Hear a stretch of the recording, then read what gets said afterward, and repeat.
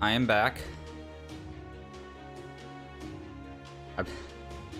I've been trying to do some. I have now undertaken a stupid project that I'm gonna try to do. So this summer, the next month.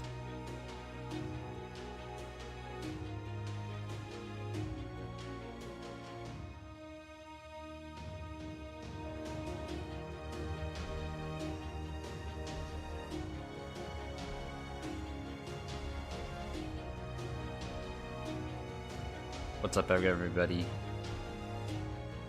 Razor's back from his long lunch. I ate a lot of. I had a big like chunk of salmon, and then I got really tired, and I went to sleep. And then I woke up at 3, and then my package came in, and I'll wait on it. Sorry. Oh my, I just wasted so much time though.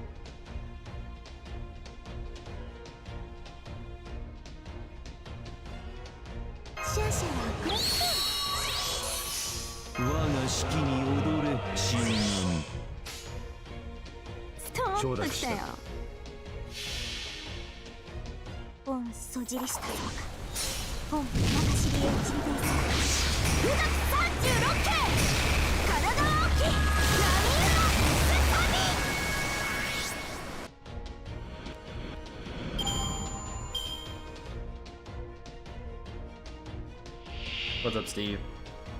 So, I decided to try to come up with an undertaking of trying to figure out how do I access and modify the files for Fate Extra CCC. And I started looking at it, and I'm like, why did I fucking do this? Why did I fucking do this shit?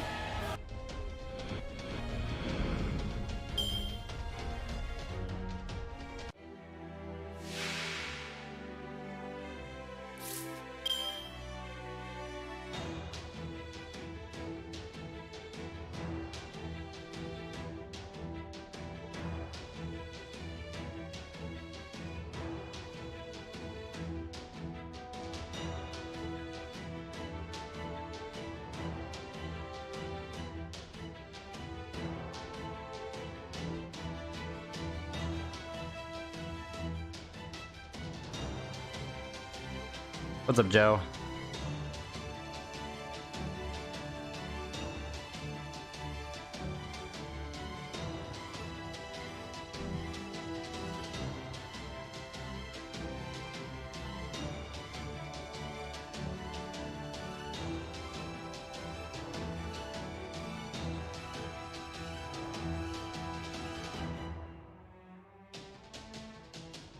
New mic? No, I actually just moved it over. I got a new mic stand.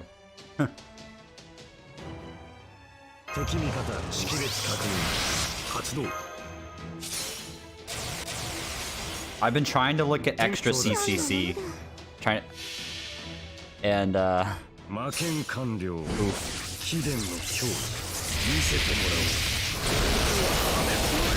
nice, it sounds different. Yeah, because the mic is a lot closer to my face right now.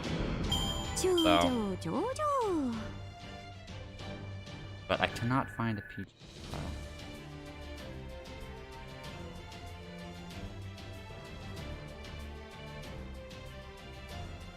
What?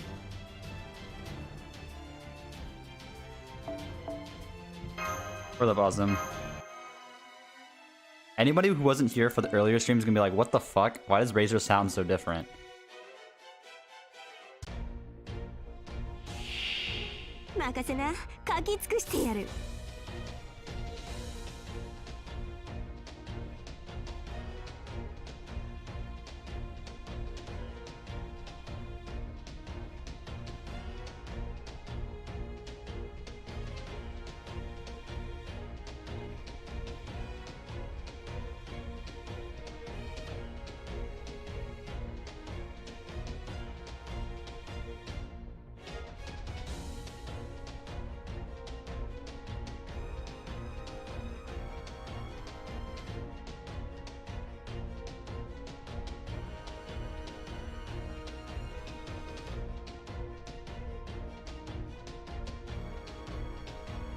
I'm good, by the way. Just helping my parents' business by making some...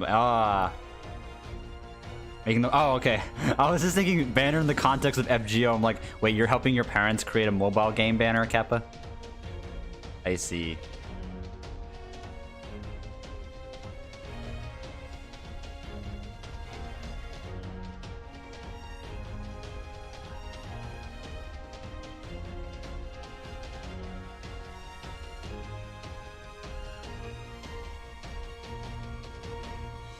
I'm figuring out how the hell I open this file to binary. Yes, encrypted disk image created by PGP.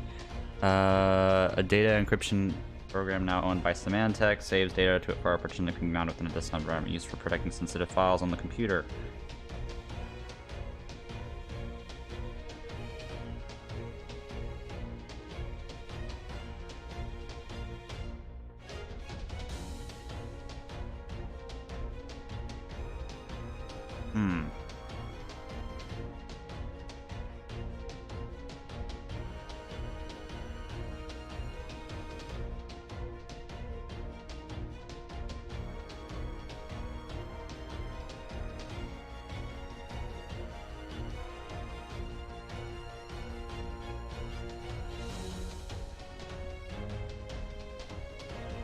I see.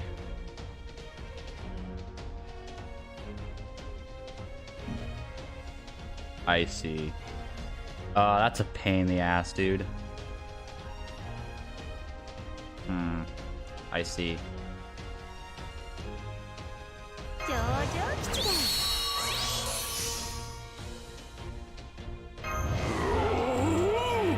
Yeah. So I noticed with extra CCC, they encrypted the main, there's only one folder file basically, and it has everything in there. I believe that's where all of the assets, including the text, might be. Definitely that's where all the images and 3D models are. The game is 1 GB.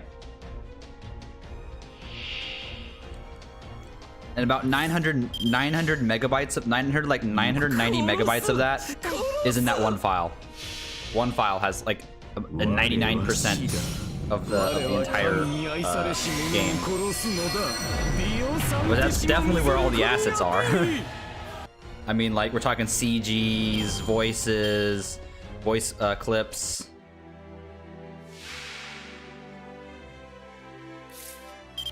So there's only one thing. There's one thing I could do. That leaves me to do one thing. I have to.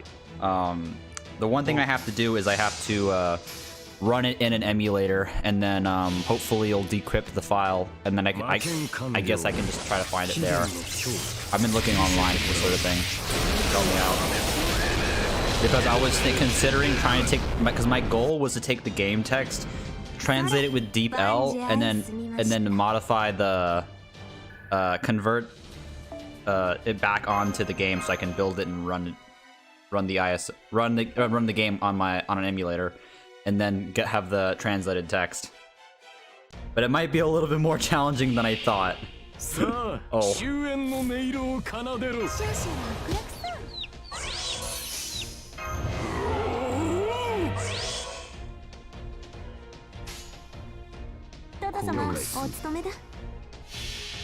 Brandon, this is coming from a guy that knows nothing of how to do this sort of thing. This is just me trying to figure out, like I have never even touched this sort of before. Not even but it's even worse because I can't run it directly. I have to run it through an emulator. The emulator has its own level of overhead. So not only does it has the game's memory, but it has its own separate private memory. You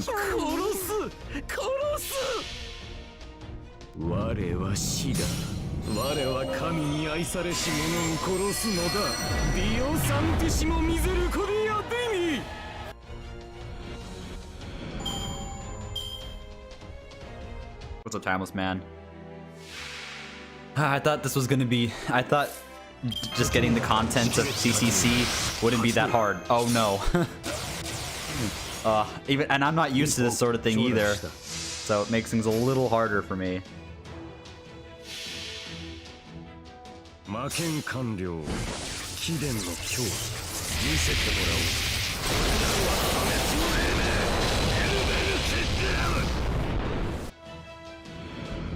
よし、マスター、無事で何よりだ。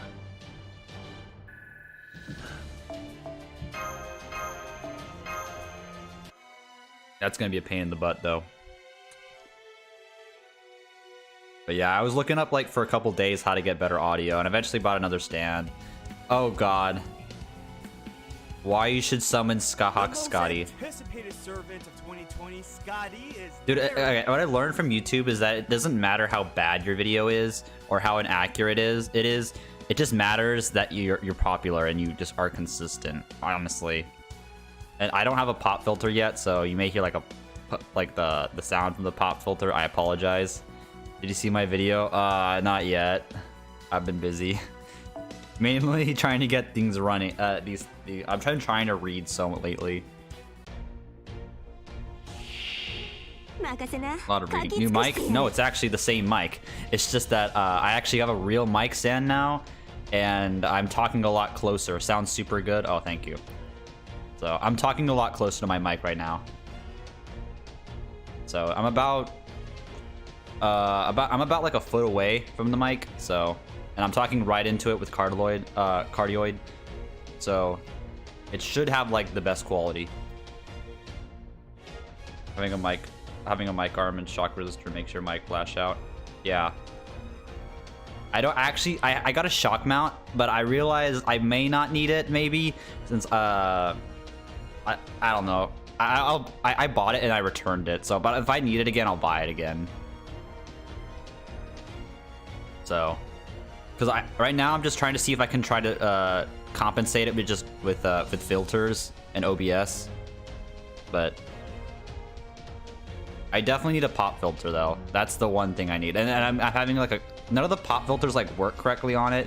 There's no way a good way to do it without like blocking everything, and from what I see, so I'm going to I'm just gonna have like a cover to put on. Yeah, it seems like it's working out just fine. Yeah.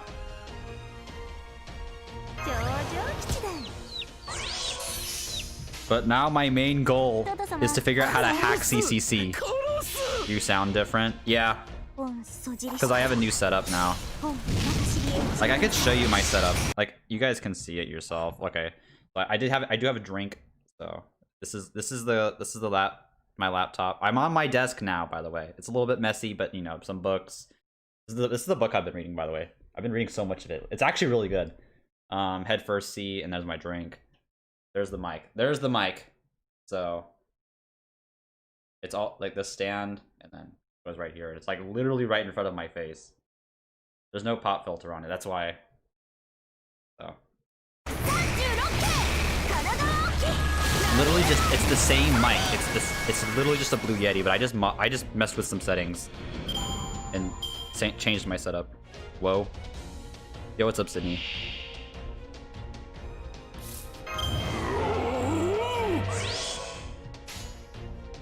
I'm gonna probably ask my buddy if he can help me out with this thing. I'm gonna try to ask Neo if he can help me try to mess around with CCC. I just barely looked at it. I spent around 10-15 minutes looking at the files. I think there's pretty much nothing else important except the one file. I'll have to, which may have everything. So it's gonna take a while.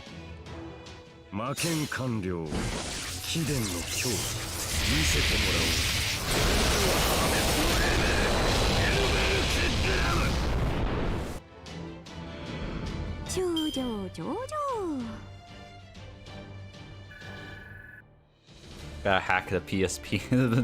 Gotta hack the ROM, dude. The ISO. Problem is that they're encrypting the disk, so I'm assuming the program does some sort of decryption on the disk.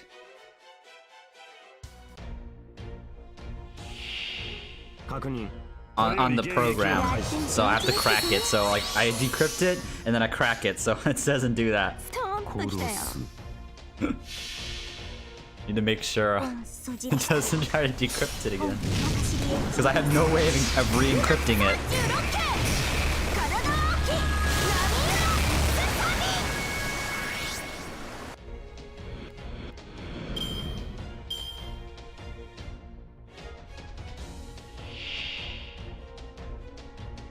No, it's not the CCC event. The CCC game, the ISO on the PSP. I'm gonna try to run all the text through Deep L, see what I get.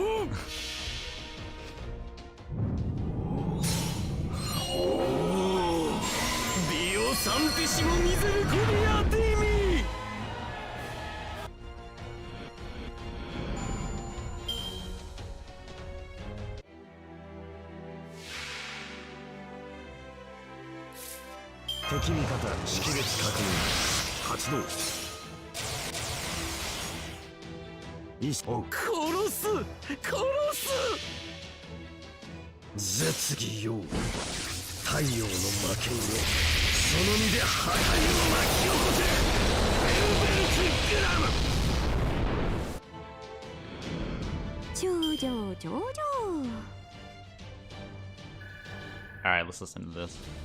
Upon us. Hope you have your SIM cord saved up, cause I freaking don't. I'm broke! Went all out on Achilles and Okita Alter, Why? but didn't even get them, so it wasn't even worth it! How's it going, everyone? What? Why would you roll on bait, though? This is K Collections. Here's a challenge for you. Every time you hear the name Scotty, take a shot. I can guarantee you'll get drunk. Moving No, on. you won't. No, you won't. You'll be dead. You won't be just drunk. You'll be dead. The thing is, NA gets so lucky to know all this stuff beforehand, and JP is like, well, you have 2 weeks to figure out if that character's good, if they're good or not. Well, too bad. It's over. Too bad. Wait, you have to pray that they get another raid up one day. By the way, it's been over. It's pretty much like a year now, and Arjuna Alter still hasn't gotten another raid up. Everyone knows that Scotty is amazing. Let's not deny that. Are you watching this person called K Collections? Video, cause why would you watch a video about her? If you are sick of her, doesn't really make much sense. I'll break down Scotty's stats, skills, give some CE and team recommendations, which is basically the whole entire Quick Servant roster, to explain why you should summon Scotty if by chance you've been living under a rock for the past year and don't know why she's good. Starting with her stats, she has the 4th highest attack when compared to the 5-star casters, just a bit Her stats are absolutely meaningless. Nobody gives a shit about her attacks. Like, it's the same thing when it comes to Merlin, except the only thing you care about Merlin is his NP gen rate, but no one cares about the rest. And Da Vinci, attack doesn't really matter too much for her because she ain't going to be your nor damage HP dealer. really. I say this now, but because you won't last long enough. Prove me wrong by being a whole challenge quest using Scotty as the main attacker if it hasn't already been. That's done like already. saying taking Waver as the main DPS. No one, no, like you don't expect casters to be DPS servants though. Pretty sure it has, you crazy bastards. HP is where it's at, being the 2nd highest, which is phenomenal for a supporter. Although if you didn't kill your targets to the point where Scotty's being bullied to death, then you screwed up somewhere, as she's known to help your main attacker kill things real fast. In other words, don't be a bad master. For NP gains, doesn't even matter. Who uses her Noble Phantasm anyways? I'm just joking. NP gains are really good, and I mean really good. She's approaching 40% with an Arts Quick Arts Brave, but you have to be realistic. Even though it's phenomenal, you're unlikely to prioritize her attacks over your main DD. Yeah. Surprisingly really good, thanks to having 2 4-hit. He's NP1 though. Can generate around 16 to 20 stars. Again, you won't really prioritize her attacks. Nobody but does know this. That her quick synergizes well with your DPS servant, offers good What? synergy. Active skills is what makes Scotty so great. Wait, people. There are only 4 servants Scotty included in the game that can buff quick up to 50% for someone. The crit buff for quick cards is excellent since your target will be a quick servant. This will mainly be used on bosses because for waves 1 and 2, you'll most likely overkill with their NPs. If not, Actually, that's not entirely true. This is actually a false statement. Some waves, especially during like especially if you have lower NP levels, like if you crit on the quick, you just get so much like charge back. So it's actually a lot in your favor to do this. That is important. For high damage. Her defense stat will mainly be saved for the final wave unless for some reason you need that extra boost in damage beforehand to achieve overkill. You'll rarely use it. You don't need to achieve overkill. A lot of the times, like there's been plenty of times, especially in the Vegas event, that they just don't do enough damage, and so you need to pop one of your 2 defense downs in order to kill the second wave. Even with MP5 Lancelot, I've encountered this a couple times. Good CE for Melt. K-scope Kappa.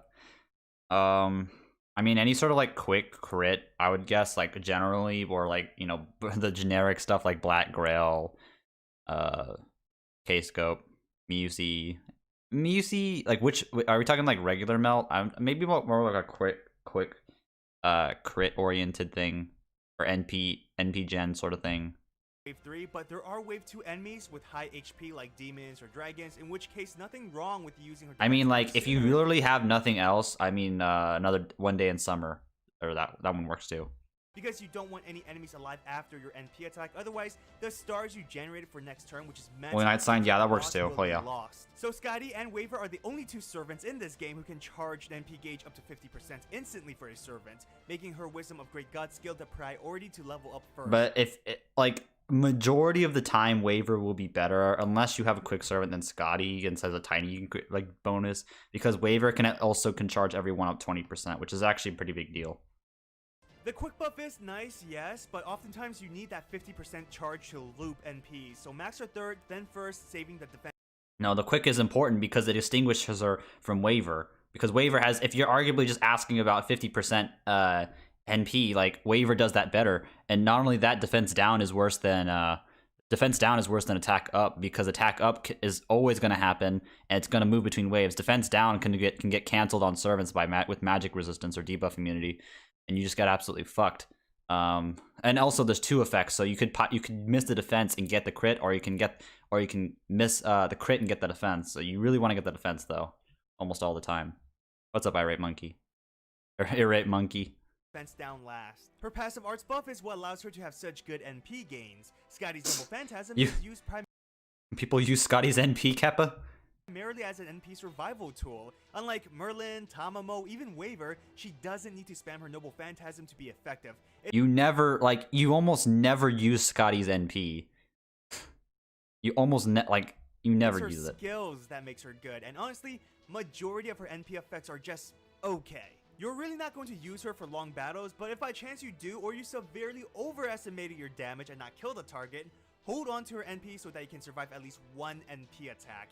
Good news is that since it's for one hit, if the enemy is single target, that means one or two servants may get to hold on to the evade next turn, if the boss didn't target them with normal attacks after their NP. Now, obviously, you are screwed if there are two incoming consecutive NP attacks. CE recommendations: equip her with craft essence that gives you star regen. She's not That's going when to you be bring an Merlin attacker, too. and she's not an NP spammer. Offering stars will help your DD the most, and being a quick supporter, stars play an important role, especially with her quick crit buff. 2030 is the best CE overall. If you buy I mean, why not just use not Fox Knight Dream, but why not just use like fucking spam her NP? Dude, you spam the NP and you crit meme. That's how you use a Keppa. by chance have Night's Dream, it's another solid option. I said she isn't an NP spammer, but increasing her NP. The main problem with so Scotty is that once you run out of her skills, her kit is pretty fucking bad. Like, she's gonna be stuck there until she's off cooldown. That's the problem with Scotty. Team White evade sooner is better overall for survivability. Rightful place is solid for Scotty for similar reasons to Night's Dream. Sooner she gets her NP, it'll give you that reassurance of survival. Mary Sheep is. I mean, I feel like giving her stars on a quick team is kind of overkilling it a little bit. If you're gonna be spamming quick cards anyway, I don't think you need stars. Like, I guess like what you would really want on Scotty is just to spam her NP. Like, there's like nothing else you really use on her. Like, you just most of the time on Scotty, you'll just put like a fucking event craft essence on her or something. Like, it doesn't really matter. It's not like Merlin where you really want to spam his NP a lot, or Waver. Those guys, like Scotty and Waver, can pretty much have like any CE on them and still be okay. CE, so you should hopefully even no CE. max this out. Scotty isn't going to attack much, but when she does, enhancing her main command cards will give you a little That's bit more terrible. Why the fuck would you ever give her Mary Sheep? That's a fucking terrible craft essence. NP gains or stars. Prisma Cosmos is less effective. I would only recommend No, using Prisma this Cosmos by- is actually a decent pick, because at least you can spam. But like most people end up actually using her Bond CE because it's like a buff, because it's pretty decent. But I mean, like, Magical Girl Sapphire works too, I guess. By chance you have this, but no star regen CEs. Honestly, Not saying Bond this isn't CE wouldn't be a helpful, but bad again, idea. Her NP is meant to be saved until the right timing. Aside from that, it won't really help your attacker until then. Now, I usually don't recommend Bond CEs in my reviews because it takes forever for them to get, and usually they're just... You get Scotty's Bond C like really fucking quickly. What the fuck are you talking about? Facts. But if you have your own Scotty, Yeah. let's not lie to ourselves here. You're going to hit that Bond 10 real fast. A buff in quick and crits is what she does best, so this in general is helpful. This or 2030 would be my top recommendations. Team recommendations! Oh god. The best servant for Scotty is, well, Scotty. Who would have thought? We all know the famous double Scotty setup. Again, you have to be living under a rock for over a year or so to not know this. This is what allows you to 3-turn farm. Correction! This is a big misleading statement. There's a lot of setup. There's a lot more setup that goes to this, and he's obviously gonna downplay it a lot, and he's not gonna go into it. But like, watch some poor sap get like sapped into this video and not understand that you need a lot more setup to do this. Actually, the real farm, and he's gonna and they're gonna be like really sad. I have 2 Scotty 10 10 10, and I cannot 3-ton with my NP1 Dantes. This is one of the key components that allows you to 3-turn farm because there's a lot Your more. voice sounds different Naya today. Yeah, I have a new versus setup. Naya? I never knew how to pronounce it. I also assumed the X is silent. Maybe not. I don't know. But sorry, bro, for butchering your name. He made an amazing video on the best AoE quick servants that can work with a double Scotty setup, even breaking down the CEs and buff strategies involved. Dude, there are people on Reddit who did this way earlier than Naya did. Naya just compiled all of their information and did it. He wasn't the one that made it. Like, oh, that's so silly. That's so silly. There are so many sheets online, like those charts of like every possible team, and like it color codes exactly which teams work and which teams don't. That guy is good. Also, there was a big chart like quick of like who can farm what with double Scotty and what do you exactly need on top of that. And it was very useful. There's only 4 servants that can only farm with double Scotty and a regular K-scope. Those are Dantes, Atalante, Parvati, and Valkyrie. Those are the 4 servants that are actually capable of farming with a regular just a regular K-scope and 2 Scotties. I'll put the link to his video down in the description. Definitely check it out if you haven't. Basically, all quick servants work with Scotty. There are Misleading statement. There are some terrible quick servants that suck. however, some who will work a lot better with her than others. If you want to potentially loop NPs, then choose servants with high hits on their Noble Phantasm attacks. That's not an... That's... Oh, wait, shit. Targets super case scope necessary elements with a allows you to for that sweet NP reboot. That's not entirely true. Just because they have a high hitting NP count, hit count, does not mean that they're good. My prime example of this is Nightingale. Santa Nightingale has a really high hit count on our quick NP, has barely any NP gain. It's this, and that's what cucks her. She can't farm. She can't loop because of that reason.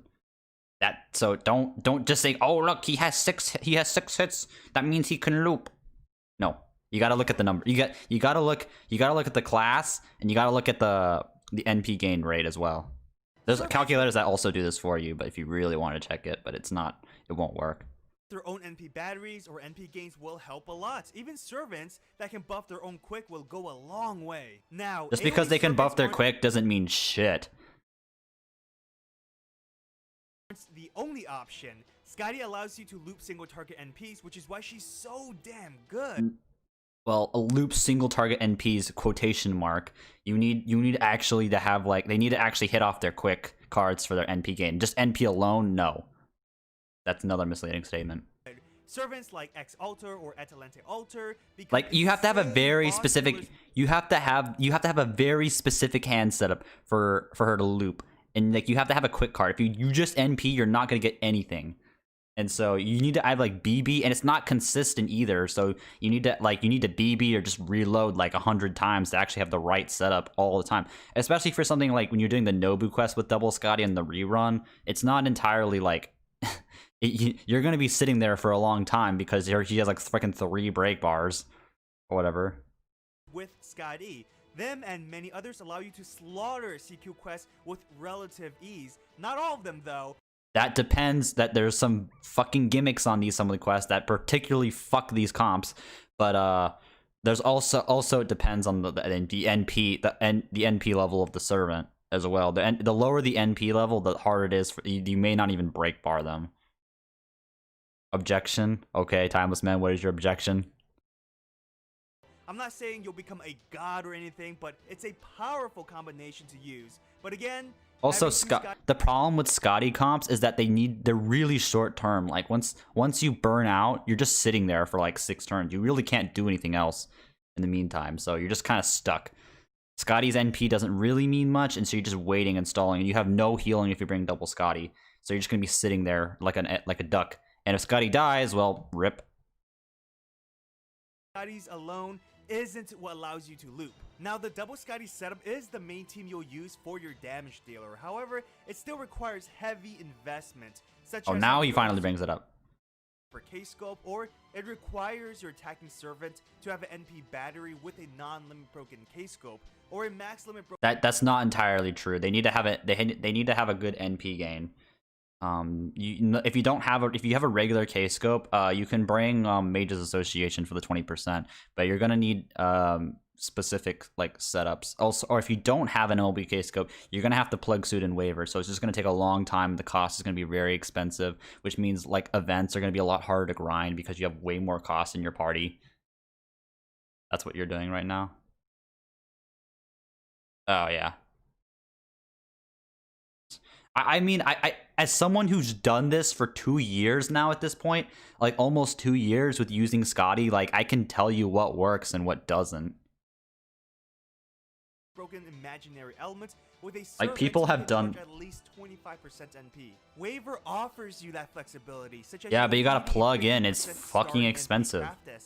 As you can do the buff and switch method with him. If you have Nero Bride, she also works as a buff and switch supporter. No. When she gets her skill upgrade, she can charge. It's only when she gets her buff. Before that, you may as well just use Paracelsus. Paracelsus offers a better buff than Nero. Targets NP gauge by 30%. Not as strong as Waiver, but will still give you some flexibility. The same skill will also buff NP gains, so it like why talk about Bride when you just talk about Paracelsus? Paracelsus is a better NP gain. I figure you'd be more worried about the NP gain than the actual damage itself. In NP looping. Now, let's say you have everything necessary to perform a 3-turn NP loop. Super K-Scope, the Red DPS Servant, but let's say the Gacha gods hate you and you never got a Scotty. You can use an alternative 3-turn farming method with just one Scotty. You'll need your own waiver though, and another servant that matches Scotty's 50% quick buff. Currently, what the fuck? Who brings these ghetto ass Scotty comps? What the fuck? Dude, who actually does that? There are 3 others that can be a sub for that role. The 2 Atalantes and Skaha. That's only for 1 turn though.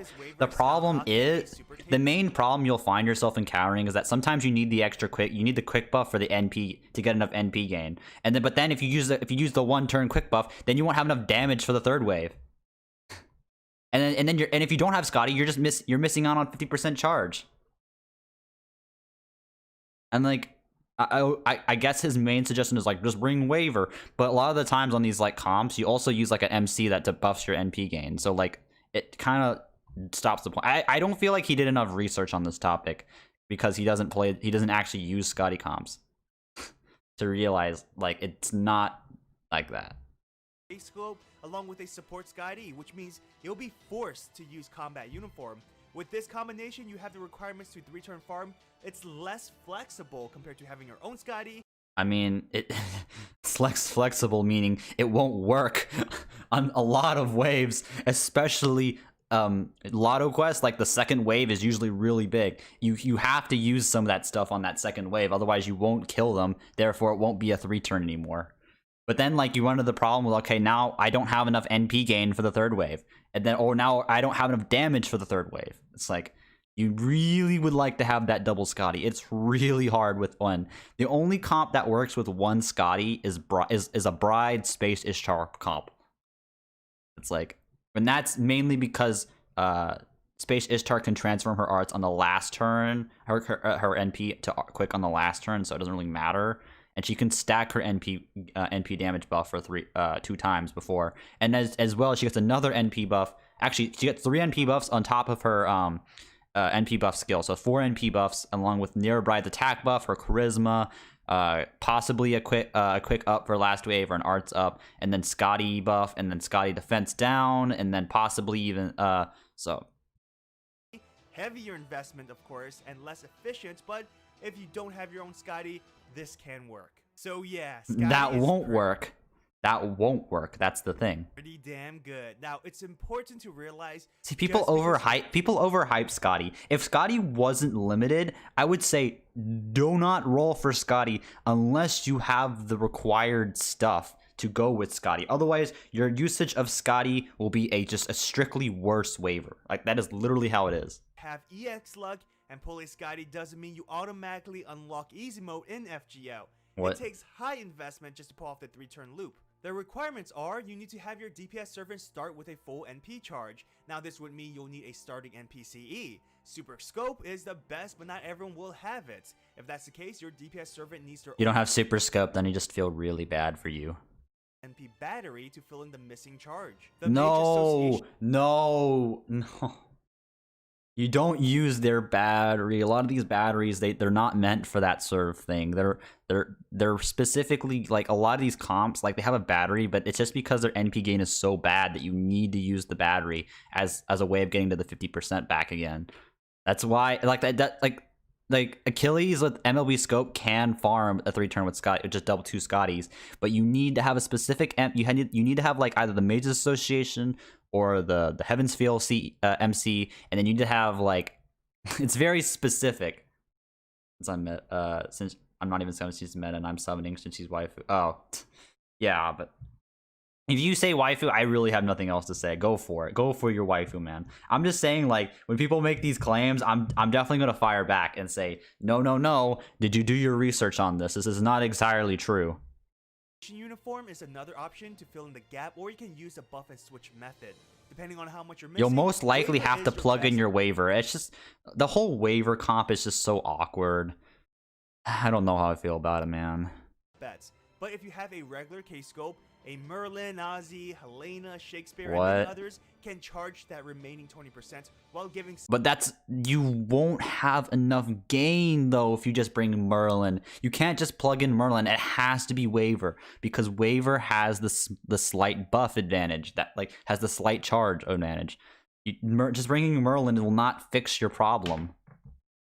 Some buffs, which is better in general than just using the mage outfit. You won't be 3-turning. You have to save Scotty's NP charge for the second and final wave. And the problem is, if you go all ham on the first wave with Scotty, then you're gonna run. If you don't 3-turn, you're gonna lose those quick buffs, and so you're just gonna be sitting there waiting for her buffs to come back. And that's if she doesn't die. If you're not fighting a rider or something. Reminder: not all quick attackers are created equally. Some will do better, and if you don't have them... Well, yeah, because some have better NP gains, some have better attacks, and pretty much, like, no 3-star can farm. So they are all 4-star higher, which means that you have to be, like, NP2, at least NP2. Like, NP1 Dante's hits like wet noodles, dude. He's pretty weak. So I would, if you're going the Dante's route, I would suggest NP2 or NP3, but to be effective, ideally NP3 or higher for Dante's. Lancelot NP5, like NP3 or higher, it has to be. He won't have enough damage, especially even NP5. Lancelot struggles on some waves as well. So I would say you really can't get away with, like, and you can't just say, oh, NP1 Lancelot, let's farm. You may not get the results you want. It's also very important to know that Scotty is a burst supporter. Similar to burst attackers, once they use up their main moves, it takes some time for them to redo it. Scotty is similar, meaning you have up to 3 turns to go all out. If the enemy survives, then Scotty will just sit there till her skills are ready again. Thankfully, her NP will be held onto for survival reasons, and she can help a bit with quick chains. So it's not like she's completely... Your farming is going to take forever. Scotty will be taking a huge backseat. I would say, like, unless you're bringing some meme quick crit team, or you're ending it in 3 turns, Scotty just is not that. You'd rather just bring Merlin instead of Scotty or Waver. skills. So while she's good for CQ quests, she's not ideal for long ones. Scotty isn't as consistent compared to Merlin or Tamamo, even Waver since his NP can stall. The goal for her is to help your attacker. I mean, her Tis can stall too, Spirit Keppa. Bomb mode, and then hopefully you kill all targets. If not, then you'll have that dumb, shocked Pikachu look on your face. Now, you may be asking, should you still summon Scotty even if you don't have all these requirements? Let's say you don't have a strong Quick Servant or K-Scope or anything. You're free to play or still very new. Scotty Free to play. is typically meant for late game, but I would still recommend you trying to get her. There are people who would recommend others not to summon her just because not everyone can 3-turn farm.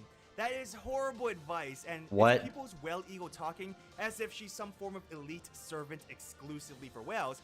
Yes. No, she's not an elite servant for Wells. Like, if you can try, but if you don't get her, it's not the end of the world. I would say, like, it's not worth as a new player because Waver is just much better. Ohayou gozaimasu. Ohayou gozaimasu. But, like, Waver is just, like, much better at the beginning compared to Scotty because Scotty's very oriented to quick servants, and quick at the beginning of the game is going to be very bad. Also, the problem is that... Nemashita. Ah. yeah. Nemashita deshita. But, the main problem with Scotty is that she requires mats from Lost Belt 2. From Lost Belt 2, dude. So if you're a new player, you can't level some of these skills for a very long time. It is very sad. Waver is a launch servant. All of his mats will come out, and it's very easy to get them. They're relatively straightforward. All the stuff you can get in part 1. You can't even max ascend Scotty without the rings, dude. So you have to wait for an event to have rings or somehow get all the way to Lost Belt 2. Oh, by the way, you can't get the free quest for Lost Belt until you beat the actual Lost Belt. So you gotta actually beat Lost Belt 2. It's gonna be really hard as a new player just to get your Scotty mats. That's why I don't recommend pulling for Scotty. I mean, if you can wait 1 year for Scotty, it's gonna be a lot better for you. Like, if you don't mind waiting 1 year. Dolphins and Whales or even EX Luck players are the only ones who can use Scotty at full potential. If you're new or a casual player, chances are you cannot 3-turn farm. But to say Scotty obviously. is exclusively for whales is just stupid. Basically, what you're telling me is that a 50% charge for any target is That's what I say new player. I never said whales. Oh my god. My boy. for a beginner. And AoE defense down to help boost damage a bit is useless. The problem is defense down is not bad, but there's two main problems. Enemies could have debuff resistance, which means you just don't do anything. And she's actually relatively good with Arjuna Alter because of that defense buff. Or she has 2 debuffs. Run the 1/1 it's been sent to me. I mean, NA didn't get that until next. NA won't. Maybe if NA gets it early, it could. Maybe, but like, and JP got it the next year. So.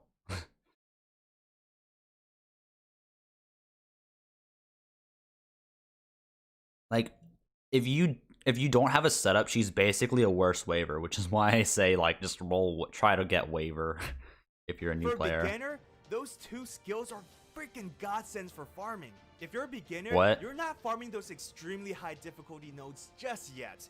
But I can bet you don't have a K-Scope yet, or a max limit broken imaginary element. If you have your own Scotty, Just get the you can credit use a card. support waiver to give 100% NP charge right away, allowing you to use NP attacks while equipping event CEs for farming. The attacker doesn't even need to be quick focused for Scotty to charge their NPs. Now, is it better for you to use it on quick servants? Yes, absolutely. Everyone has a combat uniform. Use the buff and switch method. I can guarantee you a 50% NP battery is helpful. Now again, you're not using Scotty at her best, but that doesn't mean she's horrible because you can't 3-turn farm. Although as a beginner, Scotty won't be good on CQ quests because, like I said, she is meant for quick battles. Your roster of servants may be lacking. Farming is a different story. I highly doubt you need all 6 servants to farm, in which case, you have her do her thing, then just switch her out. Worst case scenario, let's say you hate Scotty and she's utter trash, you hate servants that can give a 50% NP charge and has a AoE defense down. You pulling her now is still a good thing, as you progress in the game, you will get spooked by good, quick servants. You even get a K-scope or two, hopefully. Well, the only there's 3 quick that you can get the 3 good quick servants, but those aren't meant, like, people think Lancelot, but Lancelot needs to have you need to have an MLB K-scope with Lancelot to 3-turn without waiver. I'm not even sure if you can do it with waiver. You probably can, but it'd probably be jank as fuck. So actually, that's kind of tough to get. But by having Scotty early, you have a strong supporter ready to go. There's also a free SR ticket coming this year, so you can literally choose someone compatible with Scotty. Don't say now, Lancelot. I'm not saying Scotty is the end-all and be-all. There are servants that may help you over Scotty. It depends on your account. Just waiver. If you don't have any quick servants, waiver is easily better than Scotty. That's why I never said don't roll for her. I just said possibly just give it a year, possibly a year and a half. You will have the necessary stuff for Scotty. Waiver is still... The problem is that people overhype Scotty so fucking much, and they put her on their support because they want to flex that Scotty. And sooner or later, when you need waiver, you're just going to have fucking 50 Scotties. Like, that's just how things are exactly going to go. Like, honestly, as a whale, like, it's good seeing Scotty on, like, supports and every now and then, but I also want waivers, too. Waiver offers that 20% AoE charge that actually could be very useful. Still, like, ugh. And actually, for lotto farming, it's not actually the quick servants that get used the most, actually, for the most efficiency. I mean, they get used by people, but actually the better ones are the arts farmers, because a lot of the times you can, depending on the CE from the event, like, you can actually run like six copies of the lotto CE, and not the lotto CE, and so that's the most efficient comp, and a lot of the times these belong to arts teams. That's why I talk about John Archer, and then Ryder Mordred, and Ryder Da Vinci. Like, those are like the good ones.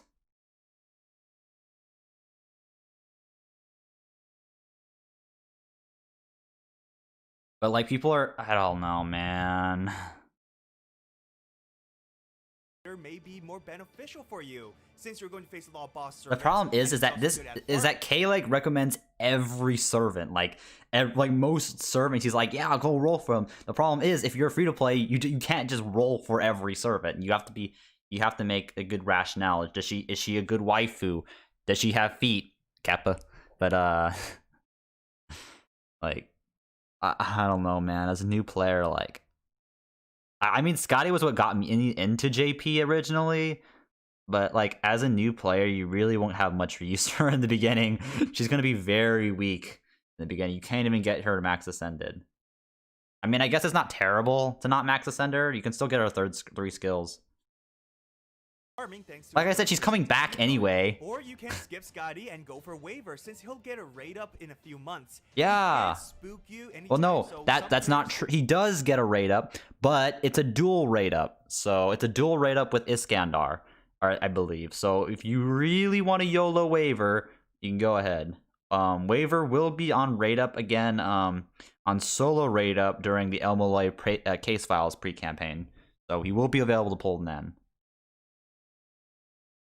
Go strictly for limited servants just for that reason, but almost 3 years of playing and I still don't have a waiver. Now, I have to let you know, you will get a SSR ticket, free 5-star basically, 2 years from now. So I definitely recommend oh man, gotta get that waiver 2 years from now. Everyone, regardless if you can 3-turn farm or not. Now, let me be clear, Scotty is more helpful for those who spend money in this game, since you'll have more servants or... I mean, any servant is better if you spend more money. Lol. Isn't that true for every servant? Waiver is a lot better when you get 5 copies of them. If you're free to play, there may be better options for you other than Scotty, but I would still recommend Scotty because, again, she's so helpful, and you holding on to her now will help you so much in the future. Oh man, I'm gonna hold her in my secondary archive for a year before I can actually take advantage of her. Lol. In the future. So good news. All you need is an MP1 Scotty, cause who uses her for her noble phantasm anyway? Also, just to clear any But you just contradicted yourself. You said you use it for survivability. You just contradicted yourself, Kay. Oh my god. Now, I'm not saying players are giving bad advices to others just because they're not recommending Scotty as their #1 servant of all time. No, that's not what I'm saying. I purposely joked on my top 10 video and did not put Scotty. I did that on purpose. And I still agree, like, I think there's other servants I want to highlight more over Scotty. Because Scotty's not everything. It's okay not to recommend Scotty for a specific player, since all accounts is different. Now, if you explain that there are better options for them specifically, let's say a few servants that are better compared to Scotty for them, then that's okay. Actually, that's wonderful advice.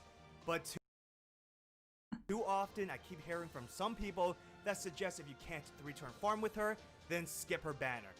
That is bad advice. Just because you can't 3-turn farm with her doesn't mean players won't benefit from having her. So how many Saint Courts are you using for Scotty? Comment down below. I also did a review on Napoleon, Sigurd, and Valkyrie, so check those out. This Napoleon video is so bad though. Man, he keeps overhyping Napoleon as if he got his buff already, but dude, Napoleon is so weak when he comes on when he's on right now on NA. If you pull for him and use him, you'll see how bad he fucking is. Napoleon is awful when he's on right now on NA. Like, I don't get it, dude.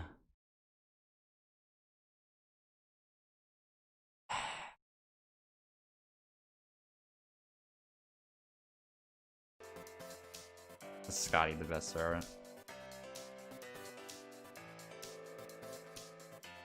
But I think I might make some more videos in the future. But man,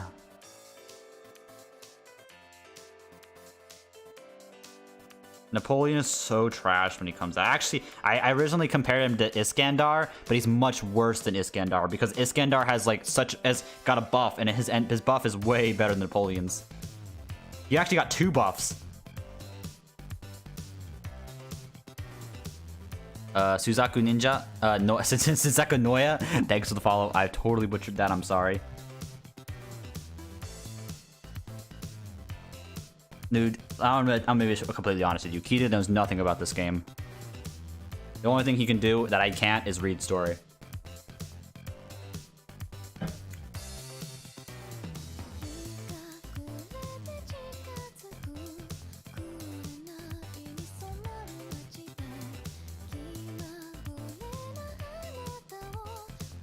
You wanna know how you get all those views for FGO? You gotta speak Japanese or include Japanese subtitles.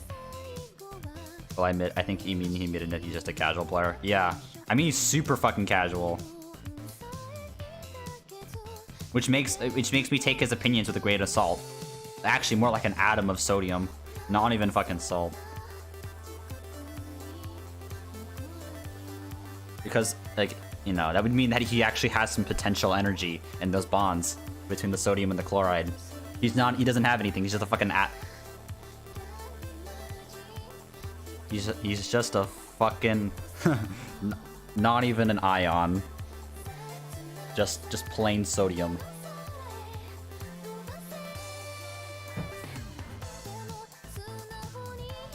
All neutral, no energy. It's been like a fucking 4 years since I've taken chemistry, so you gotta feel. Oh, I messed up something. I apologize.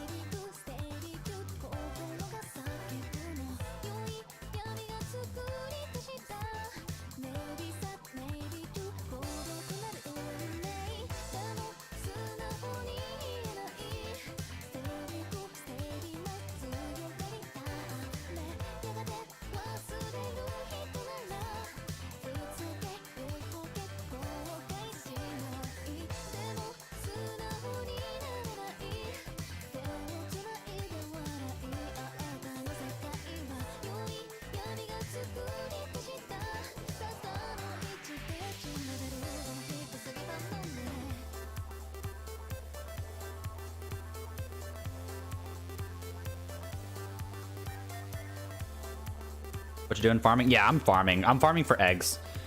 I want to get 200 every gold mat right now, so that's my goal. I'm also like a bond horde addict right now. I've been addicted to getting servants bond 10. I've gotten over the last like 3 weeks. I've gotten like 6 servants like bond 10. Probably more than that. From bond, like literally bond 5 to bond 10. I'm not talking like bond 9 to bond 10. All the way from there.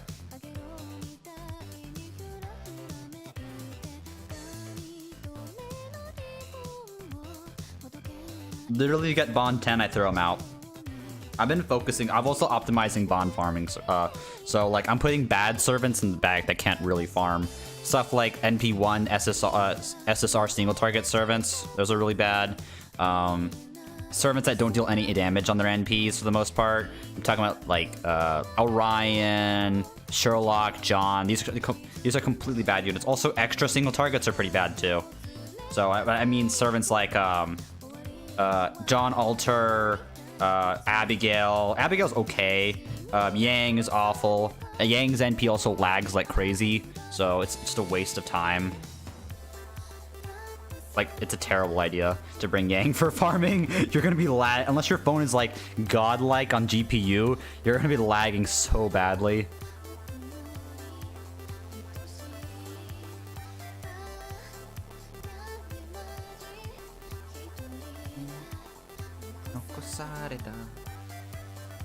I'm doing the biggest spend. I see. I'm so lazy, dude. I'm just gonna wait for anniversary before I start farming QP. Like, it's gonna be half AP on the QP, and I'm just gonna farm like crazy. But yeah, by the way, guys, like, honestly, if you don't mind farming, like, if you don't like running the same quest a lot, I highly recommend doing free quests over. I know this is crazy, but free quests over event quests. Why? Because you get it's pretty much it's half the AP of the event quest, but it's like half the drop rate, so it's the same fucking thing. So if you don't mind doing it more, you'll get more bond. They'll both award around the same bond, minus like plus or minus like at max 400 bond. So you actually probably get more bond, and it's just if you actually care about bond. That's like most people ask about bond. This is how you get bond. There's no secret. Literally just farm these free quests and optimize your comps to get the most bonds. Also I'd rather instead of like, well, not for, you won't see it for this one, but a lot of times I bring Arjuna Alter because bonding 5 servants is a lot better than bringing Scotty or bringing like a bond CE servant. You lose like a decent amount of bond, but you also go on 5 servants at the same time. AoE servants are a commodity, dude. Keep them. Single targets, not as much. There are very few quests like this where it's only one enemy. So single targets are like mostly for sabers. I've noticed for sabers and assassins. Those are like the 2 big ones. No, I don't farm Hidden Village. That's a waste of time, dude. It's not that much of a time difference.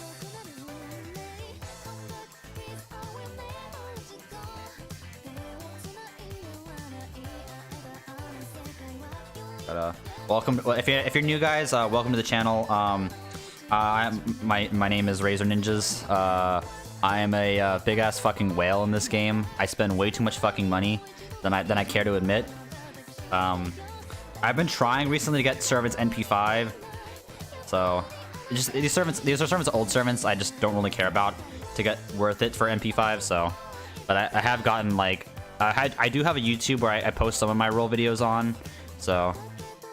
Real talk, there's no good AoE assassins. Dude, there are no good AoE assassins, dude. All of them suck ass. All of them are terrible. I want them to release a good AoE assassin. Like, all the good AoE assassins are on the 4-star level. Like, what the fuck? What's up, Queen?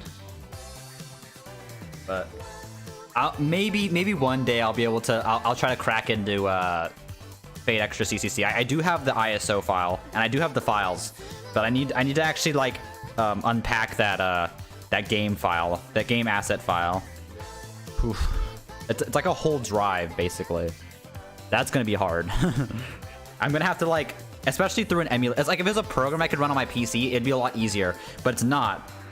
It's wrapped around an emulator.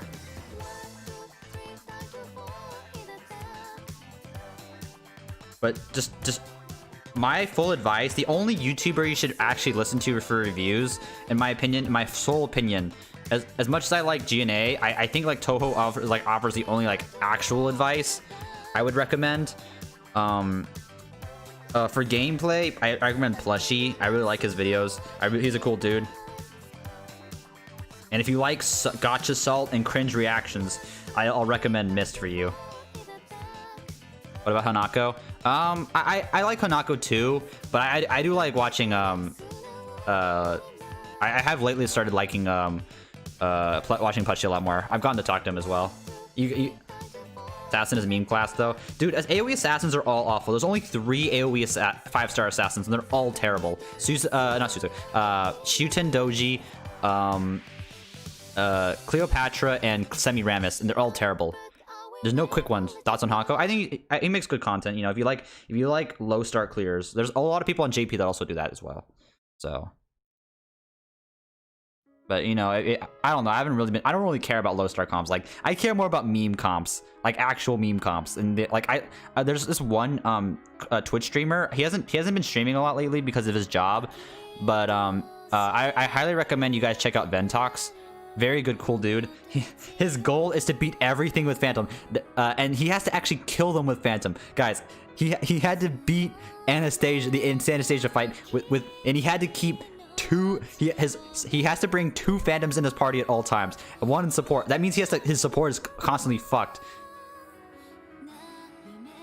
And I think that's really cool. Like that's awesome. Yeah, I know Plushy. I talk with him a lot actually. He has to kill the boss with Phantom, guys. Just because he has him in the party is not enough. He actually has to kill. And some fights it's just really hard. Anastasia with Carmilla, try Anastasia with Phantom.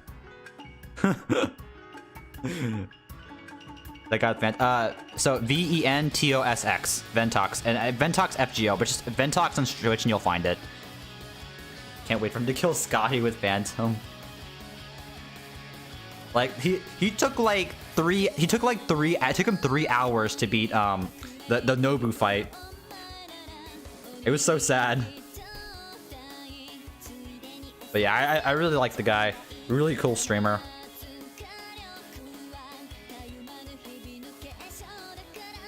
Don't be like me. I'm not a big Brian player. I just bring the stupid cancerous fight, dude. Dude, I'm gonna... No. What's even worse is that he's gonna have to beat Demeter with Phantom. Who are the dudes that doing 1,000? Dude, that's fucking me, dude. There's actually better stall teams than what people recommend. There's actually a better stall. I should make a tier list on stall teams, dude. I should make a tier list on stall teams. I am the king of stall. But yeah, I can't even imagine him trying to fucking kill Demeter. He's gonna like rip his hair out, dude. Because all of her attacks are AoE. It's like, I think that fight actually might be impossible for him to do. I believe, I know they're not AoE, but like they might be AoE. I forgot, dude. He's gonna have such a hard time, dude. Wait, is the Lost Belt 2 tree? Is it a caster? I forgot. No, I think. I totally forgot. I thought that might have been the Lost Belt 1 though. The Phantom. I don't know. I can't. Yeah, it's a cat. Oh no! Oh no! All of his attacks are like AoE, dude. Oh no!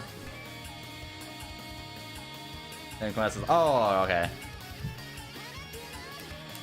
Except no, Lost Belt 3 wasn't. Oh wait, the tree kind of exploded, didn't it?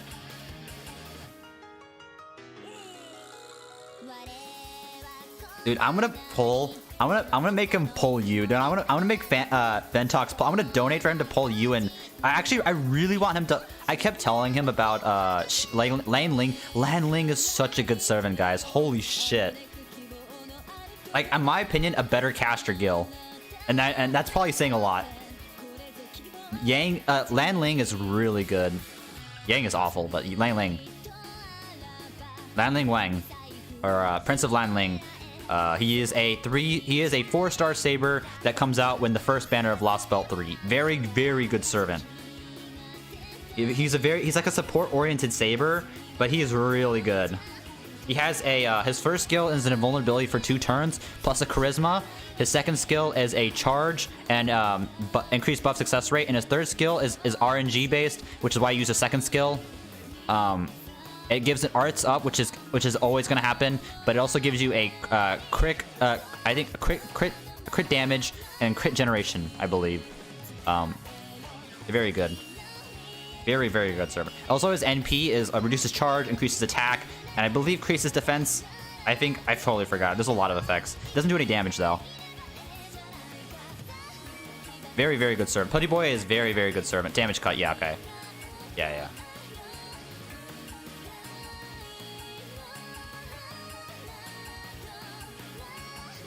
No, Phantom has to be Phantom has to be in the front party though, boy.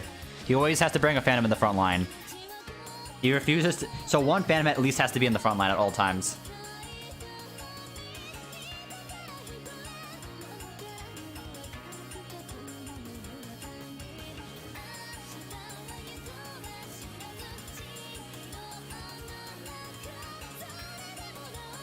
So,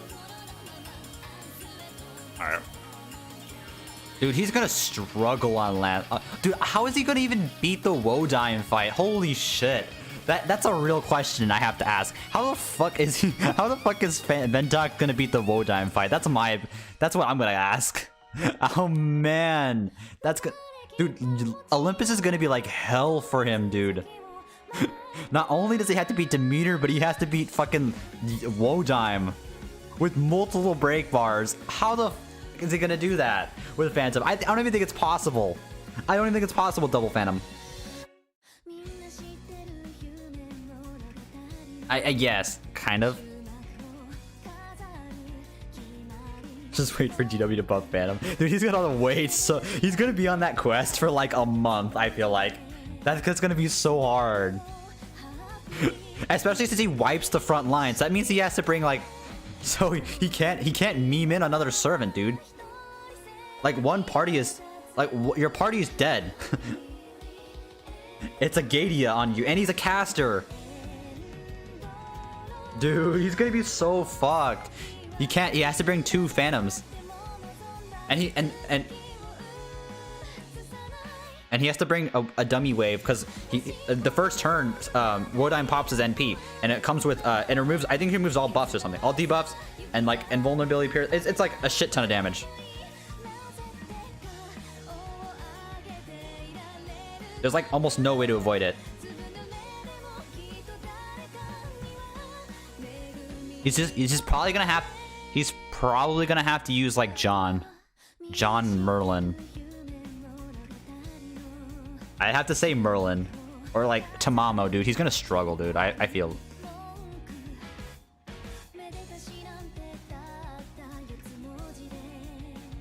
Lost Belt 3 was also really hard. It was fairly hard. Like that's why I feel like things take a lot harder.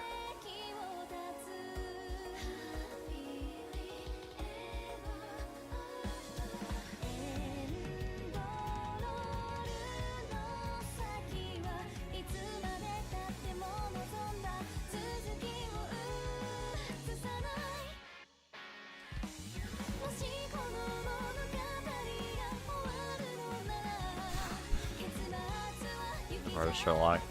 Dude, so many fights with force supports. You have to. Oh yeah, by the way, in the Wodyne fight, you have to bring Mash. You have to bring her. There's a lot of fights where you just have to bring Mash. It's so dumb. This is the opening for that was the opening for Origaeru Season 3, just for reference.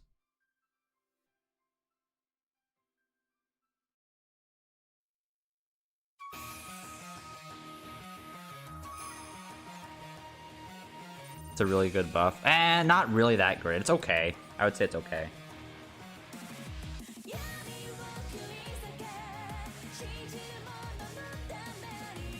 But I'm didn't actually do match solo next year. Ah, I forgot.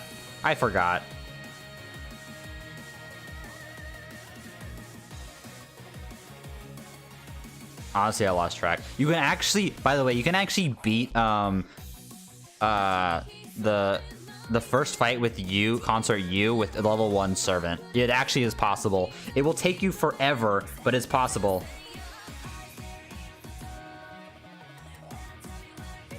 Because you get a guts every single turn from Konyanskaya, or Tamamovich, whatever I like to call her. Dude, I really want to talk about the story of Lost Belt, like Lost Belt 5, but I know people are going to be like, fuck you, Razor, I haven't beaten Lost Belt. NA's not there yet. Necromancy. They're actually... No, well, technically, theoretically there is. But in actuality, no. But, like, that fight is actually possible.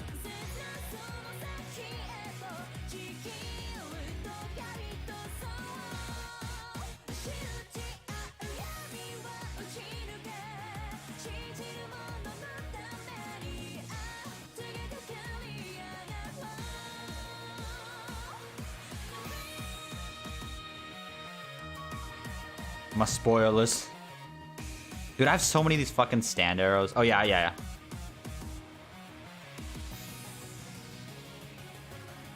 Yeah, she can never kill you. She'll NP every turn and she can't do anything else. Because of the guts. It has to be, that's why it has to be a solo. She can't attack. But yeah, these are all my bond 10s. So 8, 16, 24, 32, 40, 41, 42, 43. 43 bond 10s so far. But a lot of them I've been working on the background. Like, I'm working on Lee's almost done. Berhindolder's pretty decently there. Sigurd's pretty closely. Landling's pretty close. I mean, like, see, like, you know, she's fairly close. And then 10K's pretty close, too. So a lot of them are going to be bond 10 really fast. In a very short period of time. Like, dude. I almost bond 9. Like, actually, I don't even have that many bond. Okay, it's still a lot of bond 5 servants, but it's a lot less than it was before. I've been working on breath first bond for AoEs, and depth first for single targets. So.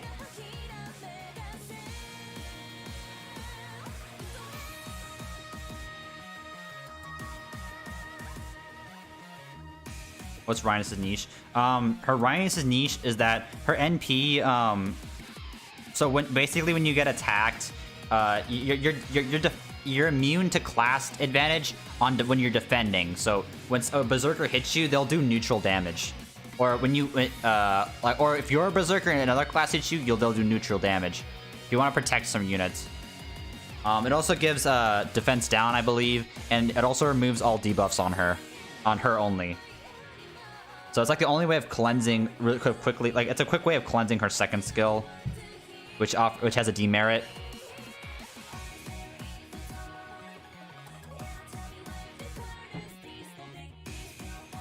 Nope. Yep. New Foreigner, because New Foreigner is a bitch to farm with. Absolutely useless too. Damage is really bad without burn. And it's like no way to inflict burn quickly on farming.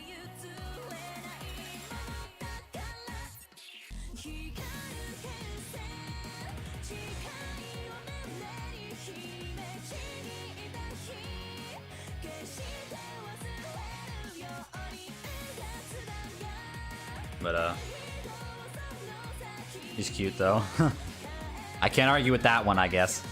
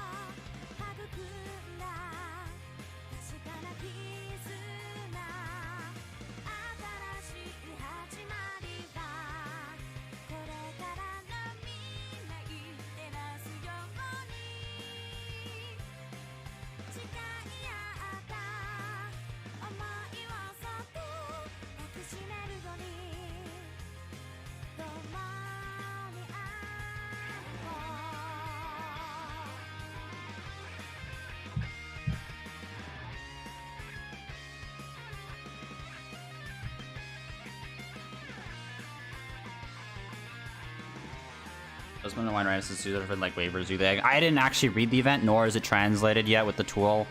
Oh yeah, I know this is a stupid thing, but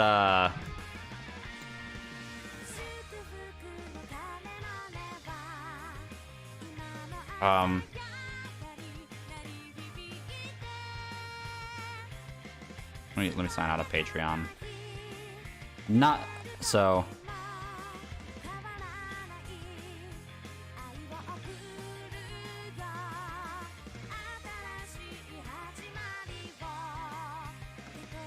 So.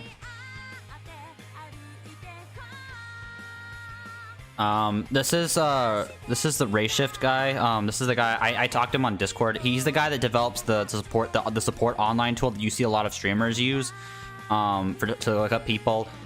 He made that, and I know how he did it, but he also made the translate tool, and this is his Patreon. If you guys could support him, that would be a lot. You don't like I don't care if you guys don't sub to me. I'd rather you guys like donate to this guy's Patreon. Also, if you pay like the slightly higher tiers, like $18, 36, he'll also because the translation costs money, because using a tool called DeepL.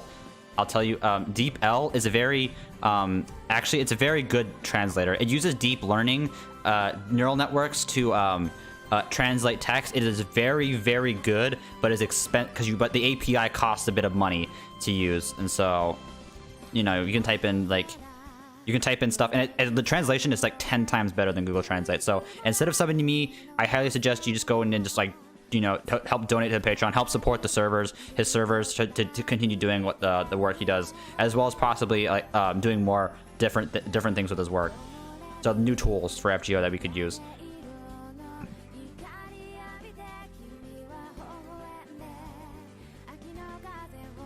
So shameless plug, but I'm not selling out for myself though.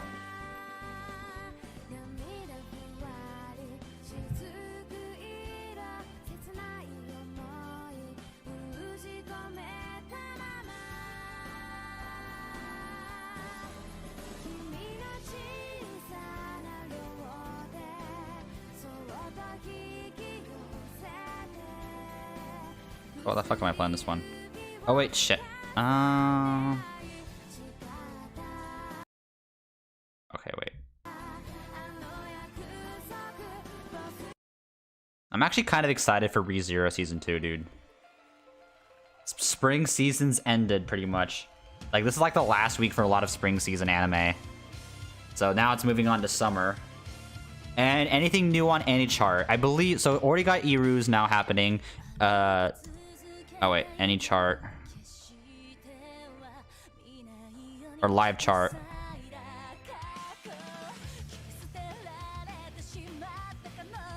Yeah, it's actually pretty good.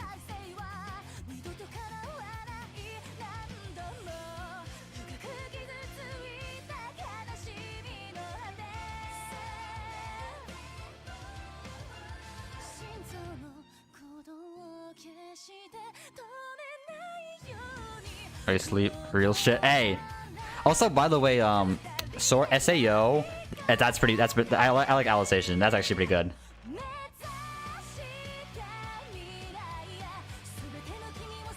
Yahari.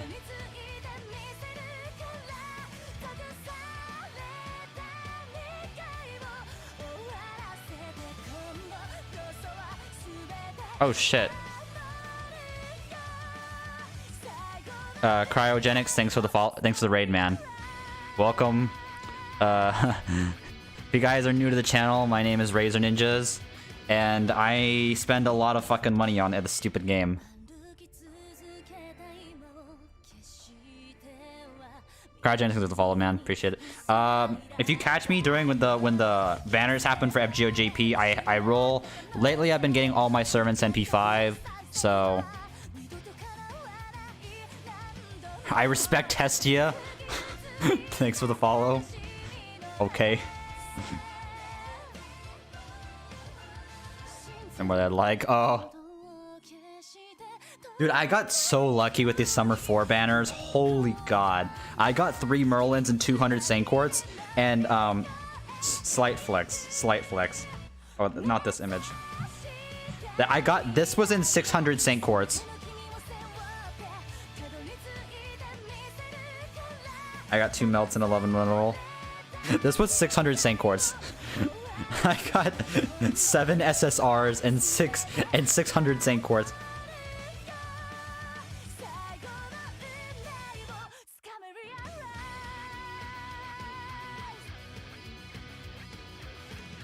I want, bruh. Number 5, dude. I'm gonna get cursed. Number 5 is gonna fucking curse me, dude. But yeah, lately I've been getting all of the couple servants. Like, I guess, yeah, I got a fucking Voyager, your boy Voyager. But I also got I recently just got Musashi and Bunny Artoria.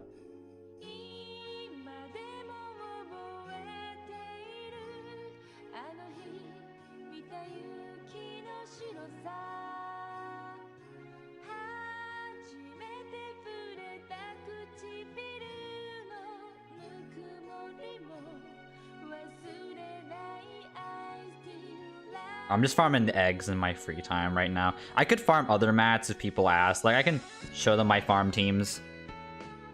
There's some farm teams that are just really hard to farm, though. So, that are really annoying to do on stream, so...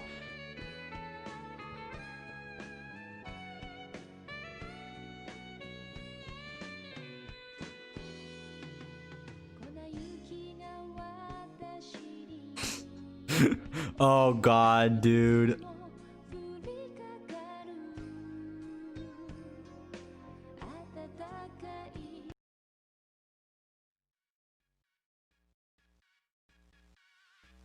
Dude, please summer you. Please summer you. You senpai, onegai shimasu.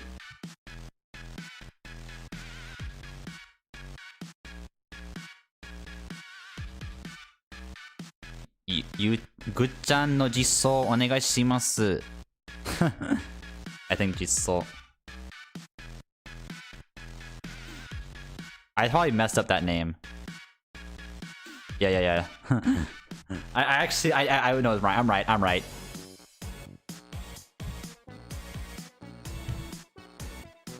Japanese so broken.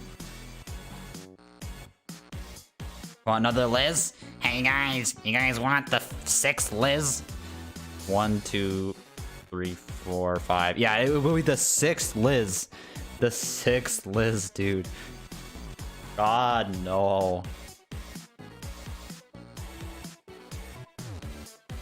The 69th Liz.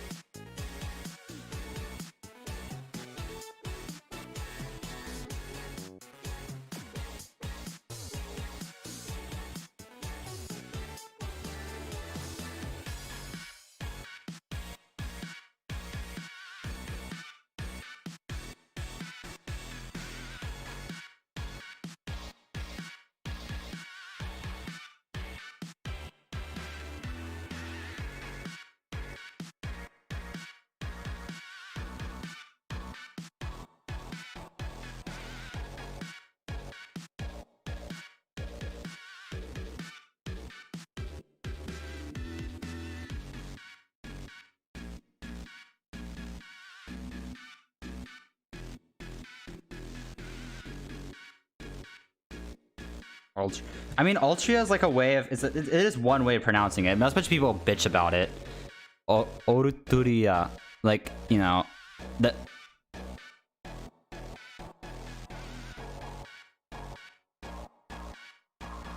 That is one like if Natsu really wanted Ultria, that's actually how you would probably say it. Oruturia. Like, if you actually think about it that way, like, imagine if you wanted to say Ultria, that's like the only one in Japanese that, and so most people would say Arutoria, like, because that's how you meant it, but he actually meant Ultria. That's how Japanese is. It's just, he used katakana, you try to pronounce with katakana, so phonetics, and it's just, that's just, you can misinterpret it. Most people will read it as Artoria. It's not a translation, it's actually literally what he wanted. Most people stick with Artoria, but I'm saying, like, it's not DW, it's not Natsu's fault why he did it wrong or he misspelled something. That's literally a translation. He may have wanted that name and just came up with the phonetic to match that name in English. The problem is that Japanese doesn't handle those phonetics very well, specifically L's and R's. L's and R's are just really hard to say. Are notoriously bad in Japanese. Like the L is usually standing for Ru. That's why, like, when you say Luigi in Japanese, you actually say Luigi with the Ru. There's no L sound in Japanese. There's a Ru. There's like R. So like la la la la la. It's like ra ra ra ra. It's like ra ra ra ra. Like ra ra ra. But like, I guess this is like stupidly like useless Japanese for most people. But I'm just trying to explain it from DW, like from Nasu's perspective at least.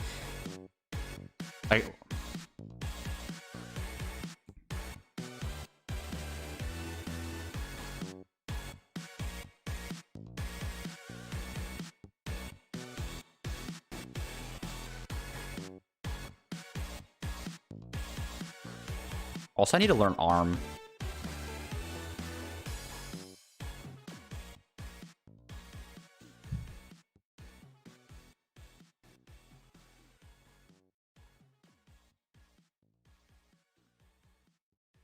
I mean, there's also Enkidu. Natsu uses Erukidu, but there actually is a way of saying Enkidu, and most people don't find problems with that. I'm like, but it doesn't make sense in Japanese because there's an actual way of saying Enkidu. Enkidu. Like, but he says Eru, but the Japanese pronunciation is Erukidu. So I'm like, what the fuck?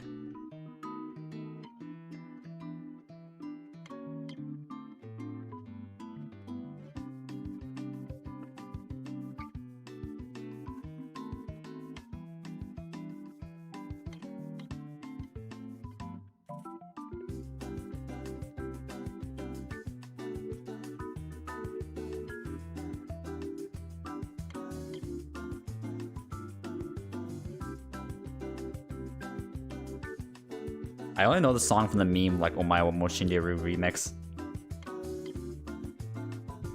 It's the same. Nope, it's the same.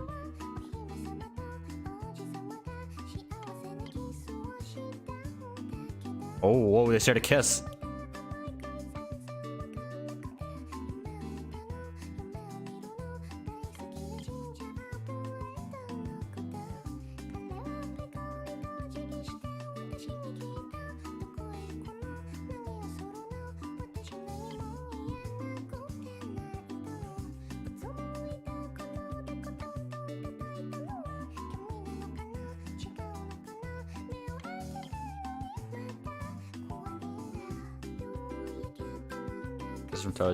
Yeah. I have subs on, but I actually can read it. It's better for me to read it than it is for me to listen, honestly. My thoughts on any thoughts on him? I originally had some bad beef with him a couple months back, but I think I'm just trying to get over it. I think I'm just trying to move. I know people are gonna give me shit for this forever. It was a long time ago, but I've been trying to move on from it, from what happened. I'm not going to go into details on it anymore, though. If you really want to know, you can watch this video. Just look up Razor Ninjas, and it'll probably be the first video. Other than my channel.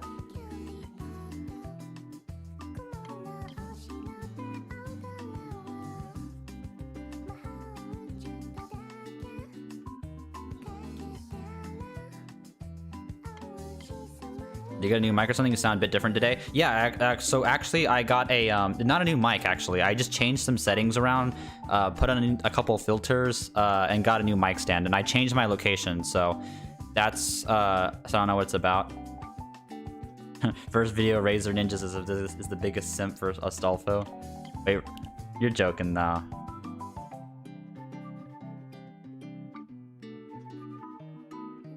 I believe it should be like, yeah.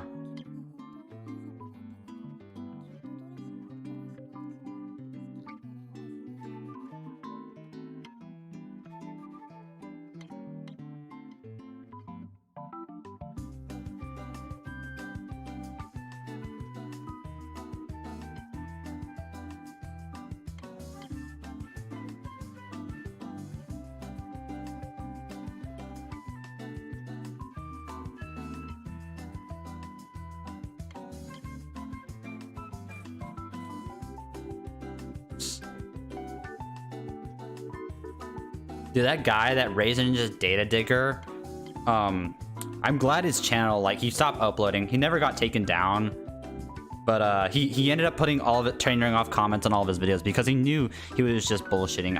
The thing that broke the straw, as much as it annoyed me, the thing that broke the straw is when he brought in someone, one of my old Japanese tutors.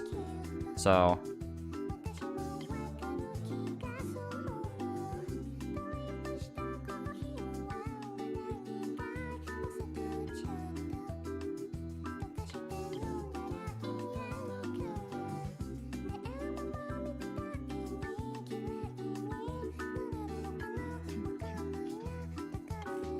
there was a guy that tried to throw his original channel was called Razor Ninjas Data Digger, and he tried pulling up all shit on me, but eventually stopped after that. I just said I'm done with it and just disliked and I told everyone on my Discord, like, this is not okay. Like, you can make fun of me as long as you want, but don't bring other uninvolved people in this whole thing. It's not their problem. It's not their fault, you know. That just threw the line for me. I'm tired with it. But like, thank God he's just stopped, and he disabled all of his comments, so like he's pretty much dead. Just good enough. Ideally, I would have wanted his channel taken down, but what can I do? All right, so which banners? I really want to see this. 30 minutes. What's up, everyone? Okay. We're gonna go ahead and do something a little bit different in this video. Yeah. I'm gonna go ahead and It's that video is still up, by the way. So if you really want to see it, it was not a good moment for me. gotcha banners are worth the roll for the rest of 2020. Keep in mind, guys, this guy doesn't level his servants, We're in these let alone use some of these guys. and there are a bunch of banners coming out for the NA version. Oh yes. I thought I would give you guys my I feel like opinion and some tips on how to roll. I feel like Keita Sean is like the Donald Trump of FGO, of the FGO community. He's famous. He's a very famous person, and people like him a lot. But he doesn't offer the best advice at all. Like, he's very inaccurate with data. He doesn't do what he says he does, just mostly for popularity reasons. I feel like he finally fits that role. No, not level 1 skills, level 1 servants. For the rest of 2020 if you play FGO NA. The reason why I'm doing this is because I get a lot of questions in the YouTube comments, my Discord channel, as well. Dude, as my YouTube comments are very smooth brain. These people are ranging from like semi-intelligent to absolute retards. I think he spent like spending like $10,000. I doubt he spent $10,000. That account looks so shitty for 10. If it does, that looks a really unfortunate case because his account looks very shitty for $10,000 spent. He only has like one servant MP5 as well. Like there's accounts that you can get on like eBay for like $100. Yes, buying account TOS that have like the same. I feel like have the same, if not more stuff than he does. Like what? I get the same question all the time. Should I roll for this servant or should I roll for this servant? And when I get that question, I try to be as honest as possible. I tell them, or I give them reasons why you should roll for this servant. Like, for example, you should roll for Narrow Bride because of this, and this, or you should roll for Okta Altar because of this and this and this.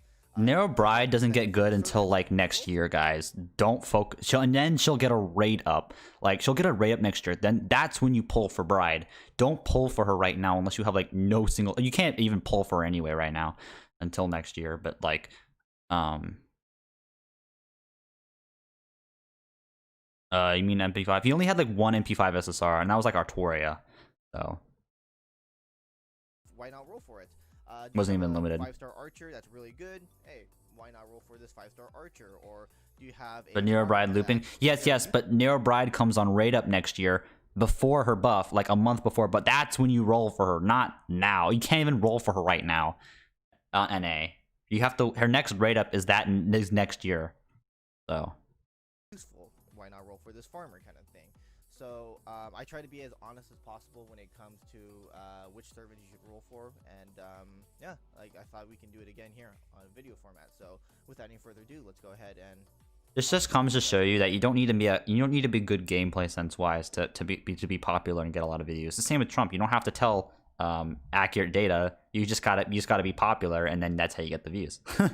It's the same with Donald Trump, dude. I swear, he is like the Donald Trump of FGO. He is very popular, but he usually does not end up saying accurate information. And so of the banners of 2020. So as you guys already know, I believe it's still going on. I know it's ending really soon. Guda Teito Seihai Kitang, pick up summon with Okuta Soji Alter and Okada Izo and all skip the other servers. Razor, you gotta relax, bro. Banner is ending soon, so we're gonna go ahead and not. I know, I that was like the most I'll get into that. After But that is gonna be Summer 2, so revival of Dead Heat Summer Race. This is where dude, Summer's a skip. All the Summer servants suck. Saber and All of the Summer 2 servants are bad. Alter Maid, Ryder, Helena Archer, and Raiko Lancer. All these servants are great. No, they're not. This gacha came out last. Helena's bad. Raiko's okay, but there's better options. The only good one I consider would be Nero, but even then, there's like Anastasia, who's free, who's pretty damn good at farm, who can actually loop as well. A lot better than Nero Bride can. Not Nero, Summer Nero can. So you don't really have to roll for this. Maeve, actually, you know what the best, like the second best servant is Maeve. Maeve is way better than Summer Artoria Alter. Is better than Maid Alter. Maeve is actually really good, especially if something hits her niche. Like if you're fighting like Wodime and Lost Belt 5, like she's one of the best servants you could possibly bring. Like I highly recommend picking up Nero Caster. She's a great caster. People hate Maeve, but you know she's actually yeah, because her main niche is against males, and Wodime's a caster male, so great. She also hits fairly hard, and she's a really good support for male units. She has basically the Liz skill, but on males, and I think it's better than Liz's version. She also has a very good defense down. Even if you don't charm the unit, you can still get inflicts defense down on them, which is still really useful. It helps her do a lot more damage. Out a servant with her third skill. She also has golden roll, so in my opinion is pretty nice to have. So I highly recommend just get Anastasia. Anastasia's really good. She's an arts, and she'd be very useful for farming when Tamamo gets her buff. Frankenstein's Saber is just so good, especially when a certain someone comes out, which we'll talk about in a bit. She's a quick saber and can do a lot of damage once that certain someone comes out with. Fran, I personally think Diurmid's pretty good. Diurmid's not even limited either, so she's a skip. Saber, or if you have Oki, to skip. Must have if you do not have a really good saber, because Scotty will definitely help out. But if you're not planning to roll for Scotty, then I mean, Diurmid comes out like not that far, and he's not even limited. So after that banner, you can get spooked by him. Same, but if you have Oki, same. Hits like a truck. She's so what? Nobu Zerker hits like a fucking wet noodle. What are you talking about? Nobu's terrible. Nobu's actually terrible, dude. Have you seen her NP? Dude, Kita Sean, have you even seen Nobu Zerker's NP damage? What the fuck? What the I'm going to counter this claim hard. Oh, she got a buff. I think she got a buff. Well, she did get a buff to her NP. So it probably is different now. Yeah, but look at that. It's like barely above Lu Bu. It was even worse. I think it was even no. She got a buff to make it fire. So before her buff, she had no way of inflicting fire on the field. So she was just like this. She was slightly better than Lu Bu. Like, and she not even like, dude, they're like, you know, the Zerker John the Arc will comes out this year on NA, and she does way more, and she's free. Like, she does her damage is awful. What do you mean that she's good? And she has like a Merlin skill, like, but it's just not good, dude. It's not good, my homie. But with Nobu Berserker, she does come back during the Guda Guda final event, so you can wait for that if you want to. Mori is a meme unit too. It's probably going to be a while when we see them. Nobu's not good though. They had to buff her, and she's still bad. I think. Want Narrowcaster or Frank Saber? I would roll this banner. The next Caster Narrow will be on rate up during New Year's, so even less reason, in my opinion, to roll for her. But and Raiko and Helena. Again, this banner is really good as well. If you want Maid Alter, Helena sucks. What are you talking about? Helena's one of the worst fucking units ever to come out in a summer event. Quick rider single target. Scotty is coming out, so she'll be able to do a lot of damage. Oh, Scotty, I'm so well. smart. A lot of players. I can bring Scotty to quest. Like, dude, there's a 4-star that already comes out that's like pretty decent as well. You know, Mary, Anne Bonny and Mary Reed. That you can actually meme them, because the lower their NP, the lower the health is, the higher the NP damage. Know how to really use her. She's kind of tricky to use, but Helena. She's bad. Actually, really good. And Raiko Lancer. Wait, Helena Archer's actually good? Helena Archer is actually really good. And what are you talking about? She's trash, dude. She's fucking trash. I'm using her as fodder. Her damage is actually awful too, dude. Like, wait, Archer. What do you mean?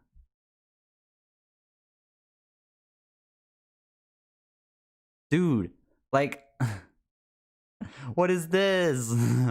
What is this, dude? Arash does higher damage than her. Like, she doesn't really have much competition between her, Nobu, and Neat actually has good support though. Helena doesn't. Helena has an AoE charge. That's pretty much like her best use. What do you mean? And Raiko Lancer. Raiko Lancer is Lancer's good, decent, if you have Merlin, but I don't. or any Buster support. She just does fall just off using Q2 later on though. because of all these other Lancers coming into the game. Like a bunch of great Lancers come in later on. Choosing Q2. Choosing Q2. Does fall a little bit on the chart, but she's still. Raiko's still good.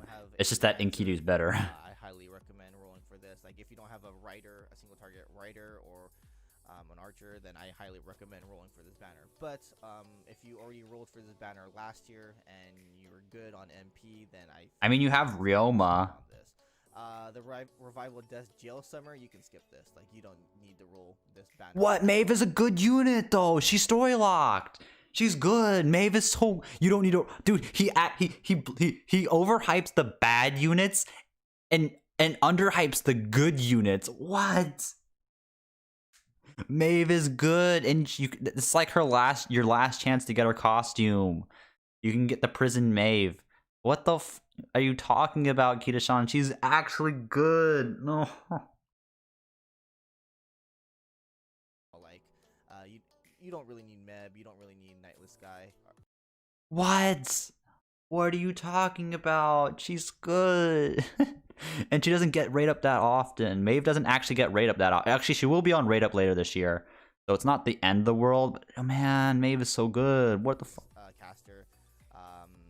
I mean, I guess if you really want them, then I'm not stopping you. But this is definitely a banner that you can totally skip on. What like, are you talking about? So you don't really need the room for that.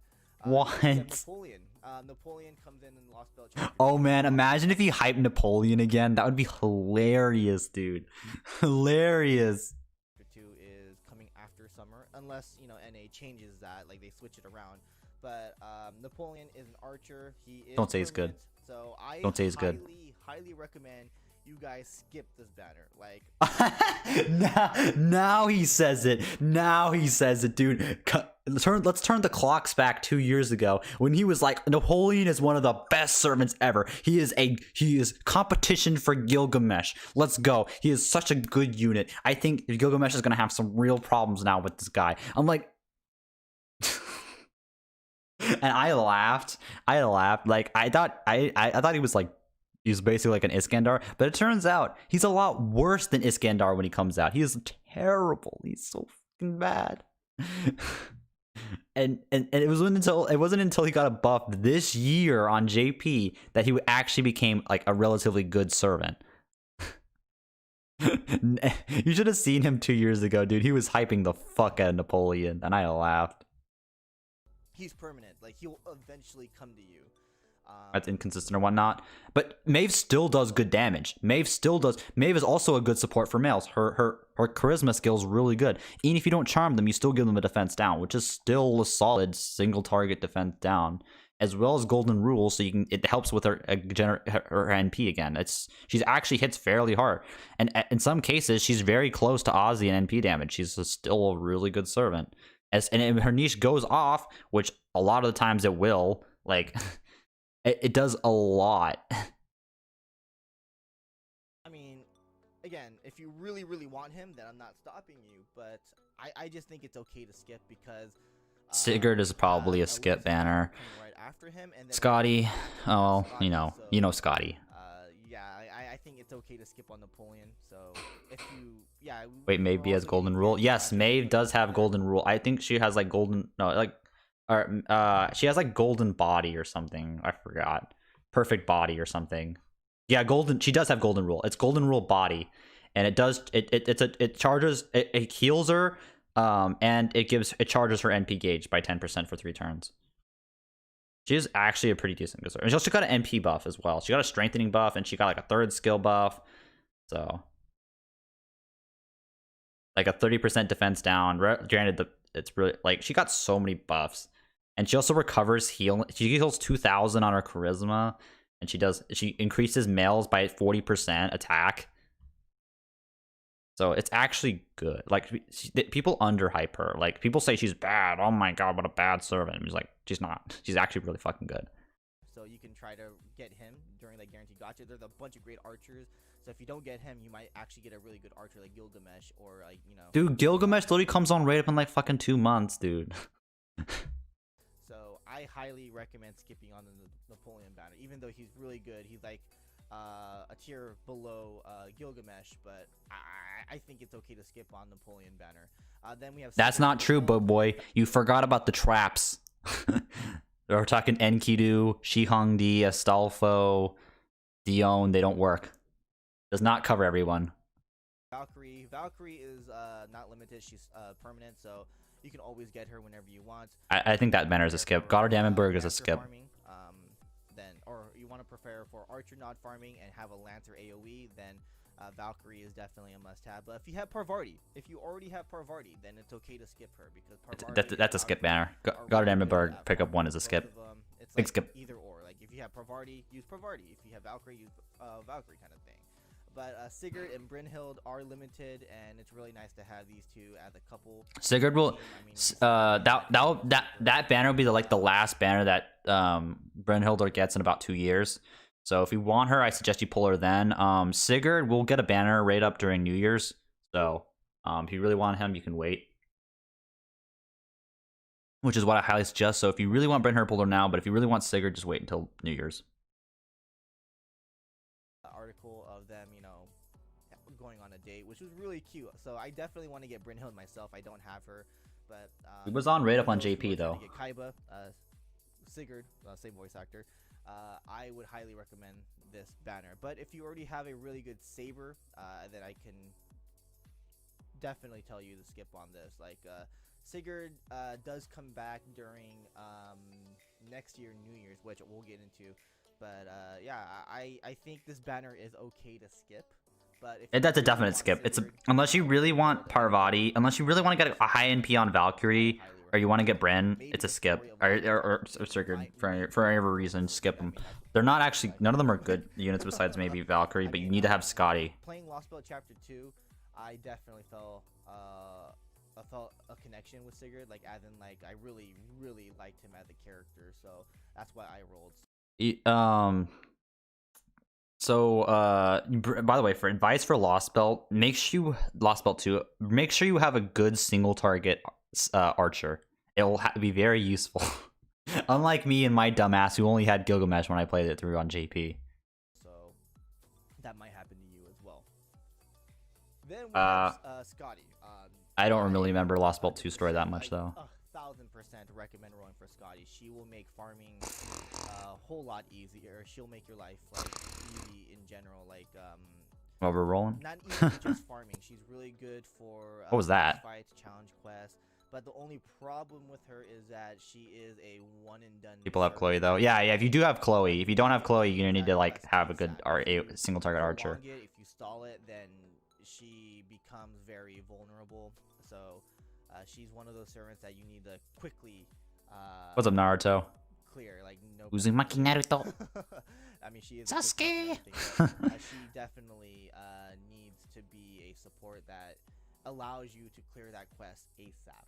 So yeah, she's again really good for farming. She makes I was the sun every boy. quick servant in the game strong. Like she's literally the reason why quick servants are really good again in FGO. I mean, some quick servants were already good regardless. Parvati was good even before Scotty came out. You can go ahead and roll for the Sasuke. straight up banner for Scotty, or you can wait for the what do you call it?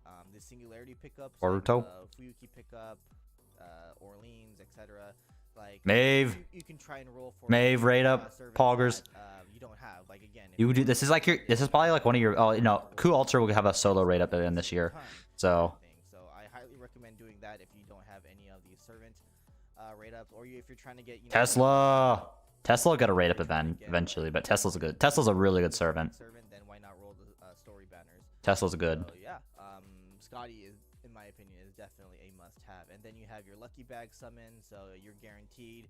If I'm not mistaken, this should be 15 paid quartz for NA.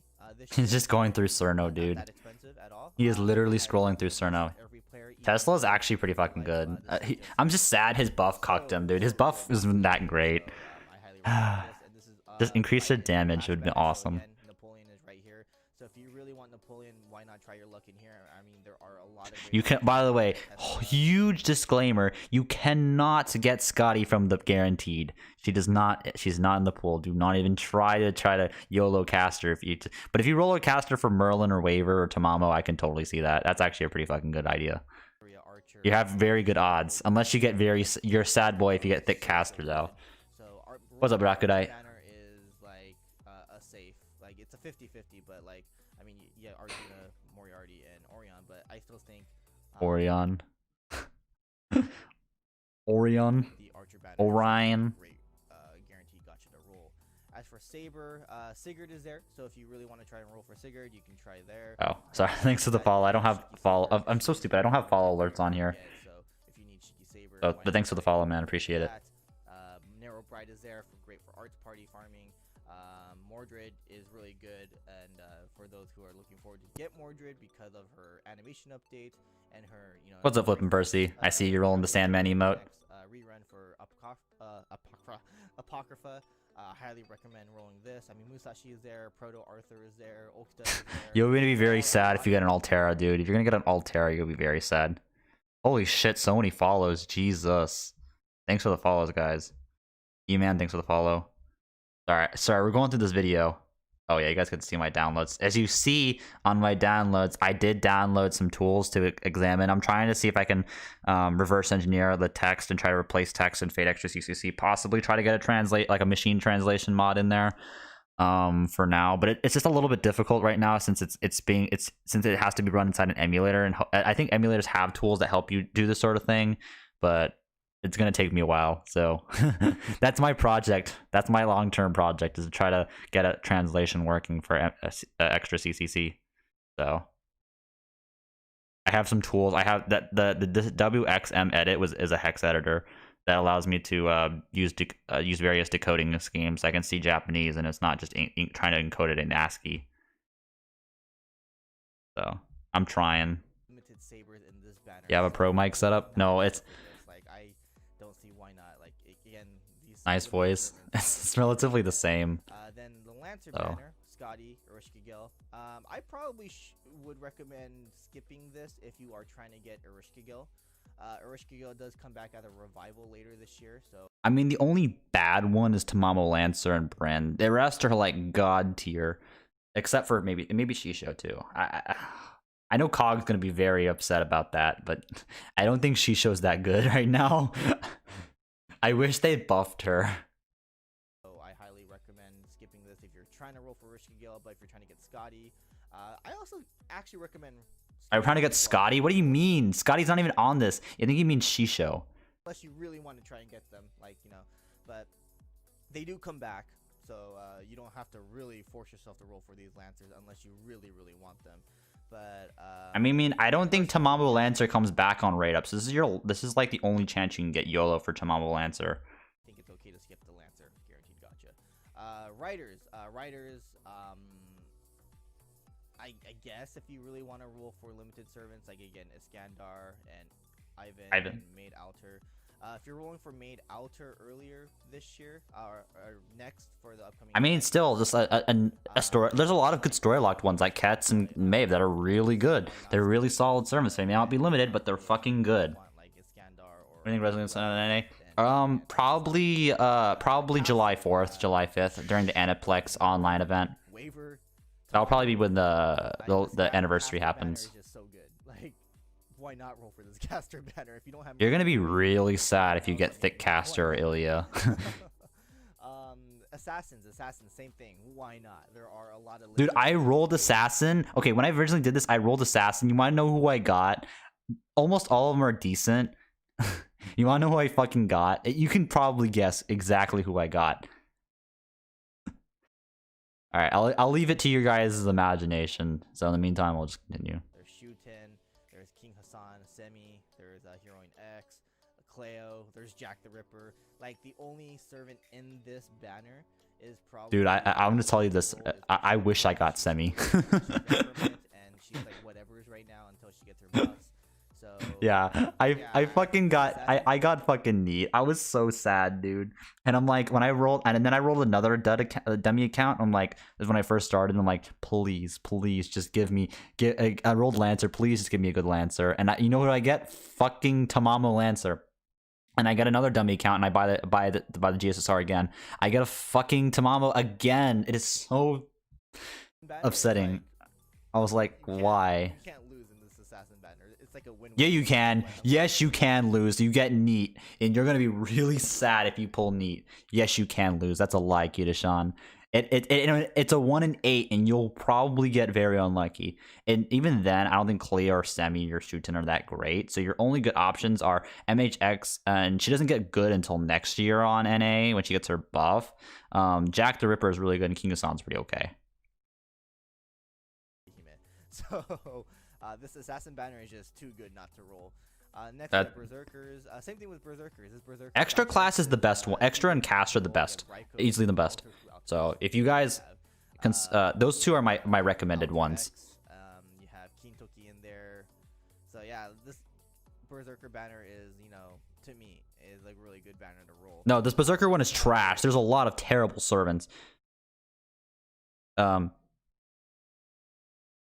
Hijikata is terrible. Nightingale's terrible. Vlad is terrible. So your only real options are Kintoki, MHX, Alter, Raiko, who is terrible, and then Q Alter. And Q Alter comes back on rate up this year anyway. All of these servants will come back on rate up in like the next year. So no. You have Kintoki in there. So yeah, this Berserker banner is, April 2 just I'm not that implies that Razor is lucky, and Razor is never lucky. That is like rule number 1 of the stream. Razor is never lucky. Maybe if you want to try to get J Alter, Extra is really good. YOLO Dante's. YOLO another copy of Dante's. Kind of thing, then why not roll for this? Extra banner is very good value. Alter in this banner, then you can totally skip on the banner next year for the Guda Guda rerun. No one cares about Okita Soji Alter, okay? She sucks. This is where Dude, okay, skip banner. Okay, this is gonna be a very controversial opinion. Skip the BB banner. That those units, all the units are not very good. You roll your boy Dante's, like if you're a whale, willing to afford it. NP2, NP3 Dante's, especially if you have Scotty, very good investment. You don't even need to have an MLB scope.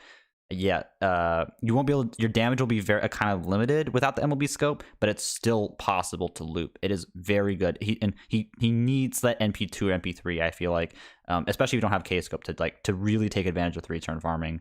And then John Archer is very good. Same with Ushi. Same with Ushi Summer. Ushi Summer can also farm in some capacity with Scotty. Not entirely. It's okay, but it's probably your best option for assassin farming besides Lancelot. And John Archer, though, very, very good servant. Like NP2, NP3, you won't regret it.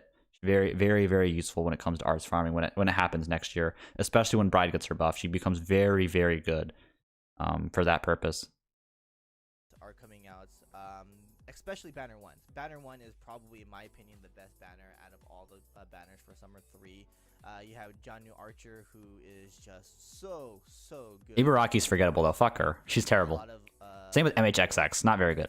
Trash on her because of her attack damage is whatever. But she is very underrated, in my opinion. And really John Archer? Did you say John Archer's underrated? A lot of people trash on her because of the arts looping. A lot of people so good when it comes to arts looping.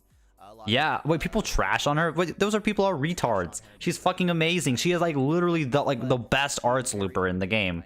Like probably the best arts looper in the game. Arguably better than Da Vinci and Mordred. Ushi is really nice as an assassin AoE quick, so she Oh, did you roll nap? No.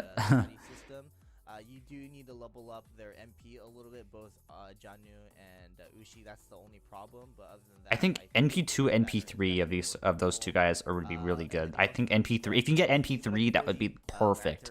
But if you can't, like, I know it's whale, but you'll literally, like, these are the only few servants I would suggest, like, you get high NP on. The only servant I would say NP5 is, oh my god, it is so my god worth it, is Arjuna Alter. Holy, that guy does so much damage. You will not regret having an MP5. He'll be so useful. Put him on support with a freaking K scope, and everybody will be using them. Like, he's such a useful unit. Like, his NP is pretty good at NP1, but just look at so much better NP5. Like he can farm like stuff ridiculously. He can with just like the Arctic Mystic Code level 10 buff on the attack. He can do 150,000 damage per enemy at NP5. Very, very good. That's like literally a single target. Most single target servants damage like NP2, like to each servant. It's so good. If you really want Dantes, who in my opinion is one of the best farmers in the game, then yeah, roll for this banner. Well, not just his opinion, but like a lot of people's opinion. I think he's very good. I think he's very good. If you have the full setup with Lancelot's better in most cases. But if you don't have an MLB scope, Dantes is very good. By the way, if you do have an MLB scope but don't have enough NP on Lancelot, don't worry. Lancelot comes on right up again right after this event during the Fate Zero rerun. That is like the chance to get him. So. Armor, and that is Dantes. You need to get him at MP2 at least to do that. So I highly recommend. Holy shit, 77 people. If you're trying to roll for the CEs, like oh, the CEs are fucking bad. The only CE I think that's actually decent in this event is the Abby Lavinia one, or what the fucking called her name was. That one's actually decent. The rest are garbage. The best one is the welfare one, the one with Hokusai. That one's actually fucking good. I used that on Shihongdi forever because I was a broke boy back then 2 years ago. So banner, the next banner BB. The problem with Zerkalot is that you need to have The problem with Zerkalot is that you need to have MLB scope, pretty much. And the Dantes. Could non-MLB scope Atlas Mystic Code. I think you mean the Mages Association. Atlas doesn't do shit for Dantes. Yes, it can work, but I still suggest you're going to be low on damage, especially for MP1. That's why I say NP2, NP3. Because you're not gonna do enough damage. My fear with some of these comps without the MLB scope is that you're not gonna have enough damage for MP3 for the third wave. But I guess you can just finish them off, kind of. So trying to roll for CEs, it can work. For the second banner there. But it can't. I think you mean Mage Association. The Mage Association one doesn't give it the 20%. Servants, I know are a lot of people's targets. Personally, I think you can skip this if you really don't care for them, like BB. And BB is a skippable banner. I do. This is the one very few times I will agree with him. BB is a very much a skip banner. You don't really care too much about these servants. Did you manage Lancelot farm without MLB scope? You can have like an entire year Maybe, but my intuition tells me no. Do I really want BB Summer? Atalanta needs super scope? No, Atalanta does not need super scope. You can do it without super scope. There was a whole chart. I need to get the chart out to look at it again. But Atalanta is one of the few servants that actually doesn't need it. If you really want an archer, looper, or a really good AoE assassin, maybe a servant that can lock your Ushi Assassin cannot Sky Loop, by the way. She needs like a waiver, I believe. So unfortunately, she is not a perfect Scotty Looper. Merlin 3 turn right. BB is a gimmicky servant, very meme-like. I think you can totally skip this banner. This is whatever, honestly. Hey, what do you mean? This is your last chance to get freaking poster girl. You have like a 0.7. You have like a 0.5 chance to get no, 0.05 chance to get poster girl. What the fuck are you talking, Kita-shan? This is your last chance. I doubt this will actually be a banner though on NA. I doubt it because this was actually based off a thing that came out in JP. So I doubt NA is gonna get this banner. But I'm not even sure if you guys. But maybe. Banner, now he says it. Fuck. Beat me to it. Was for the book, right? The illustration. Paul Scott, how does the Scotty Loop chart on command? So yeah, sure I used to have my own resources for that. Thanks for the follow. Maybe I had to pull. I don't. This stream is get Pop Art Penguin. Thanks for the follow. This stream is ghetto as fuck. Okay.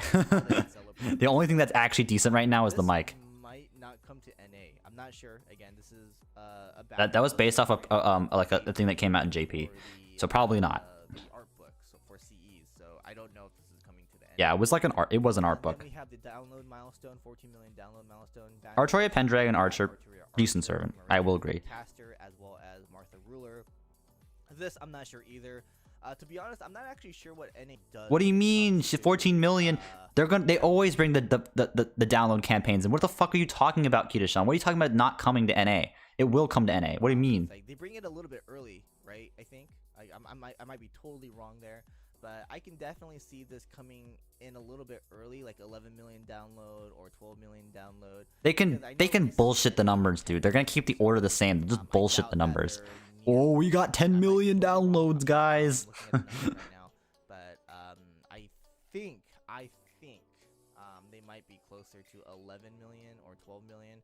So I can totally see. Wait, NA had 10 million? What? Wait, how many downloads? What was the last download campaign? Was it actually 10 million? No way. Proto Arthur is limited server, right? Yes. Proto Arthur is limited.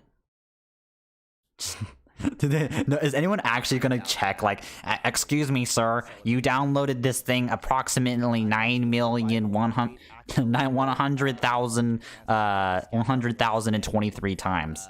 That is not 11 million. Unless you really need waiver, I think waiver is a must for anyone. So I would highly recommend rolling for waiver if anything. The problem is that he didn't actually. Okay, Kita-shan did not bother to look at the actual split rate up. Waiver is not on a solo rate up on this banner. He's always going to be with another SSR, so he's going to be with fucking Iskandar like the majority of the time. So good luck rolling on a split rate up for waiver, dude. As for Lancelot has but Lancelot's not I believe he's not on a solo rate up in my opinion. It's been a while since I've seen it. Oh, nah, okay, 10 million. I gotcha. So. Lancelot, yeah. So Lancelot is the only one that's worth it in my opinion. Like you can wait if you can. I mean, you can try to pull for him, but he's gonna be on a split bait up. So good luck, good luck, guys. You got a 0.4% chance to get waiver. For Dermot Saber, I think it's okay to skip on him. I mean, I was able to get him. I think he's permanent, if I'm not mistaken. I'm pretty sure he's permanent. You mean Deer say yeah, Saber Deermut, he is permanent. If you're trying to roll for Dermot Saber, then I think it's okay to skip. I know he gets a rate up and everything, but Komaf is they're not gonna bring Komaf. Like if you already have waiver, or if you waiver have Sotola rate up in that banner. Wait, I thought I checked it. I thought I checked the wiki. It wasn't. I think he didn't. Waiver, Duglian. Oh wait, that's only for limited servants. 0. Oh no, 0. I said zero. Fate 0. Excel. Oh fuck. I need the rerun. Event list, JP. Oh, you really? Oh, okay. Okay. Okay. Oh fuck. Give me the event. Oh my god. 2018.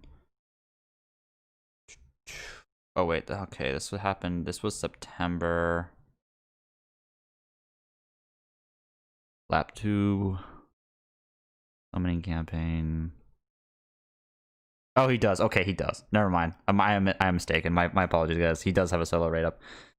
No solo. I think I meant Lancelot. Lancelot does not have a solo rate up because fuck you. You can't be that lucky. Dude, when I played, okay, I'm gonna be totally honest with you. When I first played and I rolled this banner, I rolled on here this banner like a fucking idiot. And I got 7 copies of Iskandar before I got 1 copy of Diarmid. And I got that's how I got like 7 copies of Lancelot on my first account. I spent like $1,000 on that on this banner. Like, oh my god.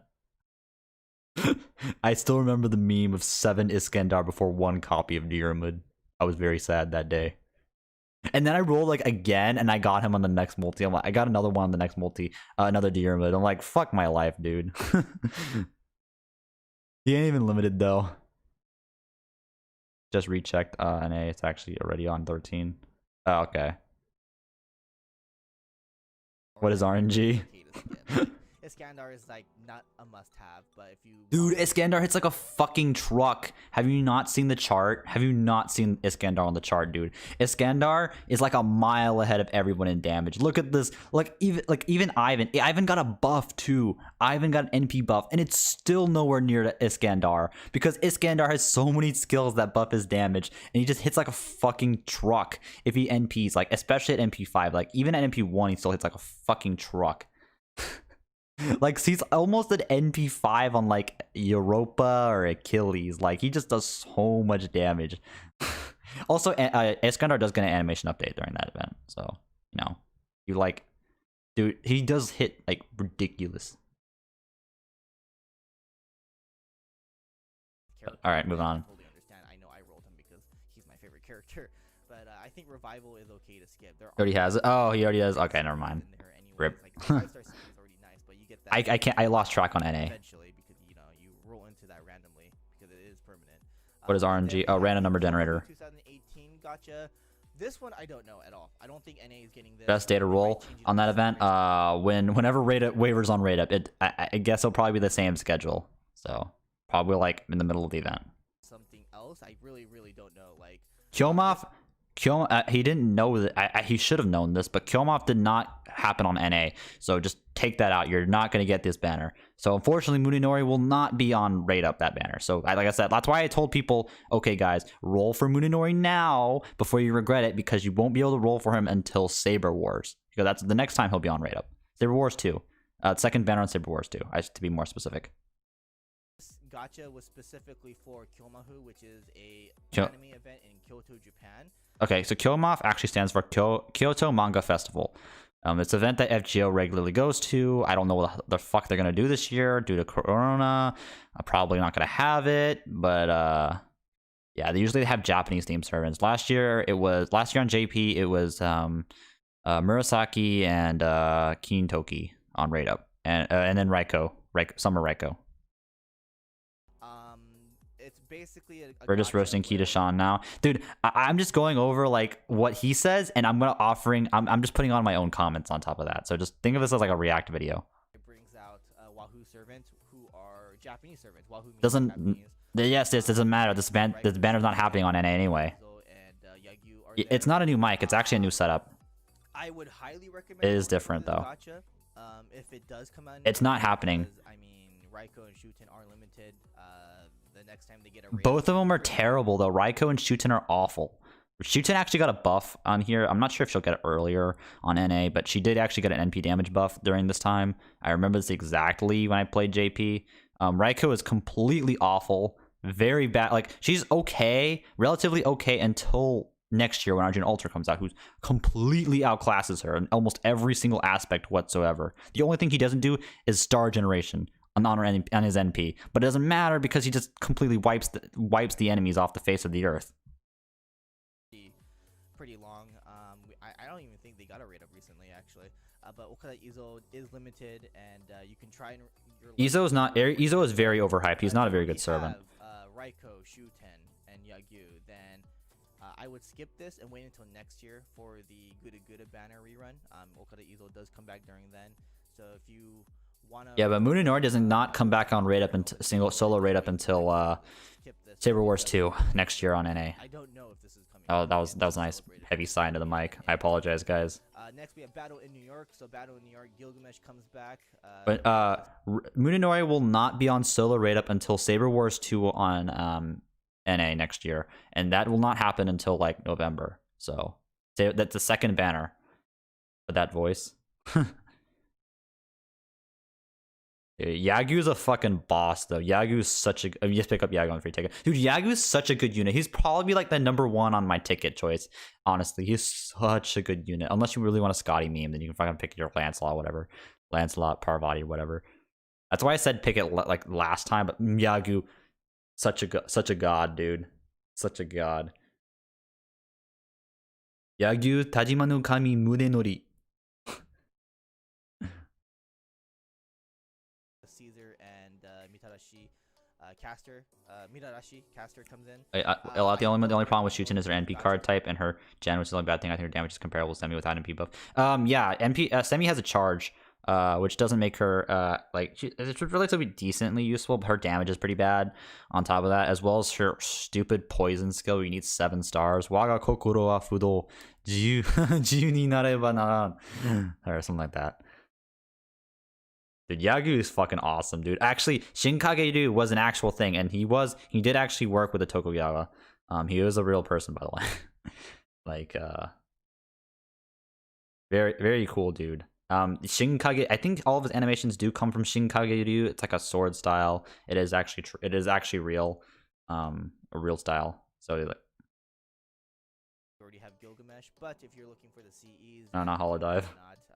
Yagu, Yagu from freaking Tetris. I saw that video actually. But yeah, if you already have Gilgamesh, then don't roll for this at all. But again, CEs are nice to have for Battle in New York. Dude, Gilgamesh, they'll probably end up giving Gilgamesh his animation update, his second animation update during this event on NA, because that's probably the pattern. So he actually is really good. Like, you know, if you have a good Gilgamesh, you don't need Napoleon. The rerun, these CEs are whatever. It's like I don't think we use these CEs anymore. So for next year, so I highly recommend not rolling for this banner at all. But if again, just use the free CEs. Like the free CEs will get you everything you need. So, but I don't think you need the. I do agree that the C's are bad, but Midrash is story locked, and Gilgamesh is pretty decent to have, and he comes up a lot. But I guess if you don't want Gilgamesh or Midrash, it's a pretty good skip banner. Don't have him. If you don't have Gilgamesh, I have Ishtar. Should be fine without Napoleon. Oh yeah, Ishtar is fucking hard. Ishtar is a really big buff next year. She has like an insane NP damage buff, like it's crazy. Plus she has 50% charge. It's stupid. Such stupid. Then next we have Halloween Revival. You can skip this banner. Kojiro Musashi, Shinkage. You really want that Nightingale C. The Nightingale C is actually really good, especially on your boy Shihongdi, especially if you have an MLB. Such a good fucking C. The only problem is they have to roll for this unit. This fucking neat, the terrible servant. Even with her buff, I still think she's like very meh. And then Yang King is Shinjuku Assassin is horrible. Wu is actually a good servant, okay? Oh, Carmilla Poggers. But Wu is really good. When Wu gets a buff, I'm not sure, I believe it's next year, I think. I think it is next year. And she during interlude campaign, and it's really good. It makes her NP damage really good. So, and at the same time, I believe what's her name? Chocolate John Indian John. I forgot her.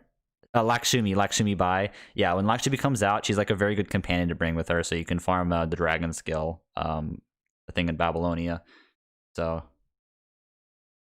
also your last chance for solo Danzo. Danzo waifu. Danzo actually comes in super handy when you're farming the Lost Belt 5 map, by the way. That Cerberus is demonic, and so she does do a lot of damage to it. Her NP does have a special damage against demonic enemies. So kind of useful. Also, pretty much last solo rated for Maeve and Ku Alter. So Maeve is actually very underrated. Ku Alter, you guys know how good he is already. If you want Ku Alter, then I highly recommend this. But if you don't, then just skip it. Halloween 2018. I don't think that's true actually right now. Especially when King of San and like with San and and MHX having those buffs, I do not think it's actually the highest. Yeah, Wu's actually right here. So Wu's still very, very, very good. So like he's not terrible at all. That's what I'm trying to say. Okay, to skip too. Isn't it high? Actually, it's not Kama. I believe it's. Oh no, yeah, it's King of San then MHX because these two got buffs and Li Shuwen. Yeah, Li Shuwen's still highest. Li Shuwen, but you can use Kama with like she has Kama has a 50% charge, which is actually huge. So. I know Shito Knight is story locked. I think this banner. A lot of people shit on Maeve because they don't like Maeve, but this is actually bullshit. Maeve is actually a really fucking good unit. Even though I know they gave her like so many fucking buffs. Okay, wait. If you want Ku Alter, then I highly recommend this. But if you don't, then just skip it.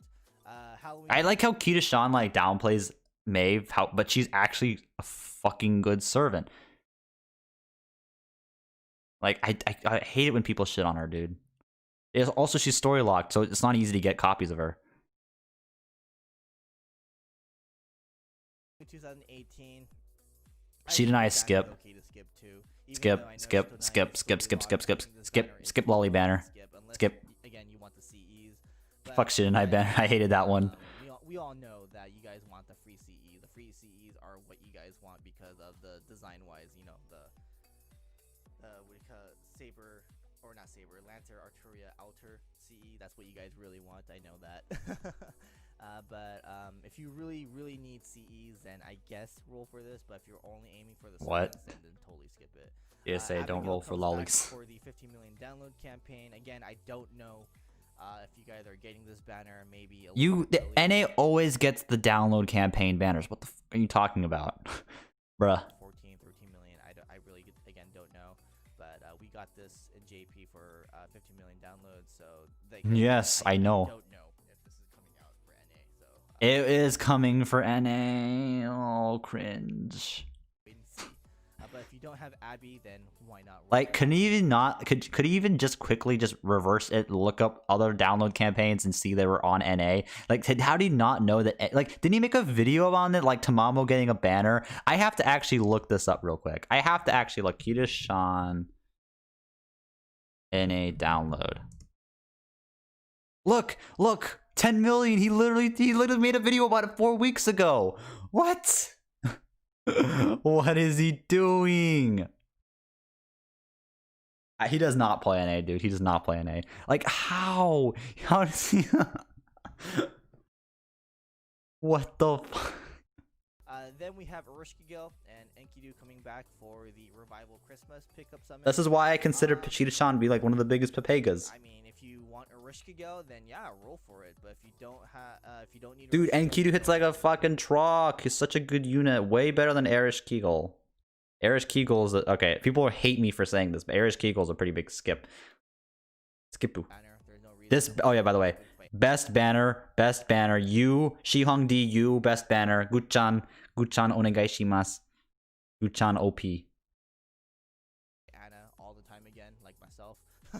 Like he kept playing NA. Yeah, this banner is just so harsh because you have Erishkigal, Elkidu, and Anna, and all these other Lancers. Holy shit, we have 95 people. What the hell? It does. But I know a lot of you guys have really fell in love with Erishkigal because of the Babylonia TV anime, so I like how Erish didn't get a buff. I won't doubt I guess she didn't really need one. Banner for Erishkigal. But they give one to Hassan because why not? Try to get Erishkigal if anything. Then we have Sin. I think Sin, Lost Belt Chapter 3, you can totally skip. What? What? What? What? What are you talking about? What? Lanling is OP. Lanling good. What the what the fuck? What? Dude, I highly object to this. I think Lanling is amazingly good. And I think Shi Huangdi is amazingly good. I think Shi Huangdi is like the second best unit in the game, like, and that releases this year. What? What? For this banner, both of them actually. What? Oh my! Why? Why would you do that? Oh no! Oh no! Oh no! No! No! No! No! He did not just say skip both of them. He just not did skip. I'll tell you, Shi Huangdi. Okay, totally honest talk. I'm not memeing with Guchan right now. Shi Huangdi is really good because he's not only a tank, he can hit really damn hard. I've shown you comps where you can literally just spam Shi Huangdi forever with like double Merlin. It has become, and he does like so much. He can stack so much crit damage, especially at higher MP levels. But even at MP1, he hits like a tank. He's very he's very tanky and he hits pretty damn hard. Also, he has an AoE charge decrease, which is really good, along with the defense down that only lasts 6 turns on cooldown. The defense down also lasts 3 turns. He has an attack up tied with the stun. A 60, I believe the stun is 60% chance, but it has a chance to stun every servant immediately. It's not like a terror where it's chance based. It happens, or it'll happen eventually. It just once or none, so you know immediately when servants are stunned. So it's a very good like way out as well. And his third skill not heals him for 3,000. By the way, a ruler, by the way. So like he is very tanky, and that 3,000 is more like 6,000 HP healing. He has 50% charge and also removes all debuffs on him whatsoever. And so it is insanely good. And sometimes you just want to, it's totally possible for you to stack NPs twice, or not 3 times with Shi Huangdi. And if he stacks NP 3 times and has like a Merlin buff with strength, with crit, he's going to hit a lot of damage. I don't even think he's, people say he's arts. I try, it's okay, relatively okay with arts teams. He is very good in a crit team. Like, if you really want to meme MLB Treefus, probably best to use on him would be MLB Treefus. It's free if it's a good welfare one. Or if you want it, if you have it, MLB copy of Trick or Treatment. Those are 2 are like the best TCEs to put on him. Other good ones are next year. The bunny one with Bradamante. That one's pretty decent. But he's such a good servant, dude. I don't get why he's telling you to skip. Like Shi Huangdi also is like he's also a staller. So if you do like if you don't like stall teams, well, I guess, but he hits he hits very hard, especially if you have a right setup for him. But even like forever I ran a team like this: Shi Huangdi, Tamamo, and a support Merlin, and that literally carried me through like most content in the game. Like it was very easy to use. All Shi Huangdi's skills, by the way, are on 6 turn cooldowns, so it's very competitively statted for you get for. It's not like it ain't like a 5 turn or anything, but those skill abilities are very powerful. What is the effect on Treefus? NP charge up, and crit damage up in stars, I believe. I think one day in Treefus, or heading towards Treefus. Yeah, NP gen rates, crit damage, 3 stars per turn. Very good. Like I said, every Lost Belt King is fucking broken. And Zeus is so broken he's not even in the game, Pepega. But he is so God. I cannot stress how good Lost Belt Kings are, and he's just telling you to skip one. It just pisses me off, dude. And he doesn't come on rate up until like a year later. It just really pisses me off because there's no other way to get him until a year later without YOLOing. It's just so sad. So yeah, there's Zeus no reason feels to roll for this banner at all, especially the top characters. They are permanent, and then the bottom characters, even though some of them are story locked. Shi Huangdi's limited. Man, Shi Huangdi ruler.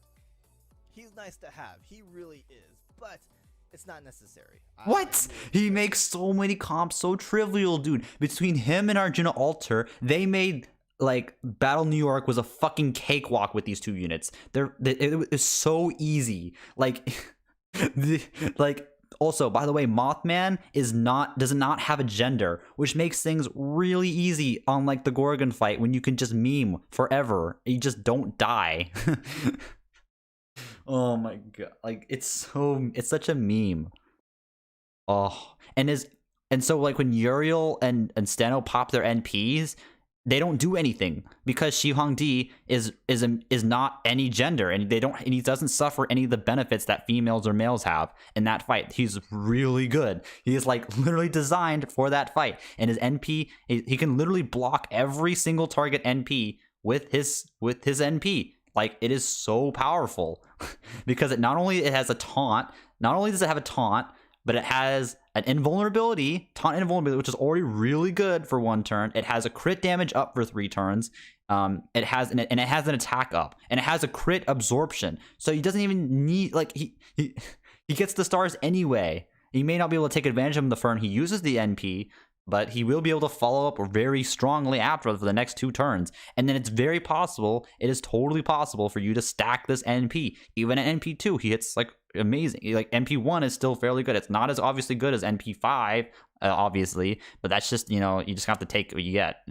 He still hits really good. His taunts on a single target NPs are just free NP charge. Yeah, and then the thing is that a lot of these single target NPs when they hit Shi Hongdi is that they hit so many fucking times, and they give Shi Hongdi more charge. They just end up giving him more charge. So it's so fucking silly, dude.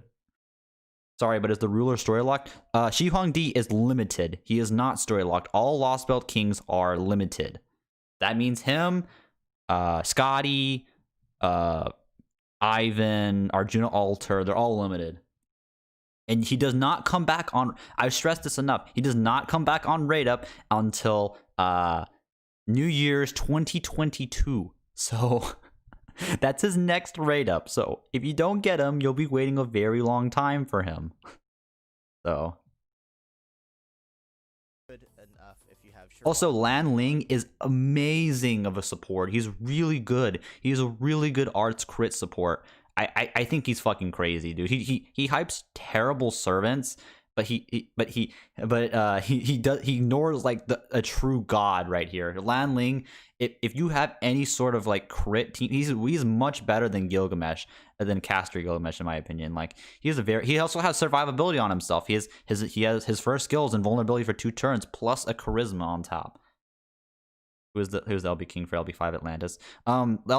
Technically it's Olympus and Atlantis are kind of combined. Atlantis is literally like the fort defending Olympus. But so the Lost Belt King of Olympus, I mean, Zeus. But there was no Lost Belt King. Odysseus like kind of was like a guardian of trying to protect invaders from trying to reach Olympus. So like think of Atlantis as basically just kind of like where all the country folk, the unwanted people, the country folk live their lives, and yeah. And it's kind of like a defense. It's kind of like the last line of defense to protect Olympus. So there was no Lost Belt King for Atlantis because Atlantis is part of Olympus. Are good if you have Jannu. So Shiwandi is not a servant that is Jannu. Dude, no. The real meme is if you put Shi Hongdi and John on the same team. That is actually crazy. You get some John is not a replacement for Shi Hongdi. They do 2 things. I don't think he understands. These 2 are totally different niches, like whatsoever. Like Shi Hongdi enables stall teams that actually do damage instead of sitting there for 100 turns. Like, yes, it's still fairly slow, yes, because he is a ruler, and he has fairly low attack, just like most rulers do, but he does a lot of damage to compensate. He has very good attack buffs as well. They're defense up, attack up, defense down, attack up, the steamroll. Like, dude, like I said, I literally brought Shi Hongdi, Tamamo, Merlin, support Merlin, carried through the entire fucking way, through everything. Jamosa, AOR, Lost Belt. I pretty much brought this team as much as I could. Okay, I couldn't meme on this team for Lost Belt 4 because, reasons. a certain berserker did not like me very much. It does not work. Is his he Buster Arts are quick. His NP is Buster. No, sorry, his NP is Arts, but he has a double Buster, double Arts deck. I consider him more of a Buster servant, honestly, because his Busters will do a lot of damage. But if you go the Arts route, that is totally okay too, I think. So I kind of replaced him for like instead of like Jalter, I ended up bringing him instead, and he was actually much better than I thought. Victor, another ending for Mothman. I said I recommend for a free CE. I highly recommend heading to Treefus. If you do have it, it's a little bit better, but Trick or Treatment from Halloween. If you do have that MOB, very good. But you can just stack his NP with Merlin Buster buffs, and Merlin Buster crit buffs, and you can just see the damage, dude. Oh my god! Like I did like 300,000. I didn't even have the damage CE on. I think I had heading towards Treefus, and it did like 300,000 to one dude because I just stacked so many fucking buffs. If you have Sherlock, you are good. If you have Jannu, so Shiwandi, Why? It's not the same, dude. Sherlock, like bringing Sherlock is not the same as bringing Shi Hongdi. Bringing John is not bringing the same as Shi Hongdi. Shi Hongdi is so good. He does basically both their jobs by himself. is not a servant that is a must-have. Like you can totally skip Lost Spell Chapter 3. But he tells you both for completely garbage servants. That irks me, dude. He skips over a god, like arguably the second best servant this year, and then he just talks his ass off on terrible fucking servants I would never roll on. Wait for other banners for next year, kind of thing. And then we have Christmas. Quetz is coming. Martha Ruler is coming back. Martha Ryder gets a raid up, and Bradamante comes in for the first time. Bradamante is permanent, so you don't have to roll for this banner. But if you really, really want her, then I don't. But yeah, I do believe I think Zhang Yu's not that great, honestly. Going back to Sin, like Zhang Yu's not that great. You cannot loop with Scotty easily. It is possible, but you have to bring Waver as a plug suit, and you have to have a weak scope. So it is not very free to play friendly either. But he's okay. He gets a buff on. He just got a buff on JP, which enables like super big crit. He is very good big crit boy. The problem is when he comes out is that he has no way to absorb any of these fucking stars. So you have to bring like Bryn or have a shit ton of stars already. And he can generate stars, but he can't like absorb them. That's the main weakness of him. Otherwise, he would be a fairly good servant. And I think he does get a buff on JP. But I haven't seen really people use him that often. So he kind of like I think he just kind of faded away. Which is good because fuck you, Zhang Yu. Use mine now. You mine now, yoink. So when is an anniversary? It should be July 4th, July 5th during the Aniplex online event instead of AX this year. Worth the roll, in my opinion, unless you really want to get Bradamante right away. Actually, I did like the Anastasia CE that event. Oh my god, the Anastasia CE is fucking cute as hell. I don't talk about CEs being cute, but like there is the Anastasia CE. It's fucking cute as hell. I have to show you guys it. It is worth MOBing. Look at that. Look at that. How could you resist? How could you not pull for this, okay?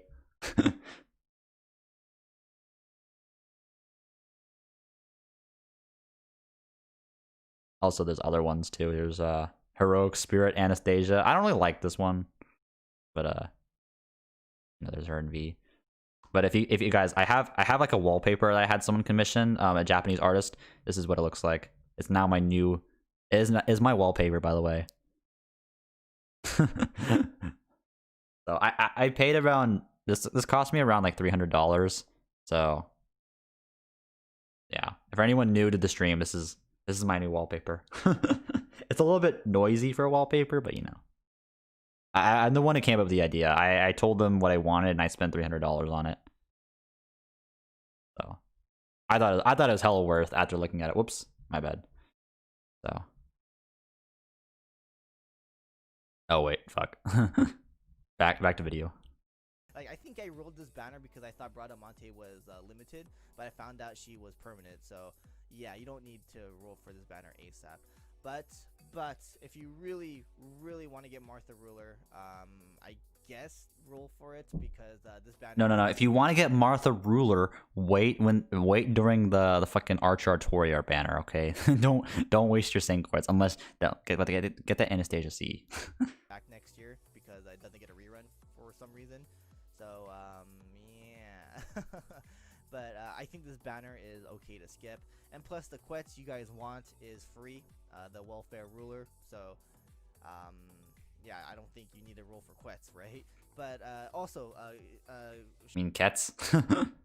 Shi Huangdi ruler, like you're gonna get a free ruler anyway, so you can totally skip. What? What the? That is such a stupid logic. That is so stupid. Oh, guys, you should totally skip Okita because Liz Saber is coming. Wow. No, she's not single target. Kets is AoE. that is what? What is that logic, dude? Kets is AoE. What the fuck? What is that logic? Oh, but because a welfare is coming out, that means that you don't have to roll for the 5-star. And their utility is so different too. Kets is like a buster, like a weird buster support unit. Like, does that mean that I don't need to pull for Musashi if I have Liz, Saber Liz, or if I don't need to pull for Narrow Caster because I have because I have Liz Caster? Like, there's an AoE ruler. Yes, I mean, there's a couple AoE rulers. You skip King Hassan because you get Summer's Shisho. Like, that is terrible logic. That is, what the I need to listen to that again. Like, you're gonna get a free ruler anyway, so you can totally skip Lost Bell Chapter 3 because you're getting that welfare ruler.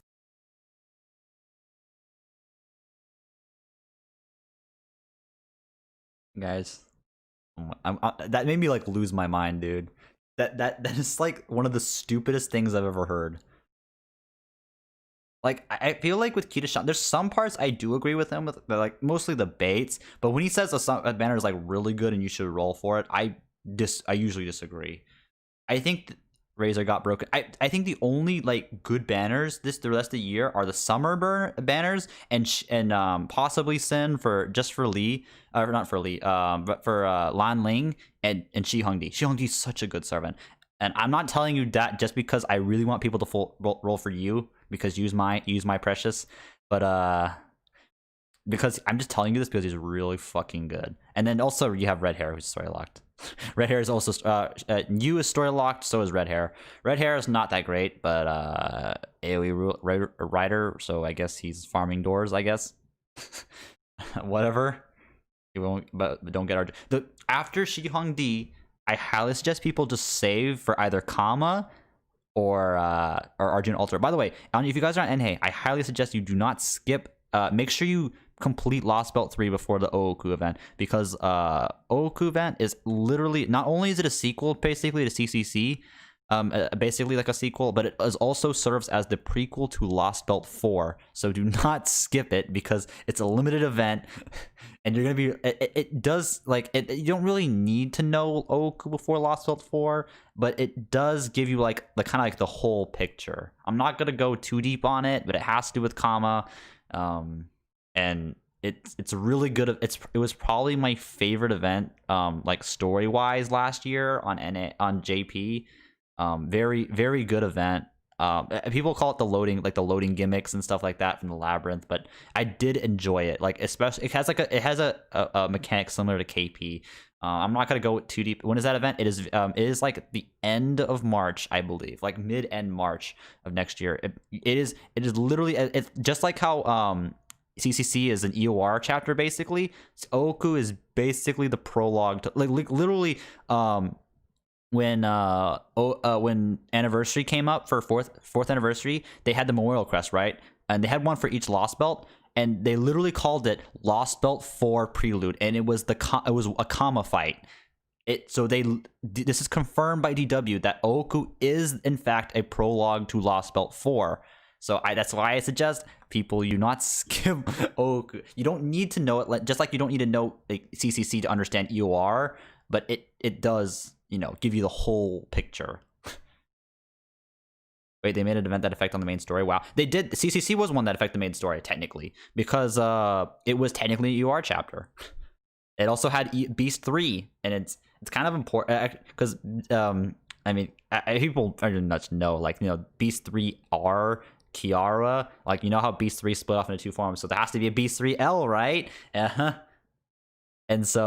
And that's where that comes in, and it's a really fun event.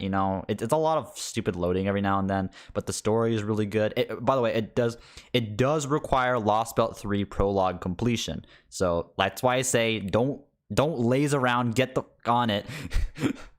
Like, actually complete the story so you can actually play the event. But this is no, Yagu gets a rate up on here. Yagu does get a rate up on second banner. Kiara will not. So they rerun CCC next year on NA. But Kiara will not be on the rate up because they actually added her as the second banner to Ooku, along with Yagu. So really good banner, like, to say the least. Then you also have Kama and Parvati, and 2 really good quick servants. Kama's very good. If you have like a high NP Kama, she can actually farm relatively easily the dragon, and which is a really annoying enemy to farm on. So she and the Decadence. Yeah, that's the name of the song. The Decadence of the Abyss, pretty much.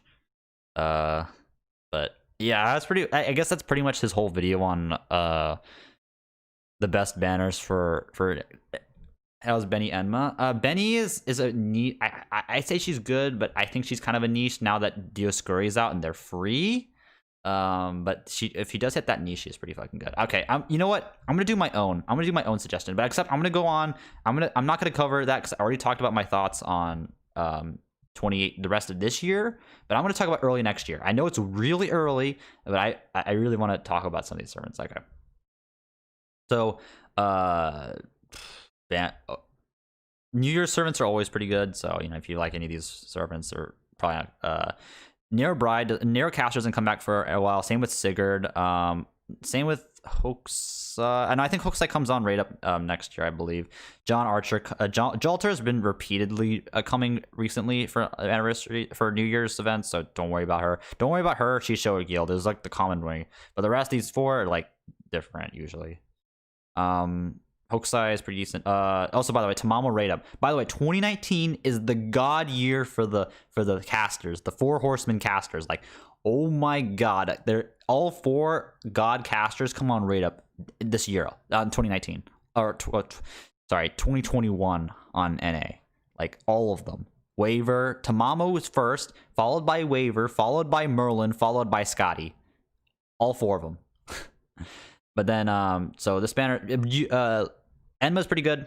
So her damage is normally bad, but oh yeah, this 5-star gotcha CE, Proof of a Smiling Face, one of the best art CEs ever. It's such a good craft essence. Let me show you. If you guys don't know, I've constantly said this one, but it's called Proof. Sign of Proof. Sign of Smiling Face. That's the name. But it's all, by the way, all attack. Art up 10%, NP generation up, and NP damage. Like what you exactly want on art servants. Granted, it doesn't have a charge on it, but it's really good. So, and the MOB version is stupid. It's a good CE. Benny's so cute. I mean, if you do like Benny, you like if you do like Gordon Ramsay, Gordon Ramsay as a servant, go ahead. So you're telling me Hans is getting a rate up? Lul, just bring double waiver. And then you have Lee. Honestly, in my opinion, Lee is not very good. I know people. I think he's like very mediocre, especially when you compare him to Kama coming out and Hassan next year. If you have Hassan, he gets a buff and it's really good.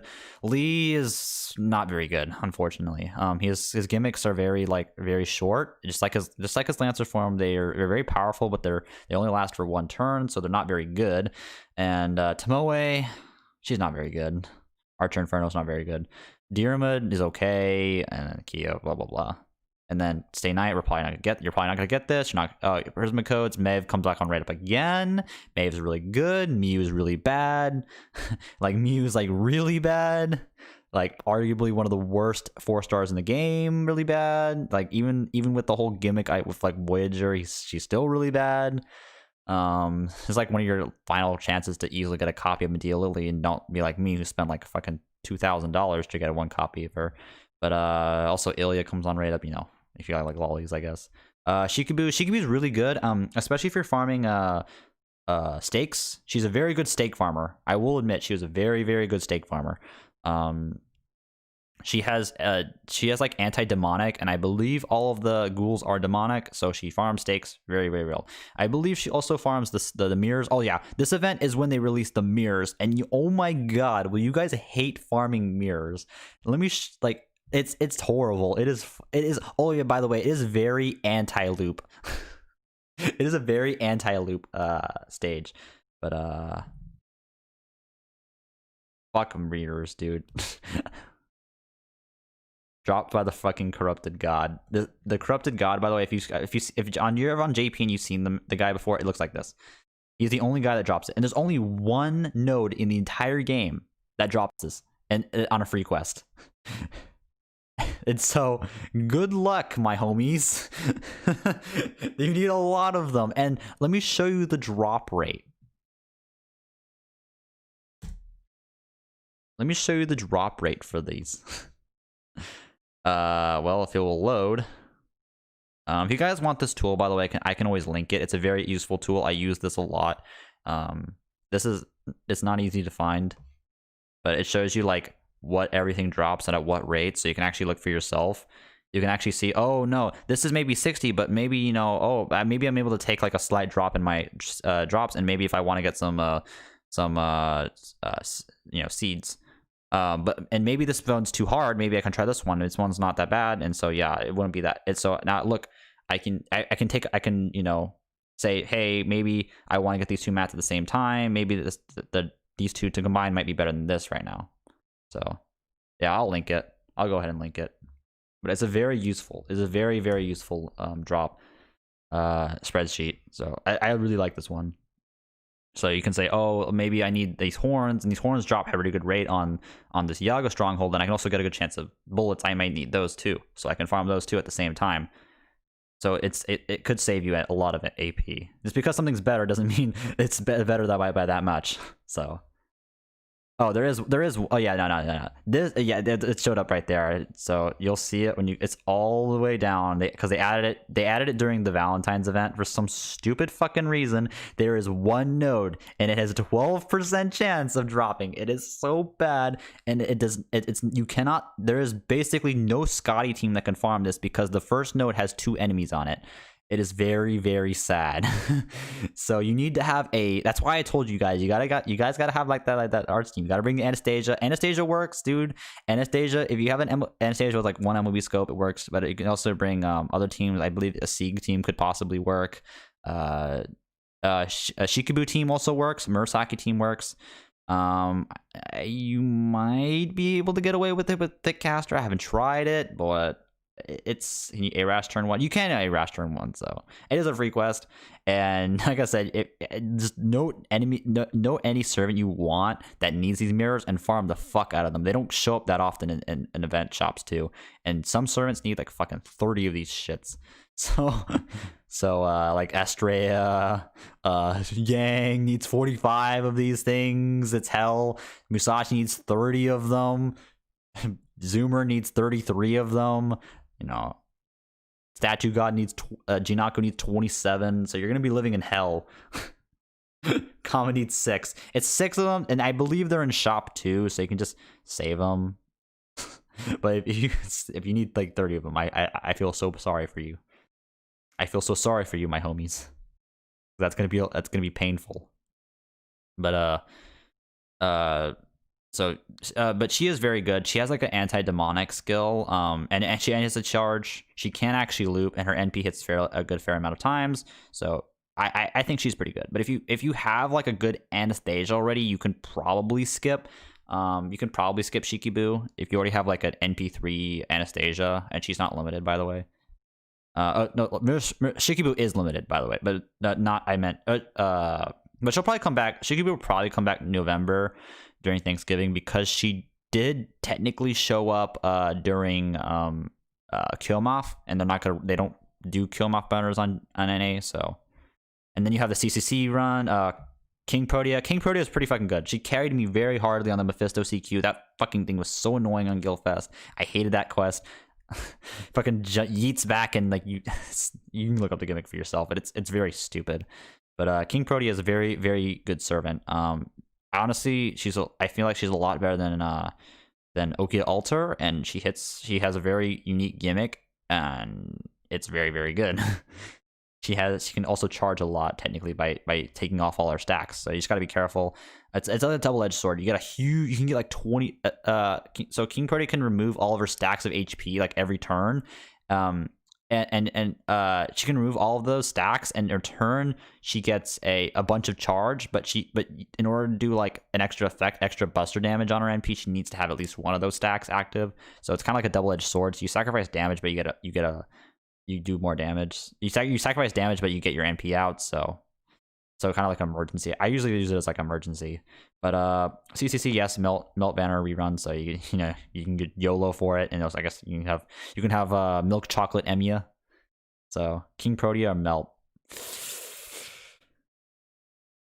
That's a hard one because one's AoE, one's single target.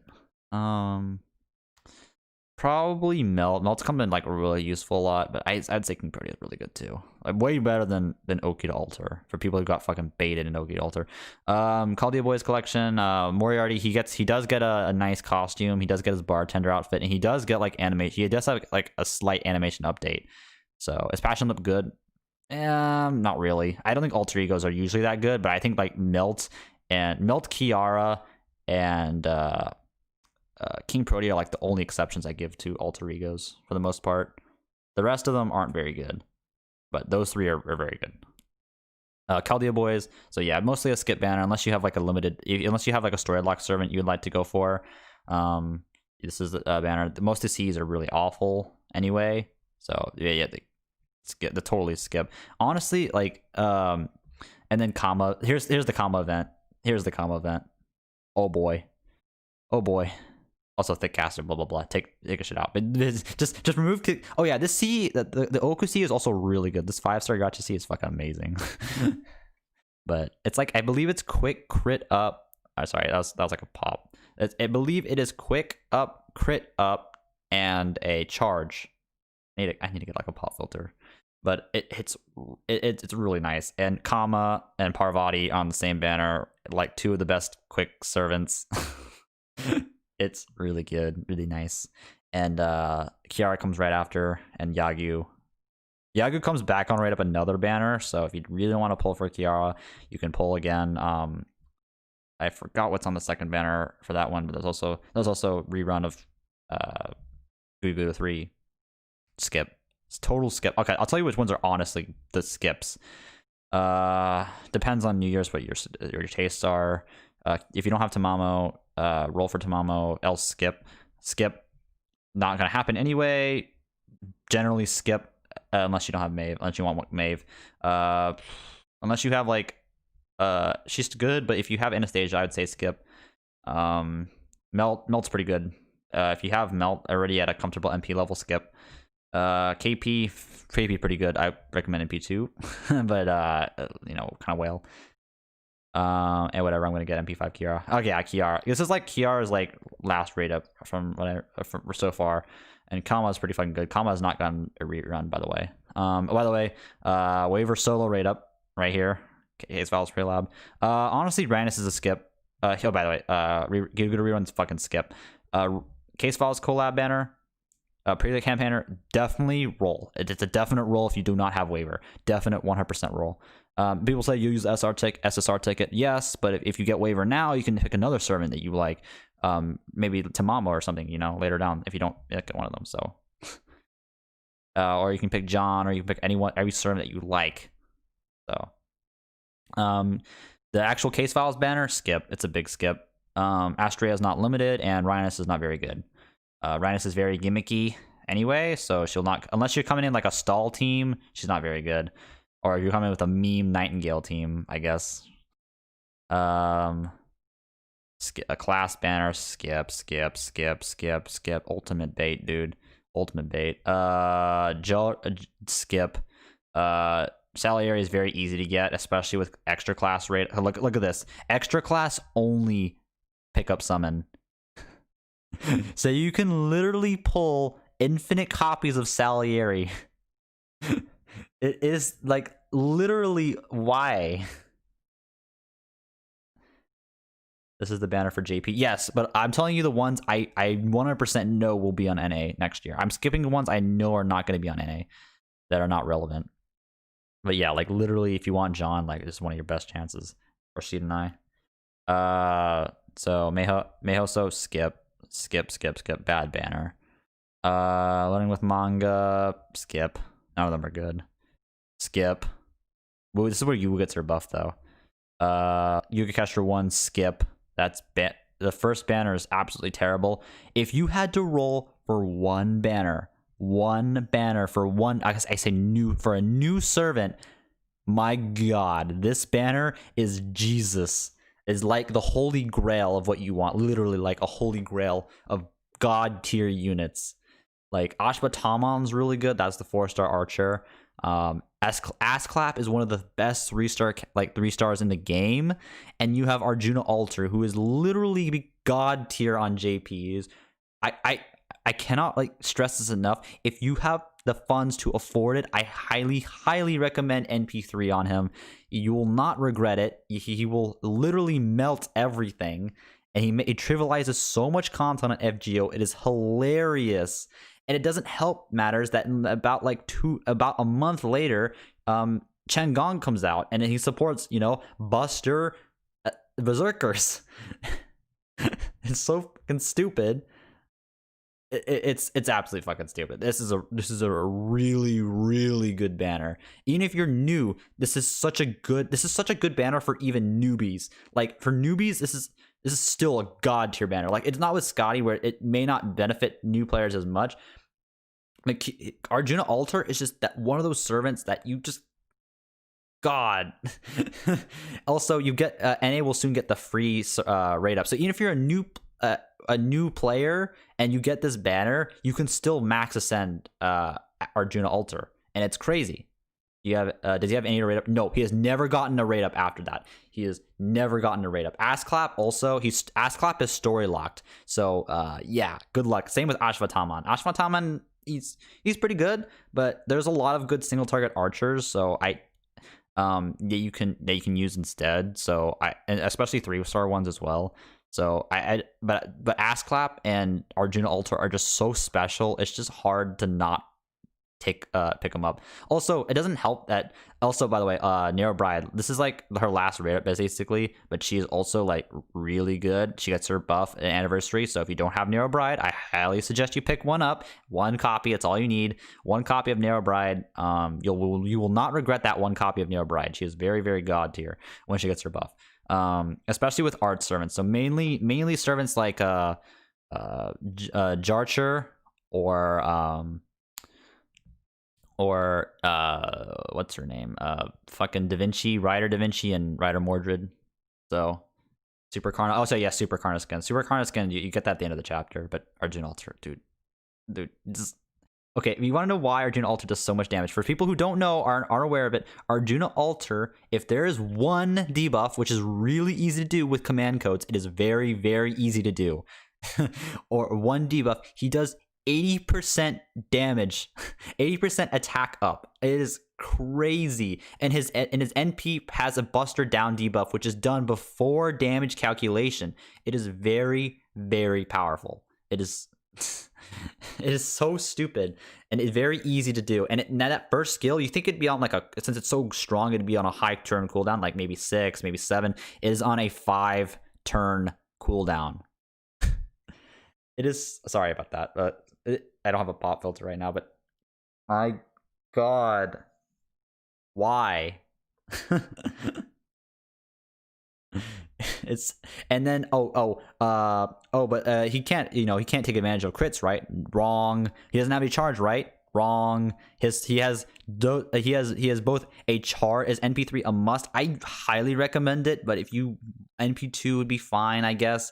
NP1 it's like, because like his NP hits like super hard, so. But if MP3 MP3 is a must, not necessarily, but I personally would recommend it from someone that uses Arjuna Ultra. Just having Arjuna Ultra on your list is very, on your support list, on friends support list, makes things a lot easier in the long run for me. It's because I use a lot of Arjuna Ultras for farming, because he does very, very good damage. Also, he has no survivability. Nope. He has healing, and he has a guts as well. He has a skill that offers 30% charge, 30%, not 20%. Huge difference, by the way. And as well as a Buster Absorption. Okay, keep in mind, Buster Card Absorption. It is very different from Crit Absorption. It is actually a lot better than Crit Absorption, because now you can, even so, if you have multiple Arjuna Ultra cards, you can easily manipulate it, and that lasts for 3 turns. So you just gotta generate a couple stars, have a Merlin out, get some stars, bam. Arjuna Ultra hits 50. Oh, look, stack on top of his buff, does stupid damage. Like, you could, if you have like a Black Grail, you can easily break 1 million. It's not even that hard to break over 1 million damage with him. There's a very easy way. Like, literally the standard comp, like I just do it as like no brain. Doesn't even matter what the enemy format is. It's just Arash, boom, smack himself. Arjuna Alter, first skill. Merlin Buster buff optional, and then just smack him, and then Waver, and then Merlin again, and then Arjuna skill, and then bam, done. 3 turn, done. Like, it's really, really easy. But sorry, I talk about Arjuna Alter so much because I cannot stress how good he actually is. And he is basically, I'm going to tell you straight up, he is easily the best servant to come out the entire year. Easily by a long shot. Such a strong unit. Nobu, and now following up with one of the best servants ever to come out the year, we talk about one of the worst servants to come out this year. This banner is complete trash. Like, Mori's like, it's a super gimmick servant too. Like, this banner is a huge skip. Unless you like Mao Nobu, this banner is a huge fucking skip. Actual terrible. Terrible CEs, terrible servants. So, again, summer. So, same I recommend these. If you don't, these John Archer, especially when anniversary happens like right after, is insanely good. So this is like your last chance to get John Archer while like when you have the meta, and then congratulations, you can easily bring a 6 CE team to. You just need like NP2, honestly. You can, congratulations, now you can now bring a 6 CE team for your lotto farming, which is really stupid. It's really dumb and OP. But yeah. Do you need MLB K-Scopes for Arjuna Alter? Not really, but having them helps, but not really. So honestly, it's optional. You just like probably like a regular K-Scope would be fine. Probably Imaginary Round MLB would be fine. So like it's not even need. You don't even need it. You don't need an MLB K-Scope. It does make things a little bit easier. Like for the Arash farm. In that regard, you won't be able to do it exactly right, but it's still pretty good. You'll probably have to plug suit out a waiver with something else really quickly that can give you charge. There's plenty of servants that give you 20% charge or whatever. So regular K-Scope works too. Da Vinci Lily is really good. Da Vinci Lily, it's really hard. Da Vinci Lily gets a lot of NP gain. She can loop. It is totally possible. She's also very, very freaking good. So I think this banner last year was actually a lot of good servants come out, mostly in the first half, like mostly in like the middle of the year. The beginning is kind of stale, so totally honest. and then you can YOLO YOLO Arjuna altar. Freaking Oni fucking YOLOing Arjuna altar. Oh, and then summer banner servants. I believe the only summer banner servant that is worth it is Merlin pickup. The rest aren't very good. Melt's okay. Melt's pretty decent. Carmilla is a taunt material, and the rest is pretty much trash. Our Bunny Artoria is like one of the worst servants ever. Terrible skills, terrible damage. Ruler is awful. Shuffling, but tied to your freaking crit damage buff, which is Arjuna's battery is 30%. But God, our Bunny is so bad. I know Cad like doesn't like people talking about it, but it's true. It's fucking true. Her skills are so awkward, dude. So her first skill is a charge, and you have an attack up, but you have to wait a turn. It's like melt virus. Melt's like third skill. You have to wait a turn before you get the actual attack up, and so you cannot predict what the fuck is gonna happen, and it's not consistent. And then you gotta shuffle, and her crit damage buff. He has a really good crit damage buff, but it's tied to a shuffle, so you have to YOLO your fucking hand, and so it's a lot of timing and RNG. It's terrible. At least Melt's got fixed, yeah. And then hers is like her third skill is like a crit absorption and attack up. But like I said, she's a ruler, and if you really want to go like that route, that offensive ruler route, I highly just recommend Shi Hongdi. Way better of a servant, way easier to use, way more powerful as well. Memories commemoration, yeah, fucking bait. Last pickup, bait. This is, by the way, after summer, FGO pretty much dies. So, like, FGO is pretty much dead. Like, I'm not even kidding. So, Glass Banner, Battle in New York, not very good. Komaf, not happening on NA anyway. Probably not going to happen on NA, because you guys probably had this banner before. But it is Babylonia pickup campaign. So, unfortunately, you cannot pick Ishtar, but Ishtar gets so many raid ups in any way in the future. MHXX hits pretty fucking hard with her buff, so she might be worth picking up for people unless you have Kama or Jack, then probably no. Space Ishtar can loop. It just requires a different setup. So Space Ishtar, ideally you want a high NP Space Ishtar, and you want to have what you bring one Bride, and you bring one Scotty, and you bring the Summer 3 MC. This is very specific MC, and you can actually farm that way. What makes Space Ishtar so good is that she can stack her NP damage buff. It does not last for one turn. It lasts for 3 turns, which means if you successfully loop, you do a lot of freaking damage because you have like 4 NP buffs at the same time at the third wave, and then you can change. And then the third wave, you change your card to quick, and so now you bring the Scotty buff, and then you have like 4 NP buffs, a defense down, a quick up, and attack up, and 2 attack ups. It does a lot of damage. Summer 3, not 2004. Yes, Summer 3 in particular. The reason being is that you need the 10% specifically for one part, and which is on the third skill on the MC for Summer 3, and as well as you need the sometimes on the second wave you don't do enough arts damage, so you ideally want to have that up as a backup as well. That's what I've been using, and it works really well. Unfortunately, 2004 does not work because you need the charge and you need like an arts. You need to do the arts up so you can actually get enough gain for third wave. So I know someone who also did this, and he recommended me this. If you know Vexing on my Discord, by the way, if you guys haven't checked out my Discord, I'm pretty active on there. So mostly on the JP in general. So if you guys want to hit me up or anything, just send me a DM or anything. I'll try. I always read every message. So, are there videos of that setup? No, I don't think so. But I'm willing to show you guys if you guys really want to see it in action. I do have an NP4, an NP4 copy of Space Ishtar. So, there's no fans. I want to see. Okay, I'll show you guys. I will show you guys later. Oh, thanks for the follow. Hot Fudge Sunday, thanks for the follow. Appreciate it. I do not have alerts on like my Chrome scene. I don't know why. But Jane is very good. Jane is most people call her like an esports type of servant because her third skill is like really good. Depends on how much stars you have, and she can get some really nice bonuses off the stars. So, And Jane also is, by the way, there is no Halloween event for next year on NA. It's Saber Wars 2, and she does. And so there's no welfare either. Calamity Jane is 4-star limited, so she's very good. As well as the second banner, well, MHX Alter, nice. You can bring her with your fucking Scotty teams. Congratulations. And you also have Yagu Tajima no Kami no Muninori. So you have Muninori as well. So if you didn't pick him up during the Ooku banner for some reason, you can also pick him up again. He's okay.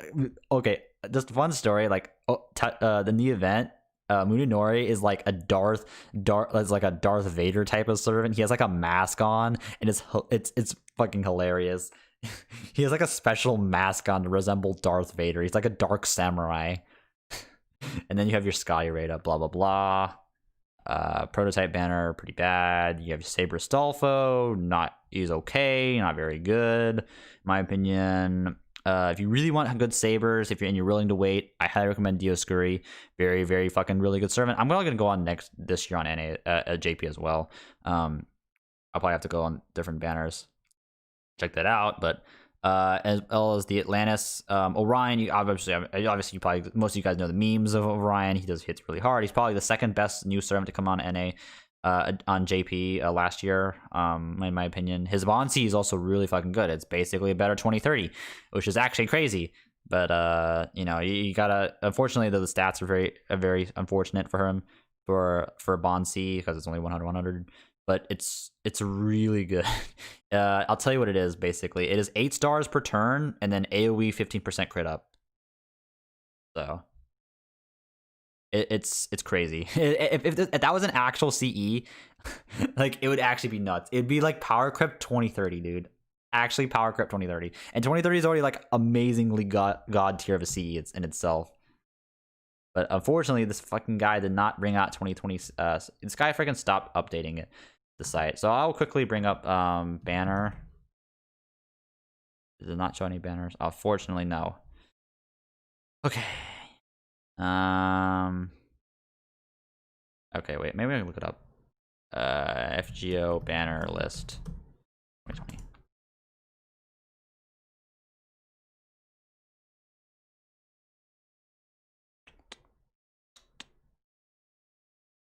Come on, Grand Order Wiki. Okay, at least Grand Order Wiki. Alright, 2020, 22. Rerun of the fucking Enma event. Fuck this event. Yang's awful too. Do not roll for Yang. Okay, it's our sermons right here. Shihong D. Oh yeah, Shihong D returns. Shihong D, my boy fucking Shihong D returns with a vengeance, and he's like I said, unlike Kitashan, what he said, he's really, really good. Really, really fucking good. BB is a big boy skip. Yang sucks. So unless you really like Yang, she's roll for her. Again, Tamao comes back on right up. Enma comes back on right up too. You have Erish. Okay. More and then it's pretty bland. Well, these are not summoning campaigns. What? Oh my god. They didn't cover the gotta be kidding me.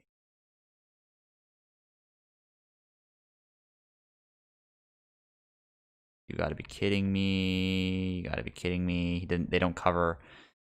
They skipped Requiem. They are not. I think he's talking about events, but it's not.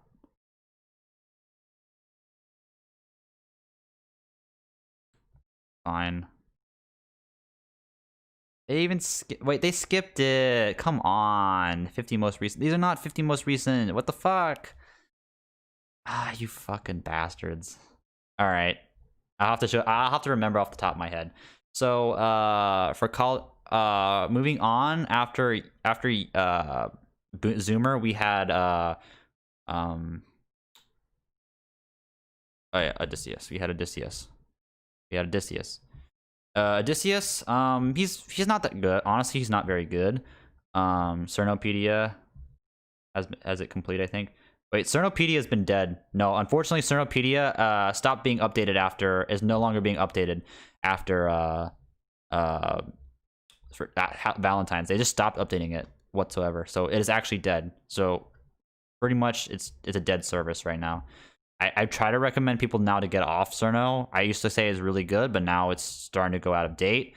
So yeah, they stopped updating it. You can, if you go back to their homepage. Let's see if I call it index.php. Yeah. See, Valentine stuff. They stopped updating it. Like, I don't know what happened with the owner, but that's why I'm going off what I remember. So Odysseus, really, really good servant, dude. He hits. Not really good servant. I said really good. He's not very good. Sorry, I meant to say he's not very good. Like, I don't know, dude. They cucked him. Really, they've cucked him. Oh yeah, by the way, he is immune to pig transfer. Oh, sorry. Fuck. I need a pop filter. He is immune to pig transformation. Ooh, ooh, big, huge passive right there. He's immune to pig. It's such a meme skill, dude. Immune to the pig. And then his arts performance, you know, I guess, like, it's not, he's not very good. I'm gonna be completely honest with you. He's not very good whatsoever. So just, you know, but he is very big husbando though. Very boy husbando. Why did they not give him his helmet on his second sprite? Like, they don't give him the helmet. What? The helmet only happens during animations. Scroll down, they're sorted by month. Oh. Wait, which one? Wait, which site? Zenpi is annoying as a boss fight. yes, he does remove. So you want to make sure he never NPs. So yeah, it is kind of annoying. Also, he is his first skill is very unique. People actually use him as esports. Oh, okay. Okay.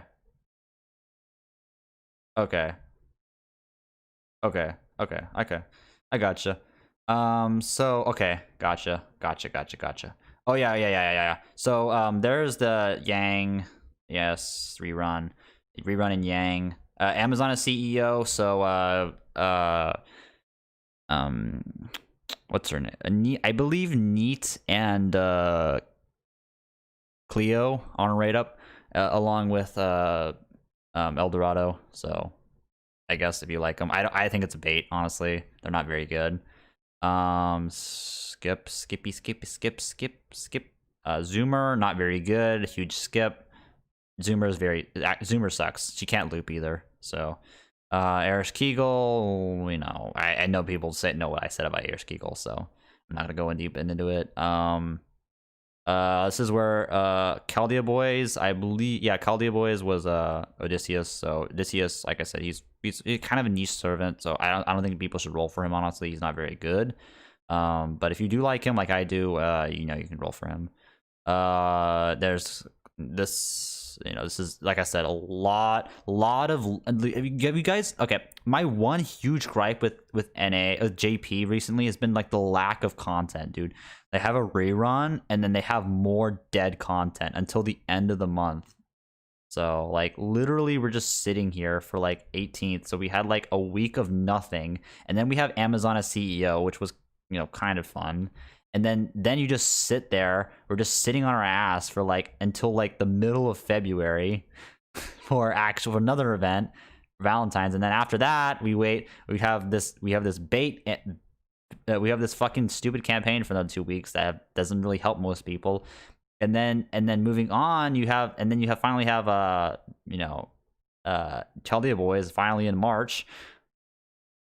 So like a whole month and for a new event, and then you just so like, and then you play that, and then you gotta go all the way. And the end of March, they a week later, they did APOC event. So, and that was pretty much a skip because it was pretty boring. Then you move on all the way to finally Lost Belt, like the actual good content. Oh, they kind of skipped it, Lost Belt release. But Hunting Quest is actually the late Halloween event, lol. But Olympus, oh, like they kind of stuck the banner in here. Romulus, he's okay. He's an okay servant. I wouldn't say he's okay. I don't think he's too like great like everyone claims he is. I meme with him, but I got him 10-10-10. I meme with him, but I'm not claiming that he's good. I think he's like a B tier, a B plus tier. I don't think he's going to be breaking any records or anything. He's a meme. But on the other hand, you have Dioscuri and Canis. My God, right now, I think these are the best two servants to come out on the best 5-star and 4-star respectively to come out on JP this year. I believe they are very strong. Dioscuri has potential for a lot of loot memes, and they do a lot. They have spamming potential. Their skills are very solid. Their NP gain is really good. Their quick cards are very good. Their skills are very good. They have an evade on the 3rd skill that lasts a turn, along with 3-turn quick and arts buff. They're unique. Their first skill is very unique to them. And so you get bonuses off quick and arts cards. How much app do you need? You need to end the summer event. You need AP QP. I believe it's like 200 million. So, also Canis or Kainis. Kainis, I used to say she was very mediocre. Did you get a new mic? I changed the positioning of the mic, so it's a lot better now. I'm a lot closer to the mic now. But I used to think Kainis was not very good. I changed my mind completely. She is fucking god. She's so good. Her NP, like, okay. You're like, oh, but she AoE, she won't do well on challenge quests or whatever. But she does a lot of. She has potential for a lot of big boy damage. Obviously, like she could increases normal attack, so you can. She activates this this whole meme. So her skills only last 5 turns too. She has she's kind of a tank in this aspect, and then she S tier will do what the okay whatever dude whatever at media yeah also Sea God's Trident. I haven't got it yet, but by the way, lately Bonsi has been very unique on JP. Like all of them have been very unique effects added onto them. I'm not even see Romulus's. I haven't seen Romulus's either. But like crit damage, like crit damage 550% for 3 turns. So you can she hits very hard. Like her crit damage hits hard. Her buster damage. Look at the Madness Enhancement EX. So by the way, just a fun fact. Arjuna. But yeah, I changed my mind. Canis is very good. So she murders with face guard. She's even like in a single target setting. Yeah, by the way, all of Arjuna Alter skills are EX. Every single one of them is EX. Anti-Evil Unique, EX. Clairvoyance, EX. Lamp of the Soul, EX. Madness Enhancement, EX. Divinity, EX. No Phantasm, EX. Anti-World. Anti-World literally slashes the world in 2 with his fucking sword. So this is why you need to farm the eggs, boys. You'll be in egg hell forever because you need 35 fucking eggs. Good luck, my homies. Easily get his first skill level 10 immediately. Like your goal is to farm at least 15 eggs and get Arjuna Alter's first skill level 10. That's the first thing you do. It's that good. It is that good. Just fucking do it. And then second skill and then third skill. Third skill's not important though. Is kind of like Gilgamesh. I think if you put Arjuna Alter and Gilgamesh, I think Arjuna Alter would easily wipe the floor in Gilgamesh.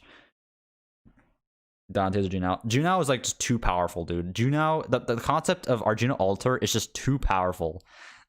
Like the summoning had to actually nerf him because he was just too godlike.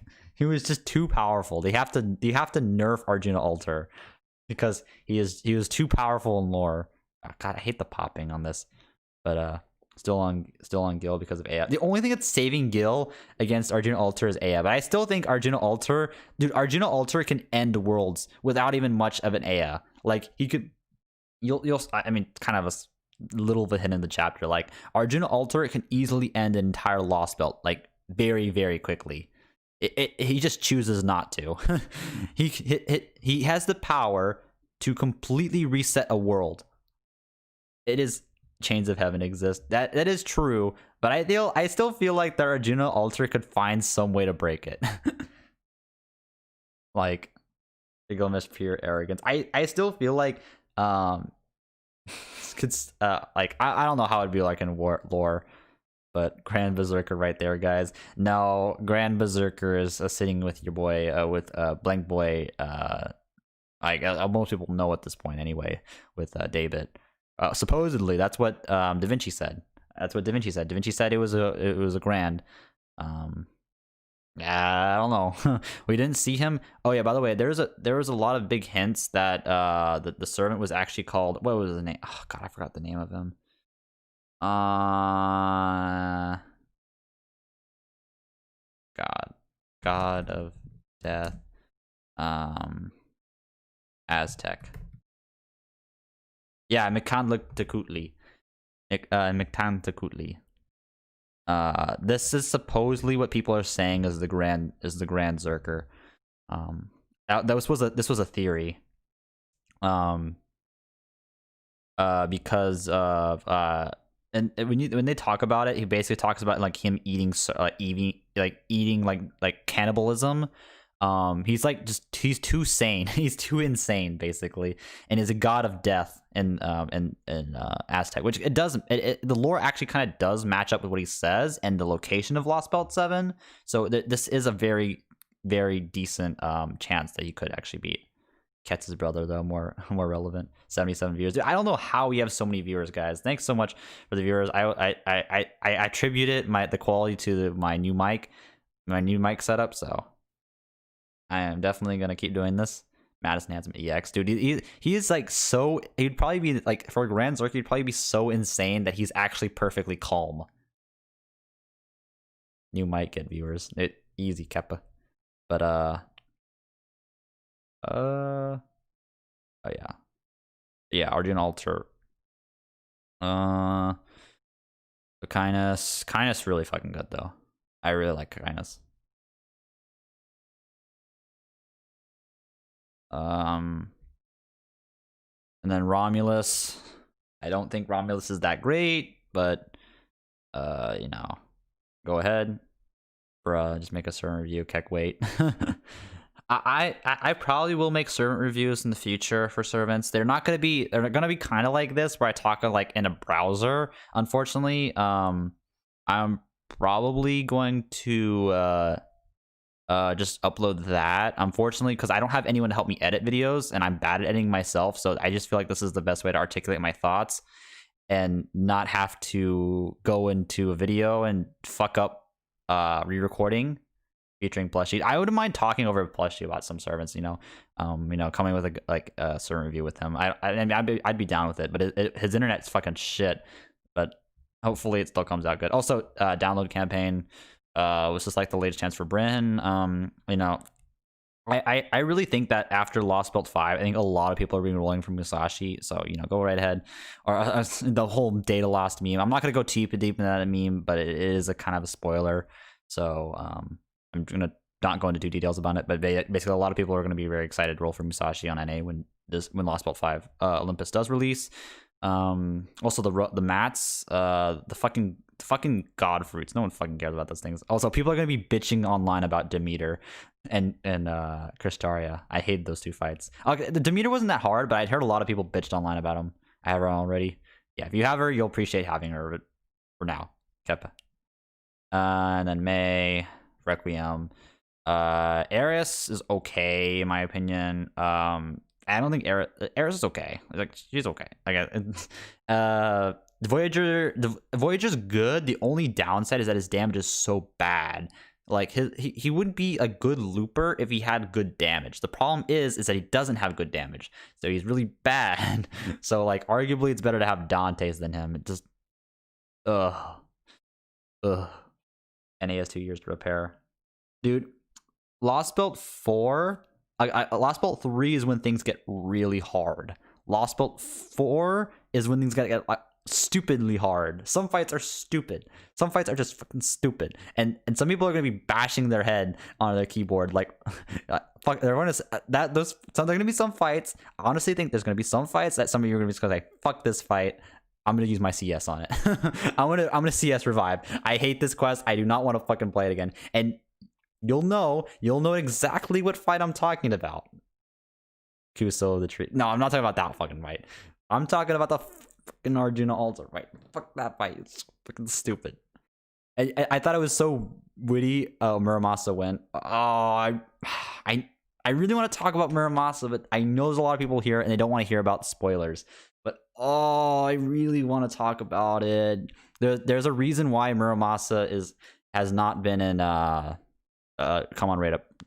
Please no spoilers. Yeah, I'm not gonna spoil it, but I will tell you guys that Muramasa, there's a good reason that Muramasa has not been on rate up for a while. It's because he's quote unquote important to the plot. I'm not gonna go too deep. That's all I'm gonna say. He's important to the plot. As well as you learn a lot of stuff in Lost Belt 5. There's a lot of big revelations. And it's spoilers, poggers. No. There's a lot of big revelations in the chapter, and I highly recommend. You guys thought Lost Belt 1 was good? Wait until Lost Belt 4 and 5. They are some of the best chapters, and like you start to like a lot of these people, except Beryl. Fuck that piece of shit. I hate that. I hate him. I hate Beryl. He's an ass. I'm not crying. Fuck Beryl. I like pretty much every crypter, including Pepe Ronchino. I actually really like Pepe Ronchino. I think Lost Belt 4 and 5 changed my whole opinion on him. I thought he was like kind of like annoying and kind of like a weirdo, but he's actually a really good guy. And there's certain you'll start to hate certain characters. Also, and let's just say that nobody likes Beryl, including his own Lost Belt. Nobody likes Beryl. Nobody. What about Konyan? Konya is a little bit different. Music's a bit loud, I think. Oh, okay. I'll lower the sound. My bad. My low opinion deck didn't change with level 1 or 5.2. Ah, okay. But Pepe is a really good guy. I'm not gonna go into deep spoilers, but oh yeah, this is not a spoiler because it's already been revealed if you played Shimosa. But fuck Domon, fuck that guy, fuck that guy. He's a big fucking asshole.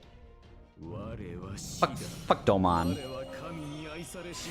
I never liked him, and he just is a bigger asshole in Lost Belt. He's just a bigger like if you think he was annoying in Shimosa. By the way, if you go read Lost Belt and then go back into Shimosa, I will tell you this because it's already happened and most people probably didn't realize this. Remember in Shimosa they referred to Lucifer, or Lucifer, in the name of Lucifer, Satan, in the name of Lucifer, what the fuck they call it? That's actually the alien god. That is actually the alien god they're referring to. And when the other Amakusa encountered what kid said Lucifer, it was actually the alien god. He actually came into contact with him, with the alien god. And you guys will know who it is later, but I'm not gonna go into detail on that. So it's like you start to appreciate things a lot more if you reread like the last chapters of the last 3 chapters of Shimosa. You'd be like, wow, if only I knew that originally, because it actually does mention the trees of fantasy falling down and Shimosa. It just any team was so fucking stupid they forgot to translate that line properly, because in the Japanese version it says Amakusa's like, wow, I can see the roots of fantasy are falling, and that's talking about the trees falling out of the sky landing in the Lost Belts. Unfortunately, the NA team did not translate that line. He's just like, oh, the sky is so pretty. I'm like, oh, are you kidding? Like, it wasn't really a huge thing in all respect, but it was such a big like foreshadowing event. I feel like a huge foreshadowing of the events of Lost Belt, and of course they can block it. They were talking about the trees. Yes, it's the bootleg version. I'm not surprised. That was more like I found that more offensive than Neat's localization. But the whole point of that chapter was a they did actually mention Lost Belts.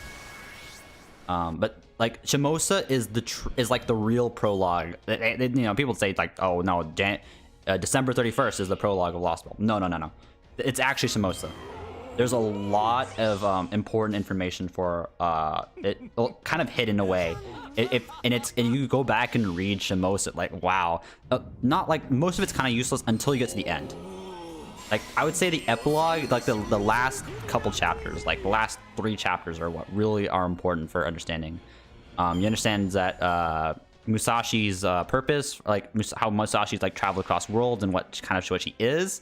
You understand like, you know, Amakusa as well as cheating with the alien god. You understand Domon. Domon is like probably the biggest portion you need to understand because he does play a really big role. All of the apostles, you guys have already met, like, you guys have pretty much already met them. They all have a certain role. Oh, actually, no, that's not true. But they have a role. It's not really too big of a spoiler, so I'm not. It's not like really a spoiler at all, in my opinion. But like, basically, Domon's responsibility was overseeing the Lost Belt Kings, and like, that's all I'm gonna say. And God, Domon, you fucker, you small dog man. Thanks for the follow. You Domon, I hate him. I hate Domon.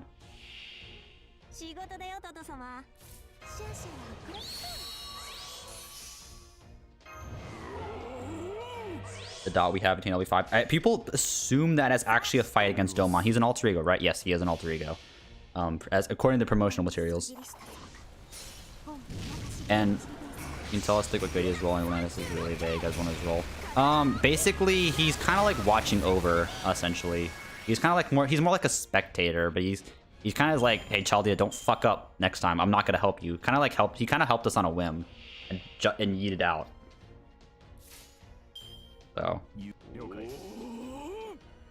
Domon is Kira from JoJo, same BA by the way. He does sound like him, dude. Domon is at least loyal. Yeah, he is loyal, but he's fucking crazy. For reference on Domon, by the way, he was pretty much like, imagine like if Salieri is to Mozart, Domon is to Abe no Seimei, which is pretty much like the person that screwed over Tamamo, but like one of the best casters, like spell casters and mages in Japan at the time. Like kind of like an altar. That's why he refers to himself as Abe no Seimei when you actually meet him, but you know. I like how Salieri refers to himself as a Mozart altar originally. Fuck him.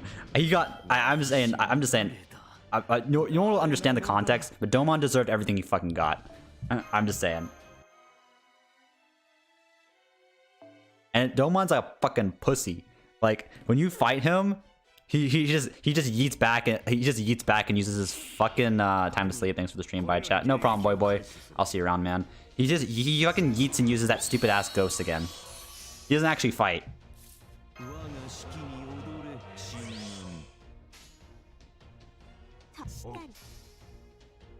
So, Domon's a fucking bitch.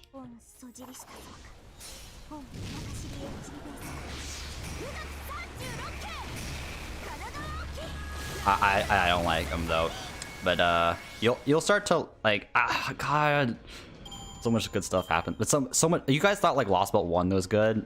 It just gets better. It just gets better, man. Lost Belt 4. Okay, the one thing NA is not gonna like is that you guys are gonna have to wait 8 months for Lost Belt 4. Keep in mind though that Oku's like a prologue, so it's really fucking good. It just gets better, man. We might not. It'll probably be like, I don't know. It depends. There was a lot of dead time that year, and he might do it faster. That's true. That is true.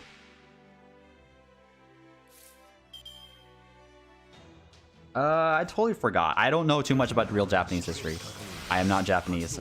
I am I'm half Korean, half white dude. Talking on a mic. Yeah, LB2 is kind of like not that important. The only like part that's like kind of important is that well, no, I'm not gonna talk about. Whoa. Whoa. The only part that's important is Scotty Kappa. Whoa. Oh, but sort of like a gameplay thing, but I hope you guys in Lost Belt 3 like in fighting berserkers. I hope you guys have like a good like defense. I'm sure you love fighting a horse guy over and over and over and over. It happens so often, and he's fucking annoying. Time to bust out Abby. Dude, sometimes Abby does not even help. It does this. Oh god. Dude, the last one, like the second to last fight is spoiler. I'm just talking from gameplay. I'm not talking like that's all I'm talking about from that. I don't really consider that to be a spoiler. And especially if people will look at like freaking Sorno defend the fight. You'll know when you see it though. You'll know. Also, Zeus is so powerful that he wasn't even a banner Kappa. They just fucking cucked him. No Zeus. We're just sitting here scratching our ass.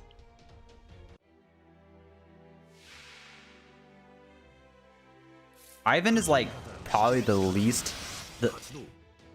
Oh yeah, by the way, for Shi Hyung-di, this is not. It'll know later on, but like just a power cap on Shi Hyung-di. Sherlock apparently said that Shi Hyung-di probably surpasses that of a Grand Servant in terms of his capabilities in his humanoid form.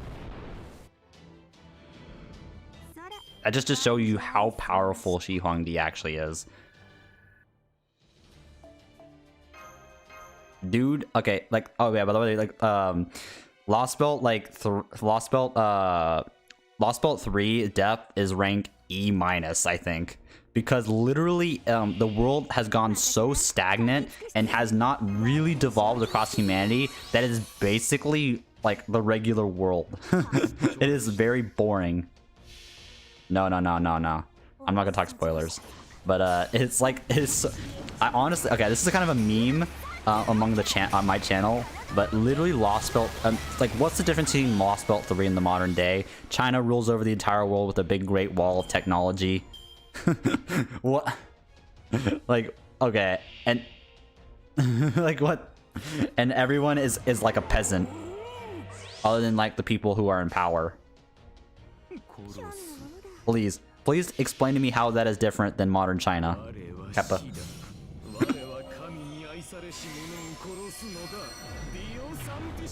I guess they don't have Li Shuin in the martial arts group. God, I can't beat the Giants. No, you trash loss.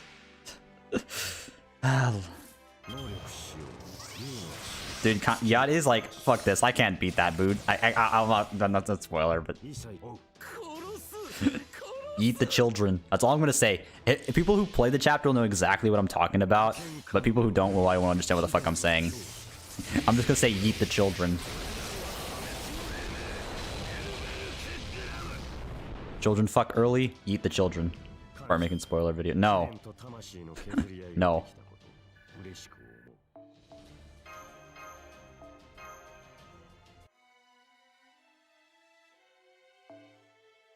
Promise Neverlands. And dude, yeah, basically, oh my god. I kind of like a hint.